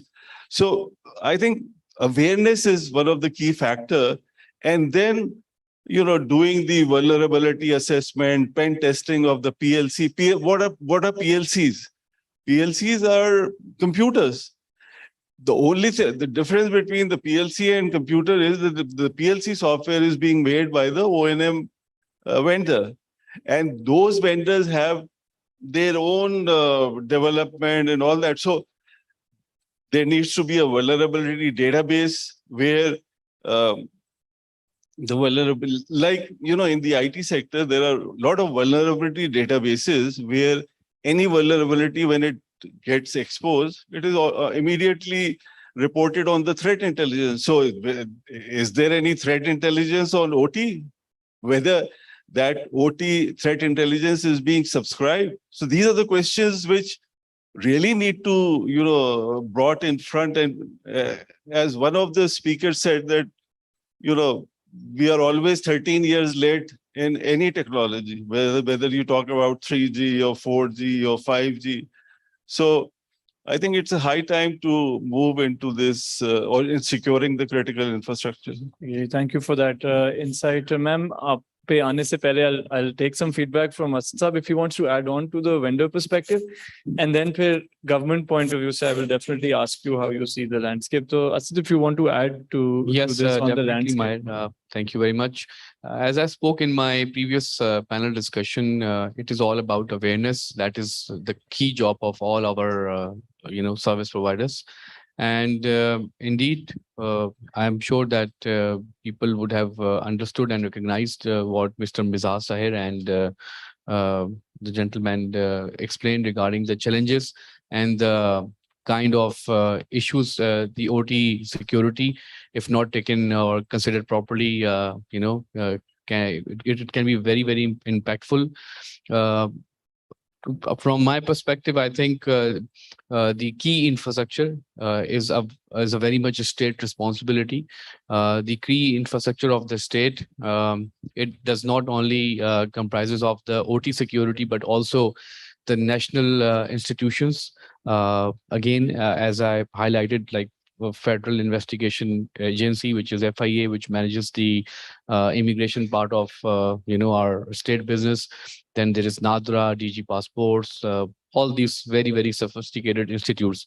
So when these state-sponsored crime machines, outside Pakistan, when they are targeting us, they're not looking at only our OT members, but are very very keen to learn more at how we are protecting and how we're doing business in our national institutes and how they can compromise. So I think it's a state level responsibility, and I'm sure that they'll be doing a good job about it very soon. Okay, Yeah. so we're basically, it's a critical infrastructure, highly vulnerable because of outdated technology, very little expertise, very few vendors working in it. So definitely a target for anyone who wants to Absolutely. cause disruption. Absolutely, absolutely. ठीक हो गया. Ma'am, so we're very honored to have you in the panel. As a regulator, you would be looking at the national perspective. आपको threat point of view से, current present threat इस वक्त पाकिस्तान को OT security की absence या how do you see this threat evolving over the next few years? Also present, क्या threat है? How do you look at it? First of all, thank you, Mehzad Saab, for recognizing NEPRA services and NEPRA as a first regulator to introduce the OT regulations specifically in our cybersecurity regulations. In fact, the OT threat landscape is changing all over the world. Previously, if you see 3 or 4 years ago, there were not so much talk about the OT cybersecurity threat lands or OT cybersecurity attacks on critical infrastructure. But if you look at 2021 report, almost in USA, 19 out of 16, 16 out of 19 critical infrastructure have OT cybersecurity attack. When the world threat landscape is changing, definitely it is also changing in Pakistan. We have to look at our specifically, I will focus on electricity generation, transmission, and distribution network, which is very old, not patched. And one of the important factor which I feel is that incomplete system integration is another one of the biggest threat which Pakistan can face in future. Why? Because we have old installations, we have old PLCs, SCADA system. Basically, when we issue an electricity generation license, we issue it for 20 to 25 years. But OT cybersecurity attacks are changing every day. They are going to be more intelligent every day. So the one biggest challenge which I think the OT cybersecurity or the electricity sector will face is the incomplete integration of system. We may introduce many good controls in our system by placing firewall, but we have to must assure that they are completely integrated with our PLCs, with our SCADAs, with our whatever ICS controls we have. The second thing which I feel, we have a lot of discussion on the certs, but thank you, Mehzad Saab, he has mentioned, you have to be very specific about the OT cyber incidents team, which are totally different from the IT cyber incidents team. So we have to prepare our OT certs as well in line with the IT certs. These are two biggest challenge which definitely Pakistan will face in another 15 to 10 years. Thank you very much for sharing that perspective and sort of brings us into our next sort of phase of discussion. So हम लोगों ने discuss तो किया critical infrastructure किसी भी country के लिए extremely, it's called critical infrastructure, it's very critical. And globally as the threat landscape is changing, so the threat landscape for Pakistan is definitely also changing. And काफी बड़ा gap है in OT security readiness, maturity, knowledge levels, and technology as well. So we are faced with a very major issue. It's a big threat, present day threat, and perhaps going forward, it will be evolving and increasing quite a bit. Now, what do we do about it? Definitely, we need to implement initiatives around OT security. So when organizations are going towards OT security or security heads, CISOs are looking at OT security, what are the major challenges जो organization को face हो रही हैं, currently? and then we'll perhaps go into solutions or way forward in the third phase. So current present challenges when we say, okay, we want to do OT security in our organization, threats hain, landscape nazar aa raha hai, it's dire. So Mizat Sahab, you represent a very large group, definitely a lot of OT environment in your sort of domain that you have to look at. What are some of the major challenges you are seeing? And perhaps if you could connect that with what others might also be facing in Pakistan. So one of the major challenge, what I see is, maybe I mentioned earlier, the OEM, to touch a OEM system is like Shajara Mamnua, right? So let's say if I can build a simple Windows Active Directory domain controller in IT, and if I need this centralized control of all the authentication across OT, the OEM will say, Nana, this is a very specialized job and will charge you like, let's say, $500,000. And you must be shocked because this in IT world, this is a very, very simplest job. The problem is then if you don't do it and you just step in and say, yes, I can do it for my organization, then there is no assurance about the plant will remain available or not, because any small glitches can create a big disaster. So what I see, the major challenge is it's always, you'll have to think 2 times, 3 times before you go and touch. So this typical IT approach, you can never ever exercise, number one. Number two, you'll have to engage not only IT managers, you'll have to engage the plant engineers, because they know more than you about their baby, because that is their baby and they know it for a decade.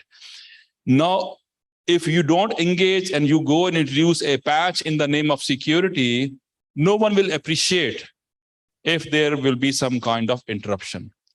So you'll have to do a very, very, I will say, close follow-up with plant management, engineers, first convince them about the threat, applicable complications, and then go for a solution. So I give you a small example.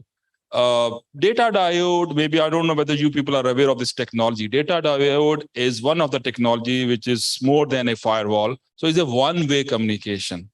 So I can, if I want to connect my plant towards internet, I can introduce rather than a firewall, because the firewall mostly are known for being also compromised. So you'll have to guard the guard unnecessary. But in case of a data diode technology, the hardware are actually engineered in a way that the communication is only one way from your plant to outside. So no matter on the internet, someone is trying to go inside your network, he can never ever do it because of this traditional, I will say, control. However, these type of control are costly. Like we're talking about $150,000, $200,000, so they're not easy. And if even Pakistan perspective, some are considered like nuclear grade controls. And the situation in Pakistan, so there are some countries, they even don't provide this. So it's a very, it's not only a complex subject, also logistics are also complex. However, I will again repeat, we all OT related industry should remain proactive, never ever wait for an incident, because khuda na khasta, in case of incident, it is too late, because then you don't know how to handle it. As I said, it's not a Windows servers, guys, which you can just go and restart. So it itself is a humongous machine, which is scattered across, let's say 1 to 2 kilometers. And that machine is interconnected with each other, and where you can't dare to accept these type of threats. So better to invest in this area, if not in hurry, but gradually till you reach some acceptable maturity level. Again, there is no promise, but something is better than nothing. Yeah. Sir, do you face awareness issues and budget constraints, because it's a new topic? When you talk about OT with your board, let's say with management, उस side पे क्या challenge? We are a mature organization, but generally speaking, other organizations, they are living in the illusion of nothing happened. So at least we can afford for next year or coming 2-3 years. Why we should go and invest in this area? Because this is a costly area. Number one. Number two, awareness perspective. You'll have to translate all of your typical IT discussion into OT. So whenever I go and meet my plant team, I study, first of all, the type of industry. If it is fertilizer, I talk in their language. If it is chemical, I talk according to chemical related incident. If it is energy, then again, my tone is different. You'll have to create the interest. You'll have to put some storytelling inside your awareness, because this is all, as I said, a dry subject. So you'll have to go convince in a way that rather than taking this as a overhead, they should say, thank you so much. You are our great buddy who has given us great advice to keep our plant up and running. Rather than saying a typical CISO role, ye shaadi nahi ho sakti. That will not work in case of plant. You'll have to be very vigilant, talk their language, understand their terminology, and then go and meet and then convince them in a way that they should pick up the phone to appreciate about your effort in front of your board, rather than saying that this guy is there just to waste money and he's maybe having a lot of speculations rather than the actual data in hand. So go with good homework, with good statuses in your hand. Don't talk in the air. I used to say, Hawaii fire nahi chalega. Don't fire, in the air. Go with the numbers, statistics available locally, globally, and also customized after reading your organization, and then convince them. Okay, very, very insightful. Jamal Saab, would you like to add on to the current challenges? If have you interacted with certain organizations jahan pe OT environments? So what's like the initial challenge in bringing them into the OT security mindset? How do you transform an organization? Yeah. So what challenges do you face? सबसे पहली बात तो ये कि I don't know how many of you know this, but November is a month of infrastructure security month. It has been declared as critical infrastructure security month for globally. And there is a realization from the White House that this is something which needs to be secured, because this fifth generation warfare and everything is, it is not the normal brick and mortar type of artillery warfare. So I think from that perspective, first of all, there needs to be realization from and by the government for the private sector to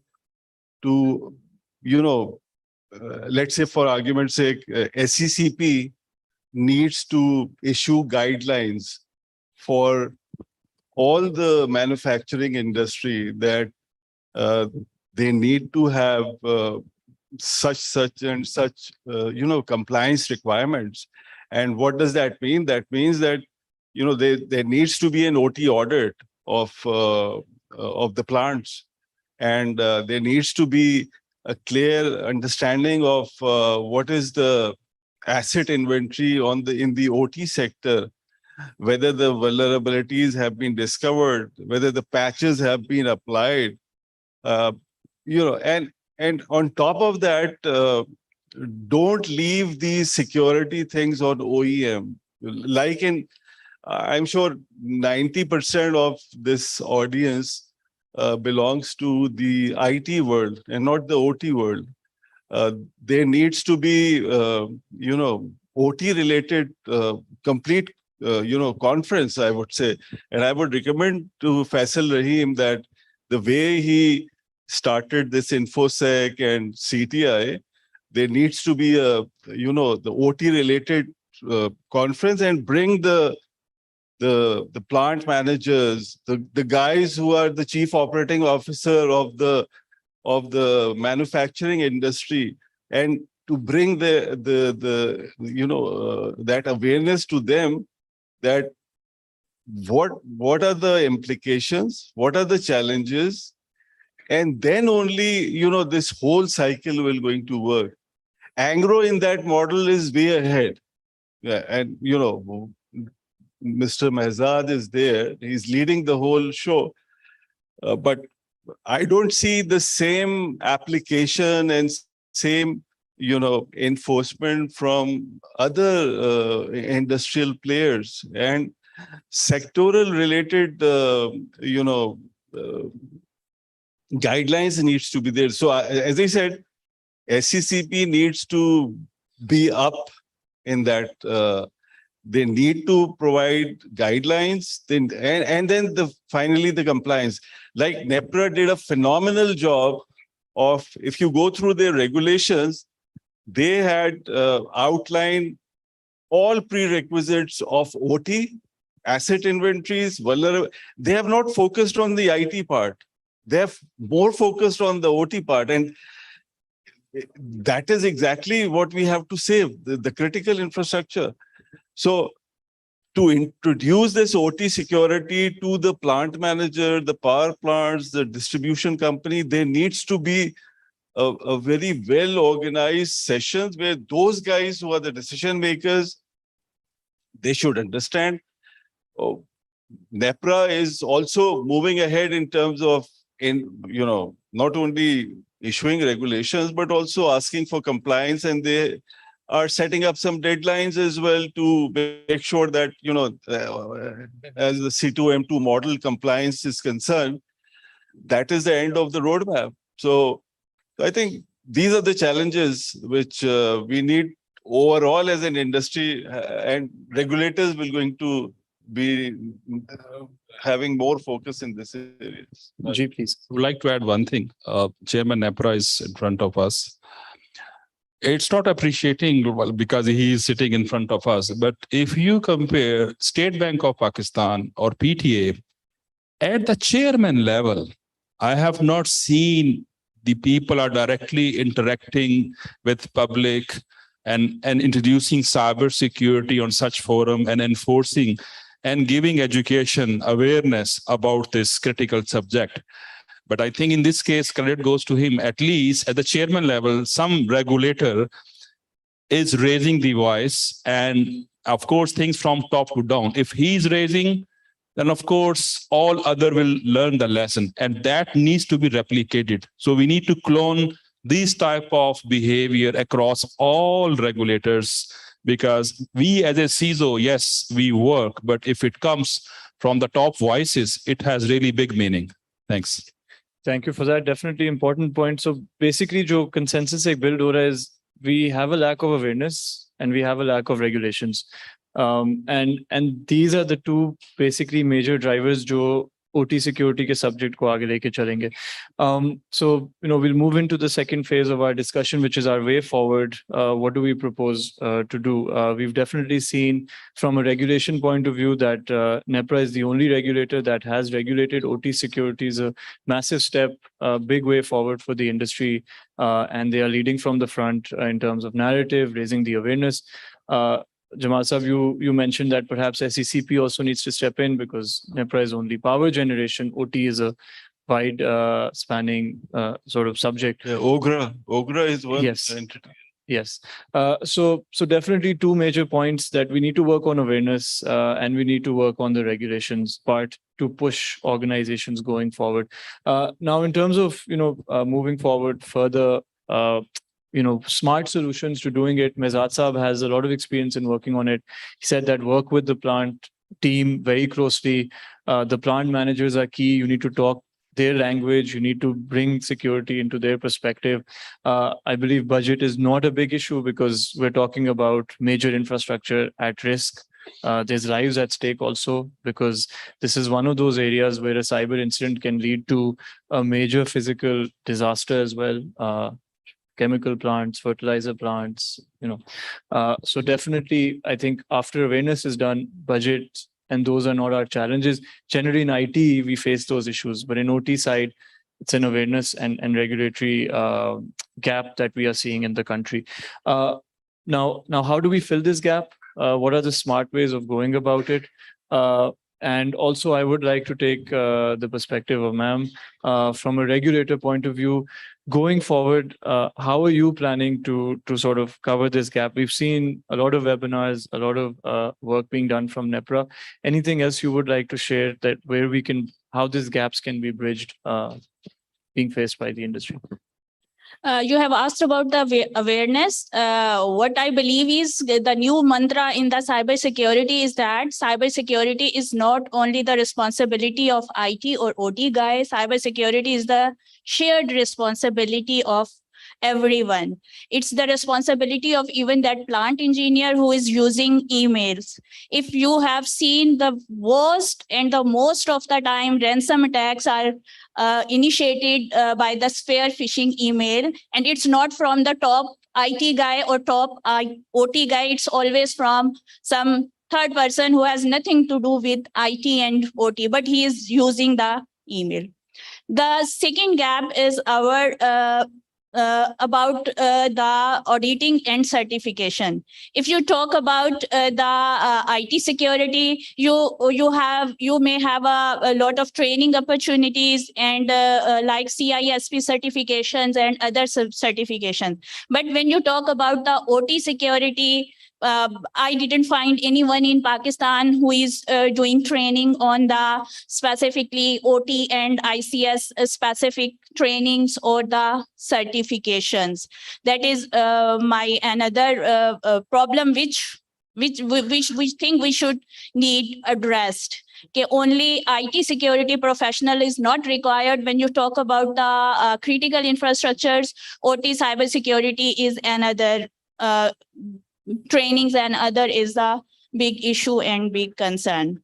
And the second thing is that Mehzad Saab has mentioned many times OEM. Be vigilant about the OEMs. Mostly the remote access is the top threat when you talk about the critical infrastructure. Please, whenever you have given any VPN access to any of your OEM, please ensure the identity and access management and block the unused accounts at once at the same time.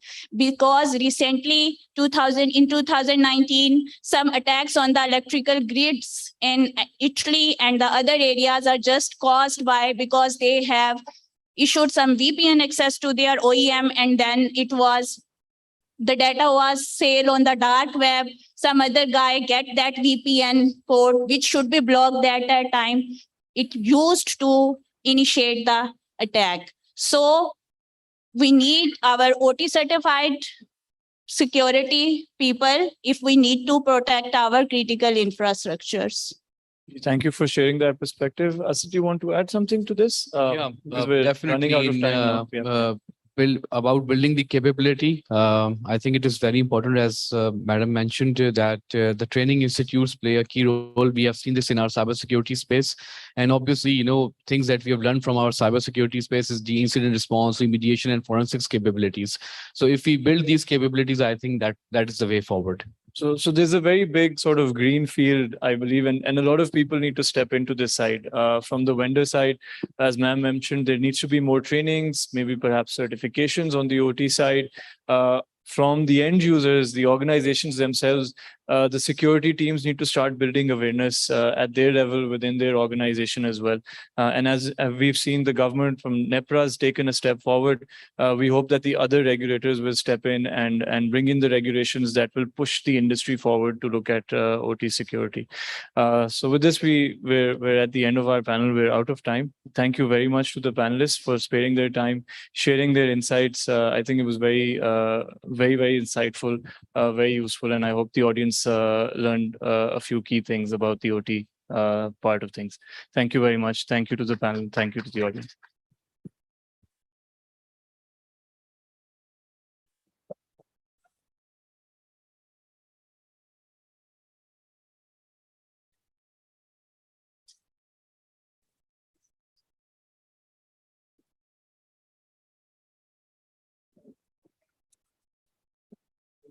So thank you very much, Mr. Maher, for hosting this panel discussion, which is very informative. So now we have our keynote speaker, Mr. Tausif H. Farooqi, Chairman NEPRA, is with us. So I invite him to come on stage and enlighten us. Thank you.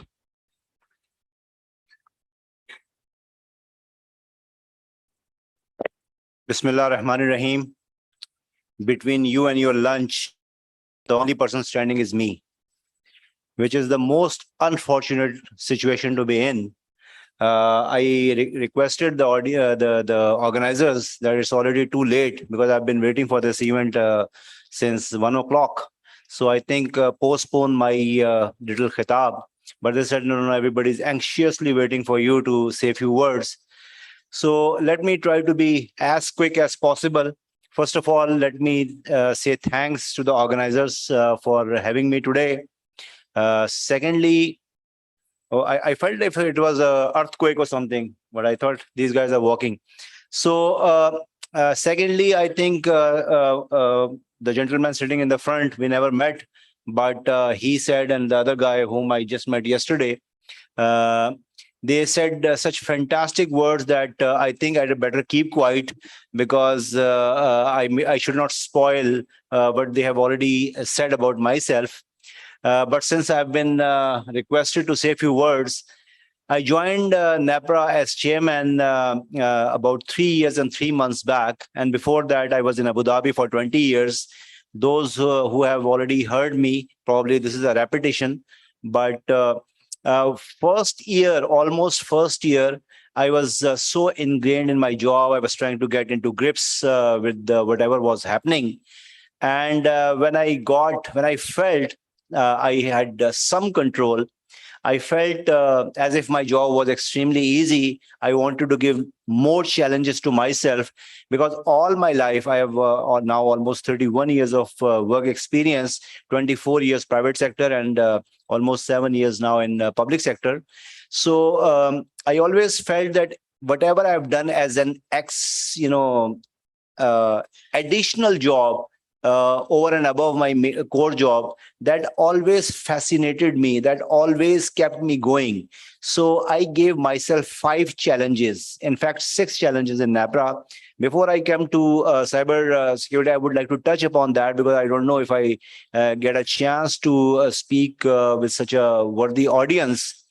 First one is called Power with Prosperity, which meant is basically I asked all the licensees all over Pakistan, what exactly are you doing in the community you're operating for the betterment of the community, like women empowerment, health, education, cheaper electricity, clean water. And I'm so happy to share this with you that in the last 2 years since I've taken this initiative, thanks to my licensees, I could be able to muster 32 billion rupees financing, over 908 new projects we have started in Pakistan. We have created over 33,000 jobs, out of which almost 8,415 jobs are of females. So it's a huge, huge impact. And we are going to celebrate 25th birthday this December.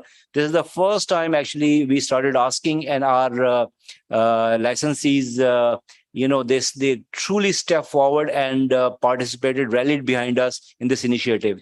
The second initiative I've taken is called Power with Safety, which basically is to beef up the HSC or safety part, especially in all over Pakistan, especially discos.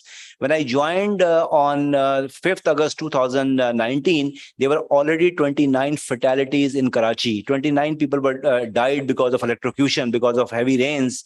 When I looked into it, I found there was a glaring mistake that was made because they laid ABC, aerial bundle conductor, all over Karachi, and they didn't include the earthing wire in that.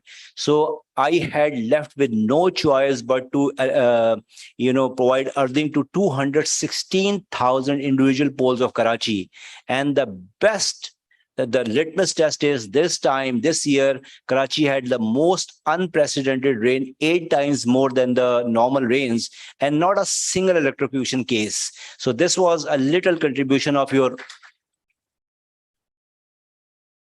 Before I come on this one, this is the third initiative, but I go to the fourth and fifth one. The fourth one is Power with Unity, in which I'm trying to bring academia and industry together so that there are linkages. And my dream is that every single student in Pakistan, maybe engineering or non-engineering, they should do some real life problem solving instead of having a very large caption, projects which are only meant for research and for the publication of the faculty.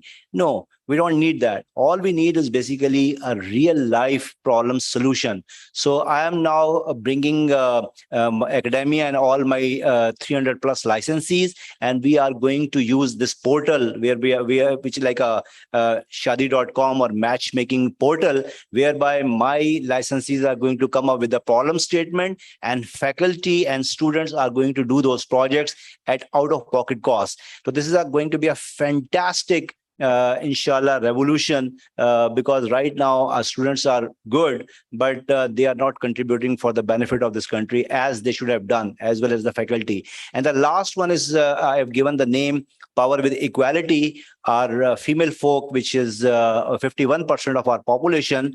Now we are having fantastic induction ratio in universities. I went to UET the other day and I found it extremely colorful. And I asked the Vice Chancellor, and I can see so many girls. And he said, now we have put a quota or allowance. I said, for the girls? He said, not for the boys. Because last 2 years, girl overpowered boys so much that the girls were 53, 54, or even 60% in percentage. So now we have tried to save this endangered species called boys from getting extinct. So we have kept 50% quota of them. But somehow this number is not getting translated into jobs or induction. And secondly, even if you can see in power industry, it's not more than 1 or 1.5%. So I'm trying to beef it up. I try to walk a talk. 43% of my females in NAPRA are hired by me in the last 3 years and 3 months. And Kuratulan, who was just sitting here, she is going to be the first director next week, inshallah, during our promotion board, having a career progression to the director level. I'm also working, we have a position vacant for member Punjab. I'm trying my level best that we have our first female NAPRA member, inshallah, from Punjab. So this is a little contribution. I'm pushing all my power sector. The second thing where this women folk is not progressing or making their mark is the leadership positions. So I'm not only trying to beef it up on the induction side, but also on the basically career progression or leadership position. So last one is basically power with the security. There is a reason we say that it has become a global village. We have come extremely close to each other. It's not that distances have reduced, but we have now more easily accessible communication systems, because of which we have come extremely close. Now we probably don't know what is happening next door, but we exactly know what is happening in our family, what they are eating in the breakfast or lunch or dinner, those who are in the far-flung areas in this world, actually, US or UK or wherever, only because of this connectivity. So all this coming closer has its own price, and you all are somehow IT guys, much more knowledgeable than myself. We are running the power industry of Pakistan, which entails generation, transmission, and distribution. And I'm also working on the innovation. We are bringing the most modern EV, electric vehicle regulations. We have very recently brought microgrids license. Very first time in the history of Pakistan, I've brought microgrid license. And you'll be extremely happy to know that very first company has applied for this license. They are going to provide electricity to 11 villages, illuminating almost 500-600 houses, which is going to have at least 4,000-5,000 people. This is something which is unprecedented, because almost 26.5% of Pakistanis, we could never give them electricity.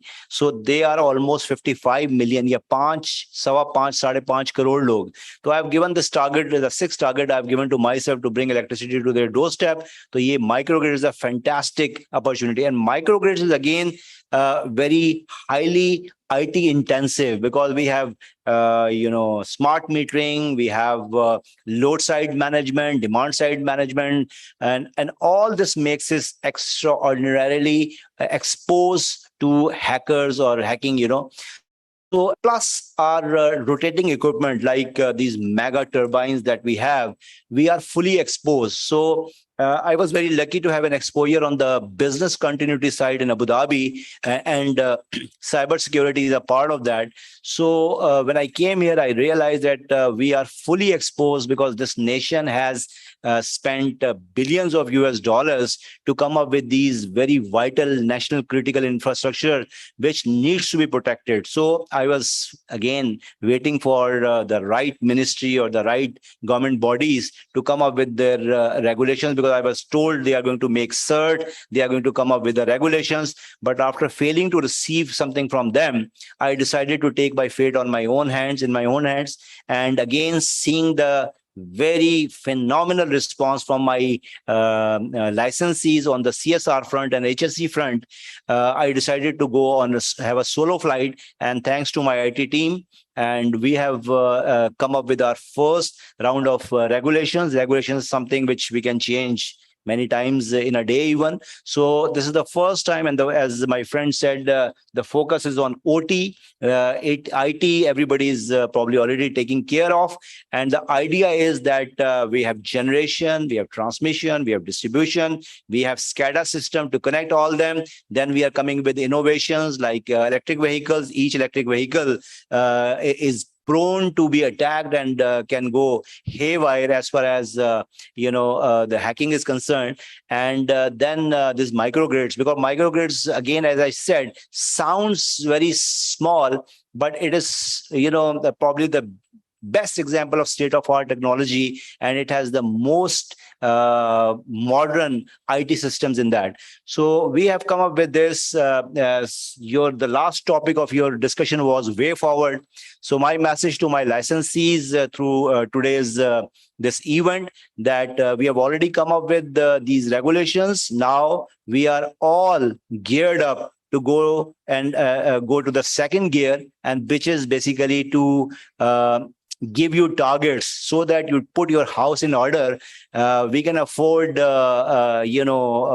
few things, but there are few things which we absolutely can't afford. And that is basically somebody turning our very expensive, very, again, as I said, this is a national asset, to start rotating our machines in the reverse direction. This is simply unacceptable for us. So for that, we have to prepare ourselves. So we are planning to have our cert, first NAPRA cert, then power industry sectoral cert, and then we are also planning to have audits. Once we are going to give our a deadline to all our licenses, the next round will be that we are going to engage, because we don't have such resources within NAPRA, but definitely we have resources outside, which we are going to use as an outsource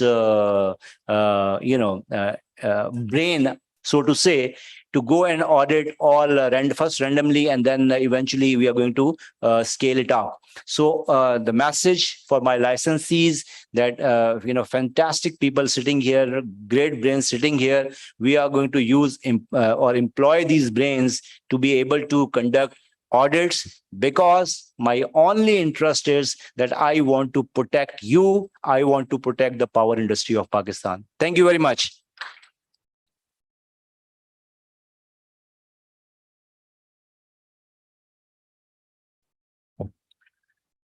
Thank you very much. We are just last break. We are just edge of our lunch break. But I will just take 5 more minutes, 5-6 minutes more to present our memento to our honorable delegates. For that one, I will invite, first of all, Mr. Tosif. Please come on stage and present a mementos. I would also like to invite Faisal Rahman, who is actually a man behind this whole show, to just come on the stage and present some mementos. So the format will be, I'm just going to announce the delegate's name, and if they can just near to this stage come to this side and then leave on that side. So our first delegates would be Noman Abdul Qadir. Mr. Noman Abdul Qadir, please come and have your moment too.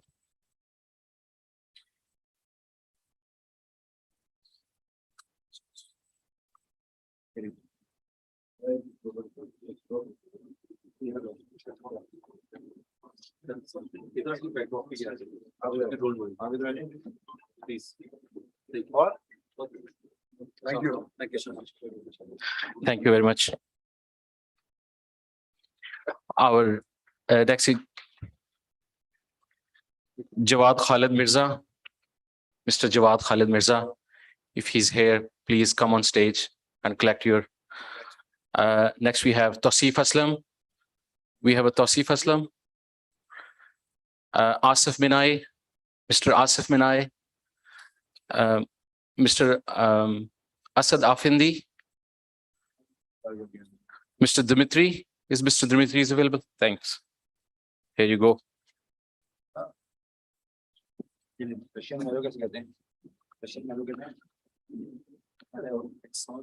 you.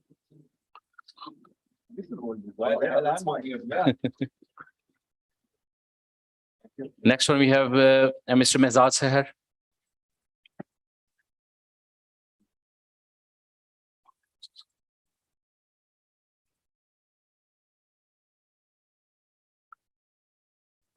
Thank you very much. We have Maher Mohsen Sheikh. Mr. Maher. Next one we have Ms. Kuratulan.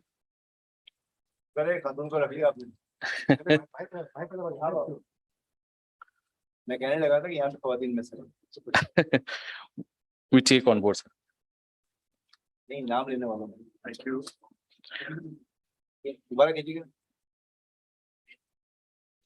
Thank you. Thank you.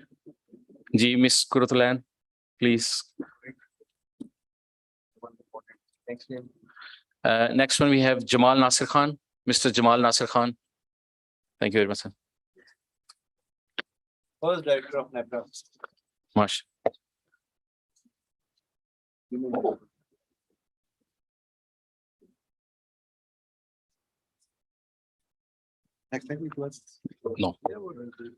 Next one we have Nusrat Khan. Mr. Nusrat Khan. He left. Okay. Okay, that's it for this session. Thank you very much, Mr. Faisal. Thank you very much, Mr. Tausif. Yeah. Yes. So Mr. Faisal will present the memento to Mr. Tausif. Thank you. Thank you very much, sir. Thank you very much. Well, now the most awaited event, the lunch, is just on the break. So we will take a break of 30 minutes of lunch, and we have a very excited session after the lunch, which is the most awaited and the most talk in the town is a cert roll. So please get together after 30 minutes. So sharp up 30 minutes so we can start over. We have a Kaspersky stall on your left. Please touch them and then have a word with them as a technical persons. It will be very enjoyable discussion with them. I'm pretty much sure, because the guy which is from Kaspersky is very knowledgeable and he can actually give some of our insight in terms of our cybersecurity postures. So yeah, so ladies and gentlemen, we will meet after 30 minutes and take your lunch. Thanks.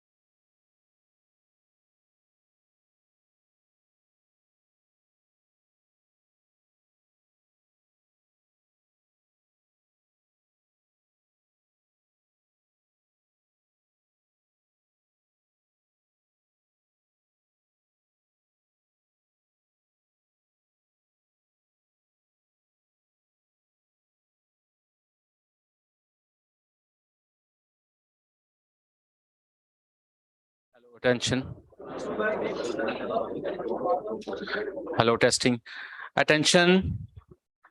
Attention to all participants, please put together and then come into the main hall. We have a very awaited session is on his way. So I would request all the participants to come and join our main on the main hall, please.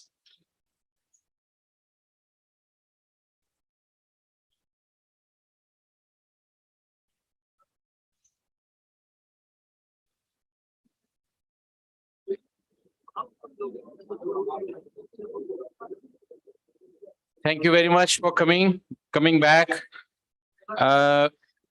We have now a panel discussion on a most awaited and a most amazing, which is the talk of the town topic, which is a CERT, in which Mr. Amar Jafri, Director General, Center of Information Technology, and the former Additional General FIA, he is going to moderate this event and this talk. Mr. Amar Jafri is the one who actually pioneered in the CERTs, in the information security, especially in the law enforcement agency. And he is the man who actually bring this information security awareness into the outside of the law enforcement. So I would like to invite Mr. Amar Jafri. Mr. Amar, please come and take up our panel. Please, Mr. Amar Jafri.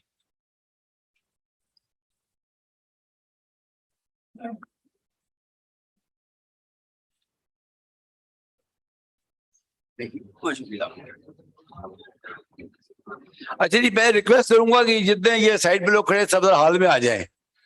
अभी मेरे साथी ने एक बात की है, वो बताऊंगा कि अगर ये सर्ट के बजाय कंसर्ट होता तो बड़ी अच्छी बात होती, मेरा ख्याल है। तो मेरा ख्याल है फिर सब लोग बैठे होते हैं यहाँ पे ना। ये जितने लोग भी साइडों पे खड़े हैं, ये काइंडली तस्वीर रखें, कोई आदमी खड़ा ही रहेगा हॉल के अंदर, प्लीज सारे बैठ जाएं, सिवाय ऑर्गेनाइजर्स के सब लोग बैठ जाएं जी। बहुत शुक्रिया आप लोगों का जी, थैंक यू वेरी मच।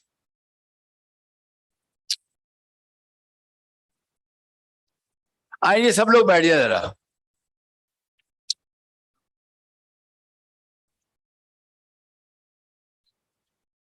क्योंकि जो हॉल में रह जाएगा वही हमारा साथी है, बाकी जो है वो जो हम 20 साल से कर रहे हैं उसी का बूट है उनका करने का ना। जो हॉल में रह जाएगा वही साथी है हमारा, और उन्हीं को हम बात समझाने की कोशिश करेंगे।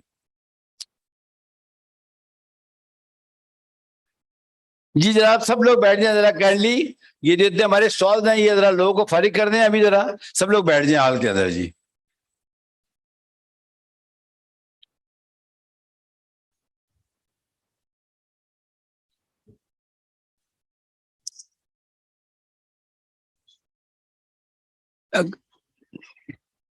काइंडली बगड़े साहब आप जरा काइंडली बैठेंगे, सामने आ जाए आप, जरा सामने आ जाए। राफे आ जाओ भाई। राफे बलोई की तबीयत भी ठीक नहीं थी, ये मेरे फरमाइशी प्रोग्राम पे तशरीफ लाए हैं। मैं कहा राफे तुम्हारे पास मजा नहीं आएगा, सर्ट की बात हो, साइबर सिक्योरिटी का, राफे बलोच ना जाती है। राफे बैठे, प्लीज बैठे, जब मैं बैठा तो बैठे आप ना, बैठे। अच्छा जी, अब इसको शुरू करते हैं अल्लाह के पाक नाम से जो बहुत रहमान रहीम है। साथियों, आज के जो ये 1.5 घंटा है हमारा, ये इसके डिस्ट्रीब्यूशन इस तरह है कि पहले आधे घंटे में कीनोट टॉक्स है इसके अंदर। उसके बाद जो पहला सेशन है वो है search for government sector organisations, और उसमें गवर्नमेंट के लोगों को बुलाया जाएगा यहाँ पे।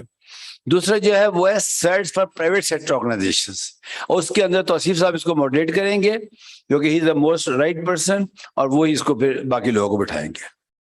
अच्छा, चूंकि पहले कीनोट टॉक मेरी है तो मैं सिर्फ ये गुजारिश करूंगा आप सब लोगों से कि मैंने पूरी जिंदगी कुछ नहीं किया सिवाय टेक्नोलॉजी में काम करने के। Alhamdulillah, I have the proud honor of starting my career from Pakistan Army as civilian officer.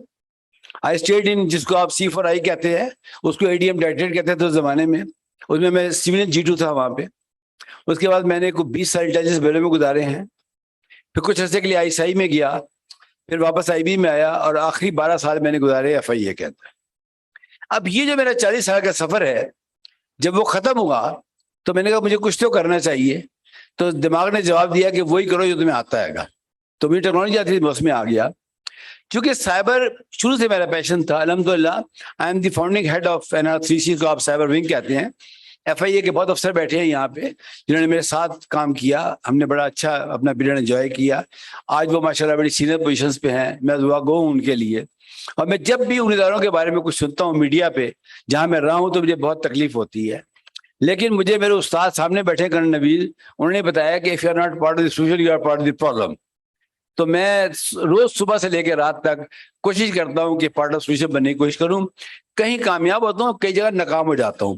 ناکامیاں مجھے ہمیشہ اگلا سبق سکھاتی ہے کہ کیسے یہ ناکامی ہوئی کیوں ہے. پھر ہمارے جو انٹرنیٹ تھنک ٹینک ہے اس پہ ڈسکس کرتے ہیں چیزوں کو.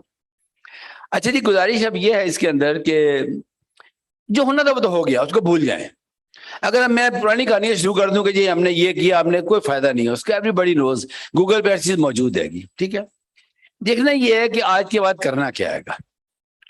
میں چونکہ زیادہ تو بینکنگ سیکٹر کے ہیں, میں یہ بتاؤں ہم شروع ہوئے تھے بارٹر سسٹم سے. جو بچے بیٹھے ہیں وہ کیا تھا کہ جی یہ پانی کی بوتل میرے پاس ہے, کھانا آپ کے پاس ہے, میں آدھا پانی آپ کو دیتا ہوں, آدھا کھانا مجھے دیتے, دونوں کھانا کھا لیتے ہیں. یہ بارٹر سسٹم تھا. اس میں پورا معاشرہ چل رہا تھا. اس کے بعد بے شمار سسٹمز آئے, کوائنز آئے, نوٹس آئے, کرنسیز آئیں, کریڈٹ کارڈز آئے. آخر میں بٹ کوائن صاحب تشریف لے آئے. 2008 کے اندر ستوشی نے ایک آرٹیکل لکھا اور اس نے سمپل بات کی کہ بھائی ایک بندے نے دوسرے کو $1 لاکھ بھیجنا ہے تو یہ بیچ میں کون آ گیا.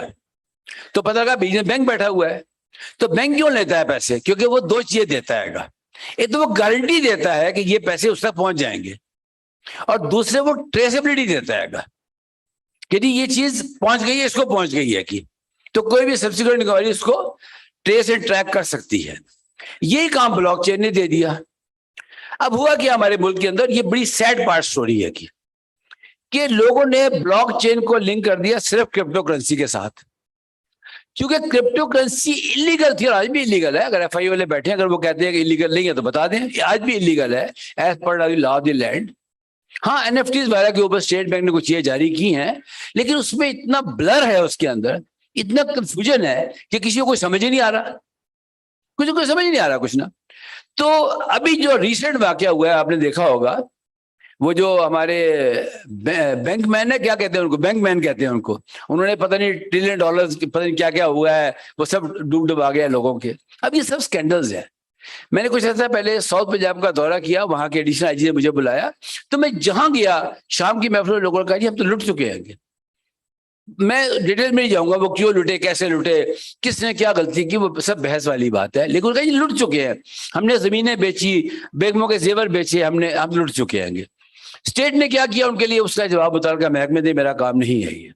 جب یہ میرا کام تھا تو الحمدللہ ہم آدھے گھنٹے بندے پکڑ لیا کرتے تھے. یہاں لوگ بیٹھے ہیں جنہوں نے دیکھا کہ ہم نے 2004, 5, 6 کے اندر آدھے گھنٹے میں 300 لوگ پکڑ لیے اور نہیں ڈرے کسی بات سے.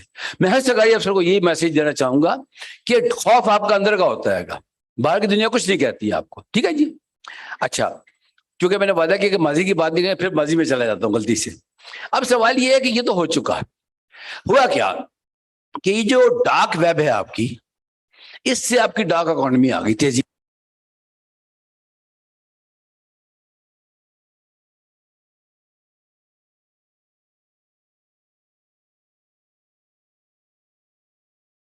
کہ چونکہ ہم نے قوانین ابھی بنائے ہیں, ابھی نیشنل سیٹ بنی نہیں ہے ہماری, یہ بات بہت سمجھنا ضروری ہے گا.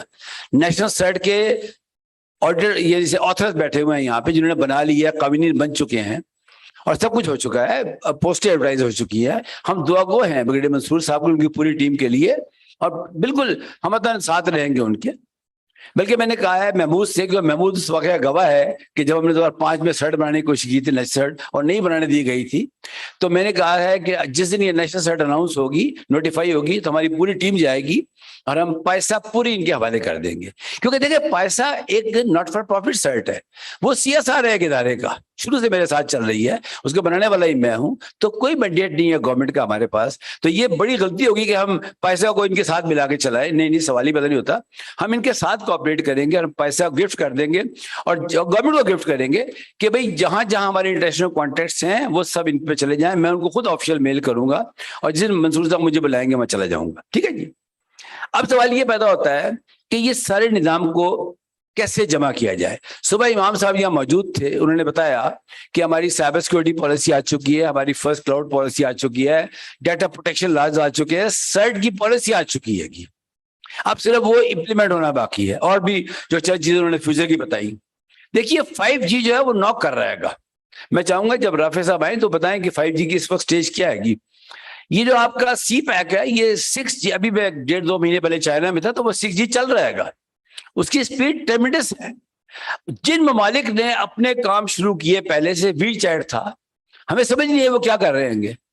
आज अब देख ले, मैं नहीं समझता कि आगे जाके हम व्हाट्सएप के ऊपर रहेंगे। वी चैट को मैं आज तक खुद भी यूज कर रहा हूं, मैं तो हैरान हूं उसकी फंक्शनैलिटी के ऊपर। आपने चाय की पत्ती मंगानी है, वी चैट से मंगाएं। आपने $2 लाख ट्रांसफर करने, वी चैट से करें। कोई तो निजाम काम कर रहा है ना। तो हमें इंडिजिनस जो चीजें उसके ऊपर गौर करना पड़ेगा, अपनी चीजों के ऊपर। इसके ऊपर गवर्नमेंट को आगे आना पड़ेगा, रिसर्च एंड डेवलपमेंट में करना पड़ेगा। मेरे को साथी बैठे हैं यूनिवर्सिटी से, उनको लोगों को आगे लाना पड़ेगा। सिंपल सी बात है कि ये काम कौन करेगा। हम पता है इस वक्त क्या कर रहे हैं सारे, हम कह रहे हैं कि यार ये कोई और करेगा, मेरा तो कोई काम नहीं है। मुझे काश के मैं मौका होता, मैं करंट रिव्यू का बुलाता, मौका नहीं है, फिर कहीं बुलाऊंगा। इनकी बात बड़ी सिंपल सी है कि हर आदमी ये सोच रहा है कि काम को और कर दे, फायदा मुझे हो जाए उसका। ऐसा होता नहीं है दुनिया के अंदर, ऐसा होता नहीं है। ठीक है जी। एक मुन्नू भाई शायर है, वो बड़ी सी बातें करते थे। उन्होंने कहा जी की होएगा कुछ नहीं, फिर की होएगा, फिर की होएगा, होना की हैगा। अब कहते हैं होंदा नहीं है, करना पैंदा है, पीछे पीछे जाना पैंदा है। हम जितनी बातें यहाँ इस हॉल में सुबह से कर रहे हैं, उसे कोई ना कोई तो करेगा ना, और बस जिम्मेदारी से करेगा। यहाँ जितने सरकारी महकमों के अफसरान बैठे हैं, मैं सबको एक मैसेज ये दूंगा, क्योंकि मैंने 40 साल यही काम किया है। फॉर 40 ईयर्स आपकी नीयत ठीक हो, अफसर आपके साथ हो, आप कानून में रह काम करें, कुछ नहीं होता, कुछ नहीं होता, मैं समझता हूँ। ठीक है जी। अच्छा, अब सर्ट का चूंकि मामला है, तो सर्ट बेसिकली क्या चीज है मेरी अंडरस्टैंडिंग के मुताबिक, ये आपके घर के बाहर का चौकीदार है। ये आपके घर के बाहर का चौकीदार है। अंदर जितने मर्जी ताले लगा लें आप, मैं कहता हूं सेफ लगा लें 6 चाबियों वाले। ये चौकीदार जो बाहर का है आपका, इसका राब्ता किसके साथ है? गली के चौकीदारों के साथ, अपनी सोसाइटी की सिक्योरिटी के साथ। इसको अपने थाने का नंबर पता है। ठीक है, यानी कोई अगर वाकया होगा तो अंदर बताने से पहले ये खुद सारे काम कर लेगा। नंबर 2, जितने तमाम लोग हैं वो इसको इन्फॉर्म करेंगे। बहुत लोग ये बात जानते हैं कि रात मुझे 2-2 बजे मैसेज आते हैं, और वो ज़रा पैसे सेट के वाले से आते हैं। वो पूछते हैं कौन सा महकमा करेगा, तो मैं कहता हूँ भी ठीक है, मैं फिर पीटीओ को बताया था, और मुझे कुछ महकमा नजर नहीं आता, अब ज़ाहिर है हम मुगीर साहब को बताया करेंगे। तो इसका मतलब ये हुआ कि तमाम दुनिया के चौकीदार मौजूद है, हमारा चौकीदार गायब हैगा। ये बात समझने की है, सिर्फ ये हमारा चौकीदार गायब हैगा। ठीक है, अब ये चौकीदार आ गए हैं। इसकी जो प्लानिंग है वो ज्यादा मुझे साहब बताएंगे अपने टॉक के अंदर। नेशनल सर्ट एक ही होगी, 6 नहीं होगी, और वो लीगल मैंडेटरी, हर आदमी उसको जवाब देने को तैयार। उसके बाद सेक्टोरियल सर्ट्स होंगी। पीटीए जो है वो टेलीकॉम, आपकी बताया सुबह मुगीर साहब ने यहाँ पे खड़े होके, जाहिर है उनके पास ये चीजें होनी चाहिए। एससीसीपी जो है वो, बाकी स्टेट बैंक, जितने ये इदारे हैं जो कि चला रहे हैं, नेपरा है लाइसेंसेस पे काम करेगा, और उस सेक्टर के अंदर जितने इदारे हैं वो अपनी सर्ट बनाएंगे। इसका मतलब है, एक तो ये यूनिवर्सिटी के लोग बैठे हैं, उनके लिए ये बात समझना जरूरी है, एक बहुत बड़ी जॉब मार्केट आने वाली है जो हजारों नहीं लाखों में हो सकती है। ठीक है जी। देखिए जो अनएम्प्लॉयड मैन पावर है वो एक अजाब बन गई है हमारे लिए। वर्चुअली वो सड़कों पे जा रहे हैं, वो मार रहे हैं लोगों को। ये जो परेशानियां आप देख रहे हैं ना, हर आदमी परेशान हैगा, इसके पीछे वजह है कोई। अब अपने बारे में सोचें, अगर आपके पास कल खाने के पैसे ना, हम क्या करेंगे, तो उसका भी यही मसला है। तो इसका मतलब ये हुआ कि जो सर्ट वाला काम शुरू होने वाला है, ये तमाम इदारों के लिए, टेक्नोलॉजी कंपनी के लोग बैठे हैं, उनके लिए बहुत बड़ी अपॉर्चुनिटी आ रही है, यूनिवर्सिटी के लिए अपॉर्चुनिटी आ रही है, सरकारी इदारों के लिए अपॉर्चुनिटी आ रही है कि ठीक है जी। अभी आधे घंटे पहले हम ओटी की बात कर रहे थे। मुझे बताएं, मैं आज से कुछ साल पहले सेलकोट गया, वहां मैंने उनको IR 4.4 पे, IR 4.0 पे लेक्चर दिया, किसी ने मेरी बात नहीं समझी वहां पे, और ये 5 साल पुरानी बात है कि मैंने उनको बताया कि IR 4.0 क्या है। अब तो 5.0 आ गया है। हमने एक बहुत बड़ी गलती की, और ये हिस्टोरिकल मिस्टेक है, और ये यूथ को मिस्टेक बताना जरूरी है। मेरे में लोग डरते हैं कि लोग कहेंगे तुमने काम नहीं किया, कोई बात नहीं, होता है नेशन की हिस्ट्री के अंदर, नहीं होता। हमने 2.0 तक हम ठीक रहे, हमने पूरा 3.0 मिस किया है। کیونکہ ٹاپک نہیں ہے اس لیے میں اس سے زیادہ بات نہیں کر سکتا. اب 4.0 کو مس کرنے جا رہے ہیں تیزی کے ساتھ. تو میں یہ بڑا خوش ہوں کہ نیپرا نے اس کو چارج لے لیا ہے گا. میری چیئرمین نیپرا سے اسی ہال میں ملاقات ہوئی. انہوں نے مجھے بلایا کوئی ایوارڈ وغیرہ تھے, تو جب انہوں نے مجھے ایوارڈ دیا تو مجھے کہا کہ آپ مجھے ملیں. ان کے لوگ بیٹھے ہیں. نیکسٹ ڈے میں ان کو کال کی, انہوں نے کہا آ جاؤ. تو انہوں نے کہا یار ہمیں تو آپ کو ایوارڈ دینا چاہیے, یہ ساری جو میں دیکھ رہا تھا آپ پہلے کام کرتے رہیں گے. اس کا مطلب یہ ہوا کہ ہم نے آواز اٹھائی ماضی کے اندر, لیکن غالباً وہ کنڈیسیو انوائرمنٹ نہیں تھے اس وقت, انیبلنگ انوائرمنٹ نہیں تھے. تو وہ غلطی آج نہیں کرنی چاہیے ہمیں. ایک اور بات سمجھانے کی کوشش کروں گا. 1970 میں پوری دنیا ایک لائن پہ کھڑی تھی. پلیز میری بات یہ غور سے بہت سنیے گا. پوری دنیا ایک لائن پہ کھڑی تھی, کوئی بھی آگے جا سکتا تھا. ہم آگے نہیں گئے. جو مالک آگے گئے وہ اس کا فائدہ اٹھا رہے ہیں. کہ یہ تو ہو گئی بری بات. آپ کیا کریں جی, اب تمہارے گئے. اچھی بات یہ ہے کہ artificial intelligence, IoT, IR 4.0, metaverse, 50 میں نام لے سکتا ہوں گا, ان تمام نے آج پھر موقع دے دیا ہے گا اور پوری دنیا کو ایک لائن پہ کھڑا کر دیا ہے گا. آپ یقین کریں جو ایڈوانٹیج آج پاکستان کو ہے نا, وہی امریکہ کو ہے, وہی چائنا کو ہے, وہی رشیا کو ہے. کیا جو غلطی ہم نے ماضی میں کی تھی پھر وہ غلطی کرنے جا رہے ہیں؟ ایسا نہیں ہونا چاہیے. شاید اس وقت ہم اتنے اویئر نہیں تھے, آج ہم سب اویئر بھی ہیں اس کے اوپر. تو یوں سمجھے کہ یہ جو نسل بیٹھی ہے یہاں پہ, یہ رسپانسبل ہے اگلے 30 سال کی, 50 سال کی. تو پلیز جو غلطی 70 میں کی, جس نے بھی کی, ماضی کے لوگوں کو معاف کر دیں. مجھے اسلامک یونیورسٹی میں بلایا تھا, کچھ لوگ بیٹھے ہیں ان کے یہاں پہ, میں نے کہا تھا ہم مجرم ہیں اس نسل کے, لیکن مجرم کو بھگنا نہیں چاہیے. ہم ہی آگے آئیں گے. ہم کہہ رہے ہیں کہ جی ماضی غلطیوں کو بھول جائیں, بلیم گیم سے تو باہر نکل جائیں نا. ہمیں بڑا آسان ہے کہ جی نیپرا نے کام نہیں کیا, PTA نے کام نہیں کیا, منسٹری آف IT نے کام نہیں کیا, FIA نے کام نہیں کیا. بلیم گیم سے باہر نکل جائیں. آپ کہیں کہ جو میں کر سکتا ہوں گا. تو یہ جو 3 لیئرز ہیں سرچ کی, اس کو میں چاہوں گا بگڑے صاحب جب اپنی بات میں آئے تو سمجھیں اس سے. ٹھیک ہے جی, کوشچن کر لیں, کوئی ایشو نہیں ہے گا. ٹائم اس کا آدھے گھنٹے ہے, لیکن اب آپ پھنس گئے سارے, اب جائیں گے اپنی مرضی سے. مطلب آپ کو اتنا انگیج رکھیں, یہ میرا کام ہے کہ آپ دل نہیں لگ رہے آپ کا باہر جانے کے لیے. چائے بھی ہے ویسے اس کے بعد, چوش کی روٹی شوٹی کھا کے جانا, چائے بھی ملے گی اس کے بعد. کہنے کا مقصد یہ ہے کہ یہ ایک اچھا موقع ہے, اس کے اوپر ہمیں بات کرنی چاہیے. FIA کے افسران بیٹھے ہیں یہاں سارے, اور ایڈیشنل DG FIA کا میسج آیا تھا, وہ کسی بہت ضروری میٹنگ کی وجہ سے نہیں تشریف لا سکے. انہوں نے مجھے کہا کہ چونکہ آپ رہے ہیں تو انہوں نے کہا یار بورڈ پہ سب سے اوپر آپ کا نام لکھا ہوا ہے تو آپ ہی بول لیں. دیکھیے میں پھر ریپیٹ کروں گا اپنی بات. NR3C جس کو ابھی یہ سائبر ونگ کہتے ہیں, میں ابھی بھی NR3C کہتا ہوں, جو مرضی کر لیں, اور قانونی نام تمہارا آج بھی NR3C ہے, یاد رکھیے گا. ٹھیک ہے. جب یہ کنسیو کیا تھا میں نے اس سے کہہ رہا ہوں کہ میں نے کنسیو کیا تھا, میں تو ایئرپورٹ پہ کام کرتا تھا. اس کا نام تھا national response centre for cyber crimes. کیونکہ 3 C آ رہے تھے اخیر کے اندر, تو میں نے 3C کر دیا. دنیا میں ایسی بہت ٹریڈیشن موجود ہیں. تو NR3C کنسیو ہوا تھا کہ یہ نیشنل سیٹ بھی بنائے گا اپنی, اور یہ منسٹری آف IT کے ساتھ مل کے کام کرے گا, اور یہ کاگنیزنس بھی لے گا کرائم کی. خیر وہ ایک ہسٹری ہے, وہ نہیں ہوا. چلے بات ختم ہو گئی. آج کیا صورتحال ہے, نیشنل سیٹ بن چکی ہے ہماری, ہمیں ان کا ساتھ دینا چاہیے, پہلی بات. اس کے بعد FIA کے لاز بن چکے ہیں, FIA اپنا کام کرے, بندے پکڑے. ٹھیک ہو گیا جی. ایک مسنگ لنک ہے اس میں, اور وہ ہے پولیس کا. پولیس فرسٹ رسپونڈر ہے ہر جرم کی. میں وہاں پہ بہت بڑا ایک گیپ دیکھ رہا ہوں. مجھے جتنے بھی فون آتے ہیں اپنے دوستوں کے مسائل کے, تو کہہ دیے ہم پہلے تھانے گئے تھے. بھائی تھانے کیوں گئے تھے؟ جی ہمیں نہیں پتا کہاں جانا ہے گا. میں مانتا ہوں کہ FIA کا کال سینٹر ہے, وہ کہتے ہیں 24/7 ہے, وہ سب اپنی جگہ باتیں ہیں گی. لیکن یہ حقیقت ہے کہ اگر کسی کی بچی کا فیس بک اکاؤنٹ ہیک ہو جاتا ہے اور اس کو غلط چیزیں ڈالتا ہے تو وہ کہاں جائے؟ تو پھر کے وہ تھانہ نظر آتا ہے اس کو. تو ہمیں تیزی کے ساتھ پولیس کی کیپیسٹی بلڈ کرنی چاہیے. اب وہ کیسے ہوگی, کیا ہوگی, وہ میں گفتگو کر رہا ہوں گا. میں نے بڑی کوشش کی ہے کہ جو نیشنل پولیس بیورو ہے, کیونکہ وہ پورے ملک کی پولیس کو دیکھتا ہے, ان کے DG کو میں نے ریکویسٹ کیا کہ آپ سب IGs کو بلائیں اور ہم ان کو بتائیں کہ جی اپنے دور میں ہم سارے کر رہے ہیں, FIA بھی کر رہی ہے, میں بھی کر رہا ہوں, سب لوگ کر رہے ہیں, لیکن ایک بڑے آرگنائز طریقے سے, اور ان کے ASPs کو آگے لائیں, ینگ لوگوں کو آگے لائیں. ٹھیک ہے جی. اچھا, اب جب یہ سارا کام ہو جائے گا, اس کا مطلب ہے اگلے 4 سے 6 مہینے کے اندر ہماری ہر چیز ان پلیس آ جائے گی. ٹھیک ہے. اب یہ بہت ضروری بات ہے, وہ ہے ہیومن ریسورس ڈیولپمنٹ. دیکھیے اس ملک کے اندر اتنی ٹیلنٹڈ یوتھ موجود ہے, اور میری موٹیویشن ہی ہے. مجھے اکثر لوگ پوچھتے ہیں آپ کی کیا موٹیویشن ہے؟ میں کہتا ہوں میری موٹیویشن یہ ہے کہ اگر یوتھ کو ایک دم ٹریگر کر دیں تو پھر یہ اپنا کام خود سے مان لیں گے. اور اتنی برائٹ ہے وہ.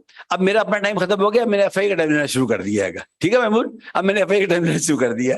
اچھا جی, اب وہ اتنی برائٹ ہے وہ یوتھ اس وقت کہ ہمیں صرف ایک نظام کے ذریعے ان کو امپاور کرنا ہے. اب میں سرچ کی بات کروں گا. دیکھیے میں یہ کام 12 سال سے کر رہا ہوں. سائبر ڈیل میں حصہ لیتا ہوں گا, انٹرنیشنل لیول پہ حصہ لیتا ہوں گا. ٹھیک ہے جی. سائبر ڈیل کیا ہوتی ہے آپ سب کو پتہ ہے گا. ہم شروع ہوئے تھے سینڈ باکس سے, ہوتے ہوتے ہم CTI پہ آئے, پتہ نہیں کہاں سے گزرے, اب آگے سائبر رینج. لیکن وہ اتنی مہنگی ہیں چیزیں, وہ $32 مانگتے ہیں گے. ٹھیک ہے, ایک ادارے نے گورنمنٹ کے اناؤنس کر دیا, پیسے تھے انہوں نے کر دیا, جنہیں کانٹریکٹ ملا وہ اپنا کام کر دیں گے. That is not the issue. میں کہتا ہوں ہمیں ڈسٹرکٹ وائز سائبر ڈیل کرانی چاہیے, ڈسٹرکٹ وائز. کرکٹ کے میچ ہوتے ہیں گے, and Rafi I need your support here. ہم کہیں جی ملتان کا مقابلہ کراچی کے ساتھ ہے, کراچی کا سر یہ نیسیسر بھی ہمارے ساتھ آئے گی اس کام کے اندر. ہم نے اب کو اچھا نام سوچے گا نا, وہ زلمے جو نام ہوتے ہیں اچھے اچھے. اچھا اس میں نا ہم نے کچھ سیریس بات نہیں کرنی. ایک کہتے ہیں سائبر سیکورٹی ود فن. بچہ جو بھاگتا ہے بہت زیادہ سختی سے, تو ہم نے اسکول کے بچوں کو سائبر اسکاؤٹس بنانا ہے, ہم نے کالج یونیورسٹی کے بچوں کو انوالو کرنا ہے, اور اپنے سینئر لوگوں کو انوالو کرنا ہے. یہ ڈیٹیل کی باتیں ساری میں چاہوں گا پینل میں لوگ کریں. میرا کوشچن ہوگا ان چیزوں کے اوپر کہ ہم اپنے آپ سے وعدہ کریں, کوئی باہر کا بندہ نہیں بیٹھا یہاں پہ, کہ جی ہم 5 لاکھ سائبر ورک فورس تیار کریں گے 2023 کے اندر, which is doable. اس کے پلیٹ فارم موجود ہیں, اوپن سورس موجود ہے. میں اپنی ذاتی انویسٹمنٹ کرنے کو تیار ہوں اس کے اندر. میں نے صبح امام صاحب کو یہی کہا ہے کہ میں پرائیویٹ لمیٹڈ کمپنی ہوں اس وقت, میں یہ کام کرنے کو تیار ہوں. مجھے آپ سے کوئی پیسہ نہیں چاہیے, کوئی فیور نہیں چاہیے, بس ایک ایسا فریم ورک بنا لیں, ساری IT کمپنی جمع ہو جائیں, اور ہم اپنے آپ سے وعدہ کریں کہ جی Pakistan 5 lakh cyber security workforce تیار کرے گا. دیکھیے انٹرنیشنل اسٹیٹسٹکس یہ کہہ رہی ہیں, یہ میں چاہوں گا کہ توصیف اس پہ آپ بات کریں کیونکہ آپ کافی پیسہ اس کے بارے میں کام کرتے ہیں, کہ میکسیمم جاب جو ہیں وہ 3 جگہ اویلیبل ہیں اس وقت.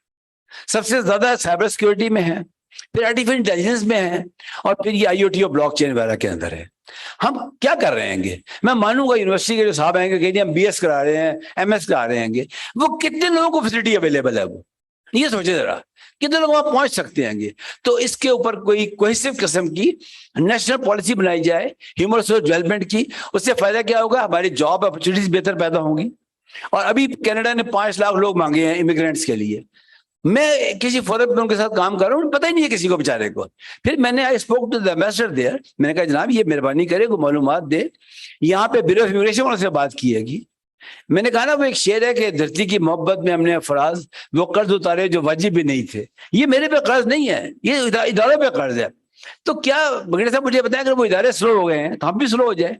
ہم اویئرنیس کو کریٹ کریں. میں اس کو کہتا ہوں ایڈوکیسی. آپ کچھ بھی نہ کریں, اسٹیج پہ کھڑے ہو کے بات کر دیں آپ نا, تو آپ یقین کریں خدا کا نظام ہے, میرا نظام نہیں ہے. آپ حق کی بات کریں لوگ آ جائیں گے آپ کے ساتھ نا, لوگ آپ کی بات سننے کو تیار ہوں گے. اچھا جی اب میں اس کو ریپ اپ کرنا چاہوں گا پہلے سیشن کو. بگڑے منصور صاحب آپ سے درخواست ہے کہ آپ تشریف لائیں اور اپنے ادارے کی اغراض و مقاصد, قوانین. دیکھیے میں پھر ریپیٹ کروں بفور یو کم, اس وقت نیشنل سرٹ پہ ایک بلر ہے, لوگ کنفیوز ہیں کہ FI کیا کرے گا. سب سے بڑا ایشو آئے گا آپ کو, میں آج بتا رہا ہوں گا, انفارمیشن شیئرنگ کا. سب سے بڑا آئے گا. ایک بینک ہیک ہو جاتا ہے گا, وہ بتائے گا اپنی سیکٹریل سرٹ کو, اور بتائے گا تو کیا معلومات دے گا وہ اس کو؟ کیا وہ سیکٹریل سرٹ آپ کو بتائے گی؟ آپ کے پاس رسپانس ٹائم مشکل سے 1-2 گھنٹے ہوتا ہے. اگر آپ کو بنگلہ دیش کی کیس اسٹڈی موجود ہے, میں گیا تھا بنگلہ دیش, میں نے پورا اسٹڈی کیا تھا. آپ یقین کر لیں, ابھی ٹائم نہیں ہے, وہ جنہوں نے اٹیک کیا تھا انہوں نے ایک چھوٹی سی غلطی کر دی تھی, آپ کو پتا ہے, ورنہ پورا بنگلہ دیش لوٹ گیا تھا. وہ چھوٹی سی انہوں نے غلطی کر دی تھی اسکرپٹنگ کے اندر, تو اس غلطی کے باوجود بھی پتہ نہیں کتنے $1 بلین ان کے ایک رات میں نکل گئے تھے. اس کا مطلب یہ ہوا کہ جتنے بینکنگ انڈسٹری کے لوگ بیٹھے ہیں, چاہے آپ کے سیزو ہیں یا جو بھی آپ کے پاس پوزیشن ہے وہاں پہ, یہ شیئر رسپانسبلٹی ہے. میں پھر کہوں گا سائبر سیکورٹی. مجھے ابھی کھانے پہ نبی صاحب نے ایک بڑی اچھی بات کی, مجھے بڑی اچھی لگی. انہوں نے کہا یار کبھی سیکورٹی بھی ڈیوائڈ کر سکتے ہیں آپ کر نہیں سکتے سیکورٹی کو divide. Look at this word, انہوں نے کہا سیکورٹی کو آپ ڈیوائڈ کر نہیں سکتے, وہ کوہیسو ہوتی ہے گی. तो मैं फिर कहूंगा साइबर सिक्योरिटी जो है वो एक शेयर रिस्पॉन्सिबिलिटी है। महमूद, तुम्हें गवाह होंगे, मैं ये 20 साल से कह रहा हूं कि साइबर क्राइम और चीज है, साइबर सिक्योरिटी और चीज है। साइबर क्राइम में पूरा डिफरेंट बॉल गेम है, जो गलती करेगा मारा जाएगा। साइबर सिक्योरिटी हमारी शेयर रिस्पॉन्सिबिलिटी है। गली में, मोहल्ले में, यूनिवर्सिटियों में, इदारों में हमें सबको इसमें काम करना चाहिए। ओवर टू यू बेटे साहब, thank you.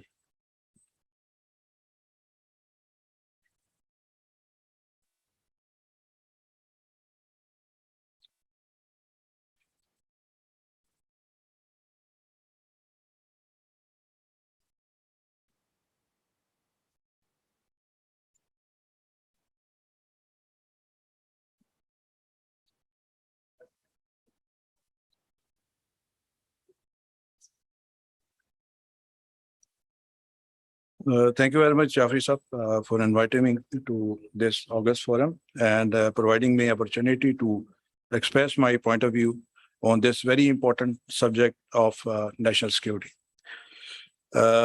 Jafri Sab, mashallah, he is a legend and pusher in government sector, और इनकी काविशों को किसी भी सूरत जो है वो हम लोग भुला नहीं सकते। गवर्नमेंट अभी मतलब गो के we are delayed, but wherever we are because of his efforts. तो ये कि हम will remain indebted to you, sir. Before I start, just a brief introduction about National Telecom and IT Security Board. National Telecom and IT kindly silent meeting करेंगे, I am sorry, ये जरा silent meeting करेंगे please, उनको बताएं। कोई आदमी खड़ा रहेगा, प्लीज आप बैठ जाए, बाहर चले जाए, आई एम सॉरी, ये बहुत important topic, more than your discussion, I am sorry. चलें। Thank you, sir. National Telecom and IT Security Board is an epic national body. It has representation from all major stakeholders who are dealing with the subject of communication and IT security. We have 16 permanent members from, you name it, any department, and we have had in our board. Secretariat of this board is in Cabinet Division. Secretary Cabinet Division, he is chairman of the board, and I am acting as secretary of the board. Now coming over to the issue of national CERT. Sir, as you know, in order to harness the benefit of ICT, Pakistan has also adopted the path of digital transformation. The increased use of ICT exposes information assets to evolving cybersecurity threats, and accordingly, a very significant increase in cyber attack on government and private sector organization setups is seen in the recent past. Unfortunately, on the other hand, Pakistan's cybersecurity posture is very weak, and it is vulnerable to so many groups, people, nation state actors, non-nation state actors, third-party groups. While talking about the National Cybersecurity Index, at global level, which measures the relationship between digital journey of the nation and cybersecurity commitment. And let me tell you, it is not very encouraging. At Global Cybersecurity Index, which is called GCI, and this data is of 2020, we were ranked 79 out of 194. And another index, that is National Cybersecurity Index, again, data is from 2020, and here we stood at 72 out of 160. So you can see the state of affairs. In order to ensure the online safety of the citizen of Pakistan and to ensure the safety of the digital systems, various initiatives in the realm of cybersecurity are already in place by different federal and provincial bodies and at sectoral level as well. However, at national level, there was a vacuum. और जैसे जाफरी साहब ने बताया कि vacuum बहुत अरसे तक रहा। Alhamdulillah, Pakistan first ever national cybersecurity policy was approved in July 2021 by the cabinet. It has a 3-tiered implementation framework. ये kindly important है, देख लीजिए, इसमें मैं आपको बता दूंगा, जैसे जाफरी साहब भी बता रहे थे कि there is a blur. It has a 3-tiered implementation framework. At national level, there would be one national CERT. Have named it as PK CERT. उसके बाद sectoral CERTs होंगी. This CERT would be one of the CERT. PTA CERT would be taking care of telecom sector. इसी तरह power CERT है, वो power का जितना भी department है उस. Then there would be a FinCERT, जो कि जितने भी फाइनेंशियल रेगुलेटर्स हैं, बैंक्स हैं, उनको लुकअप निकालिए। और सेकंड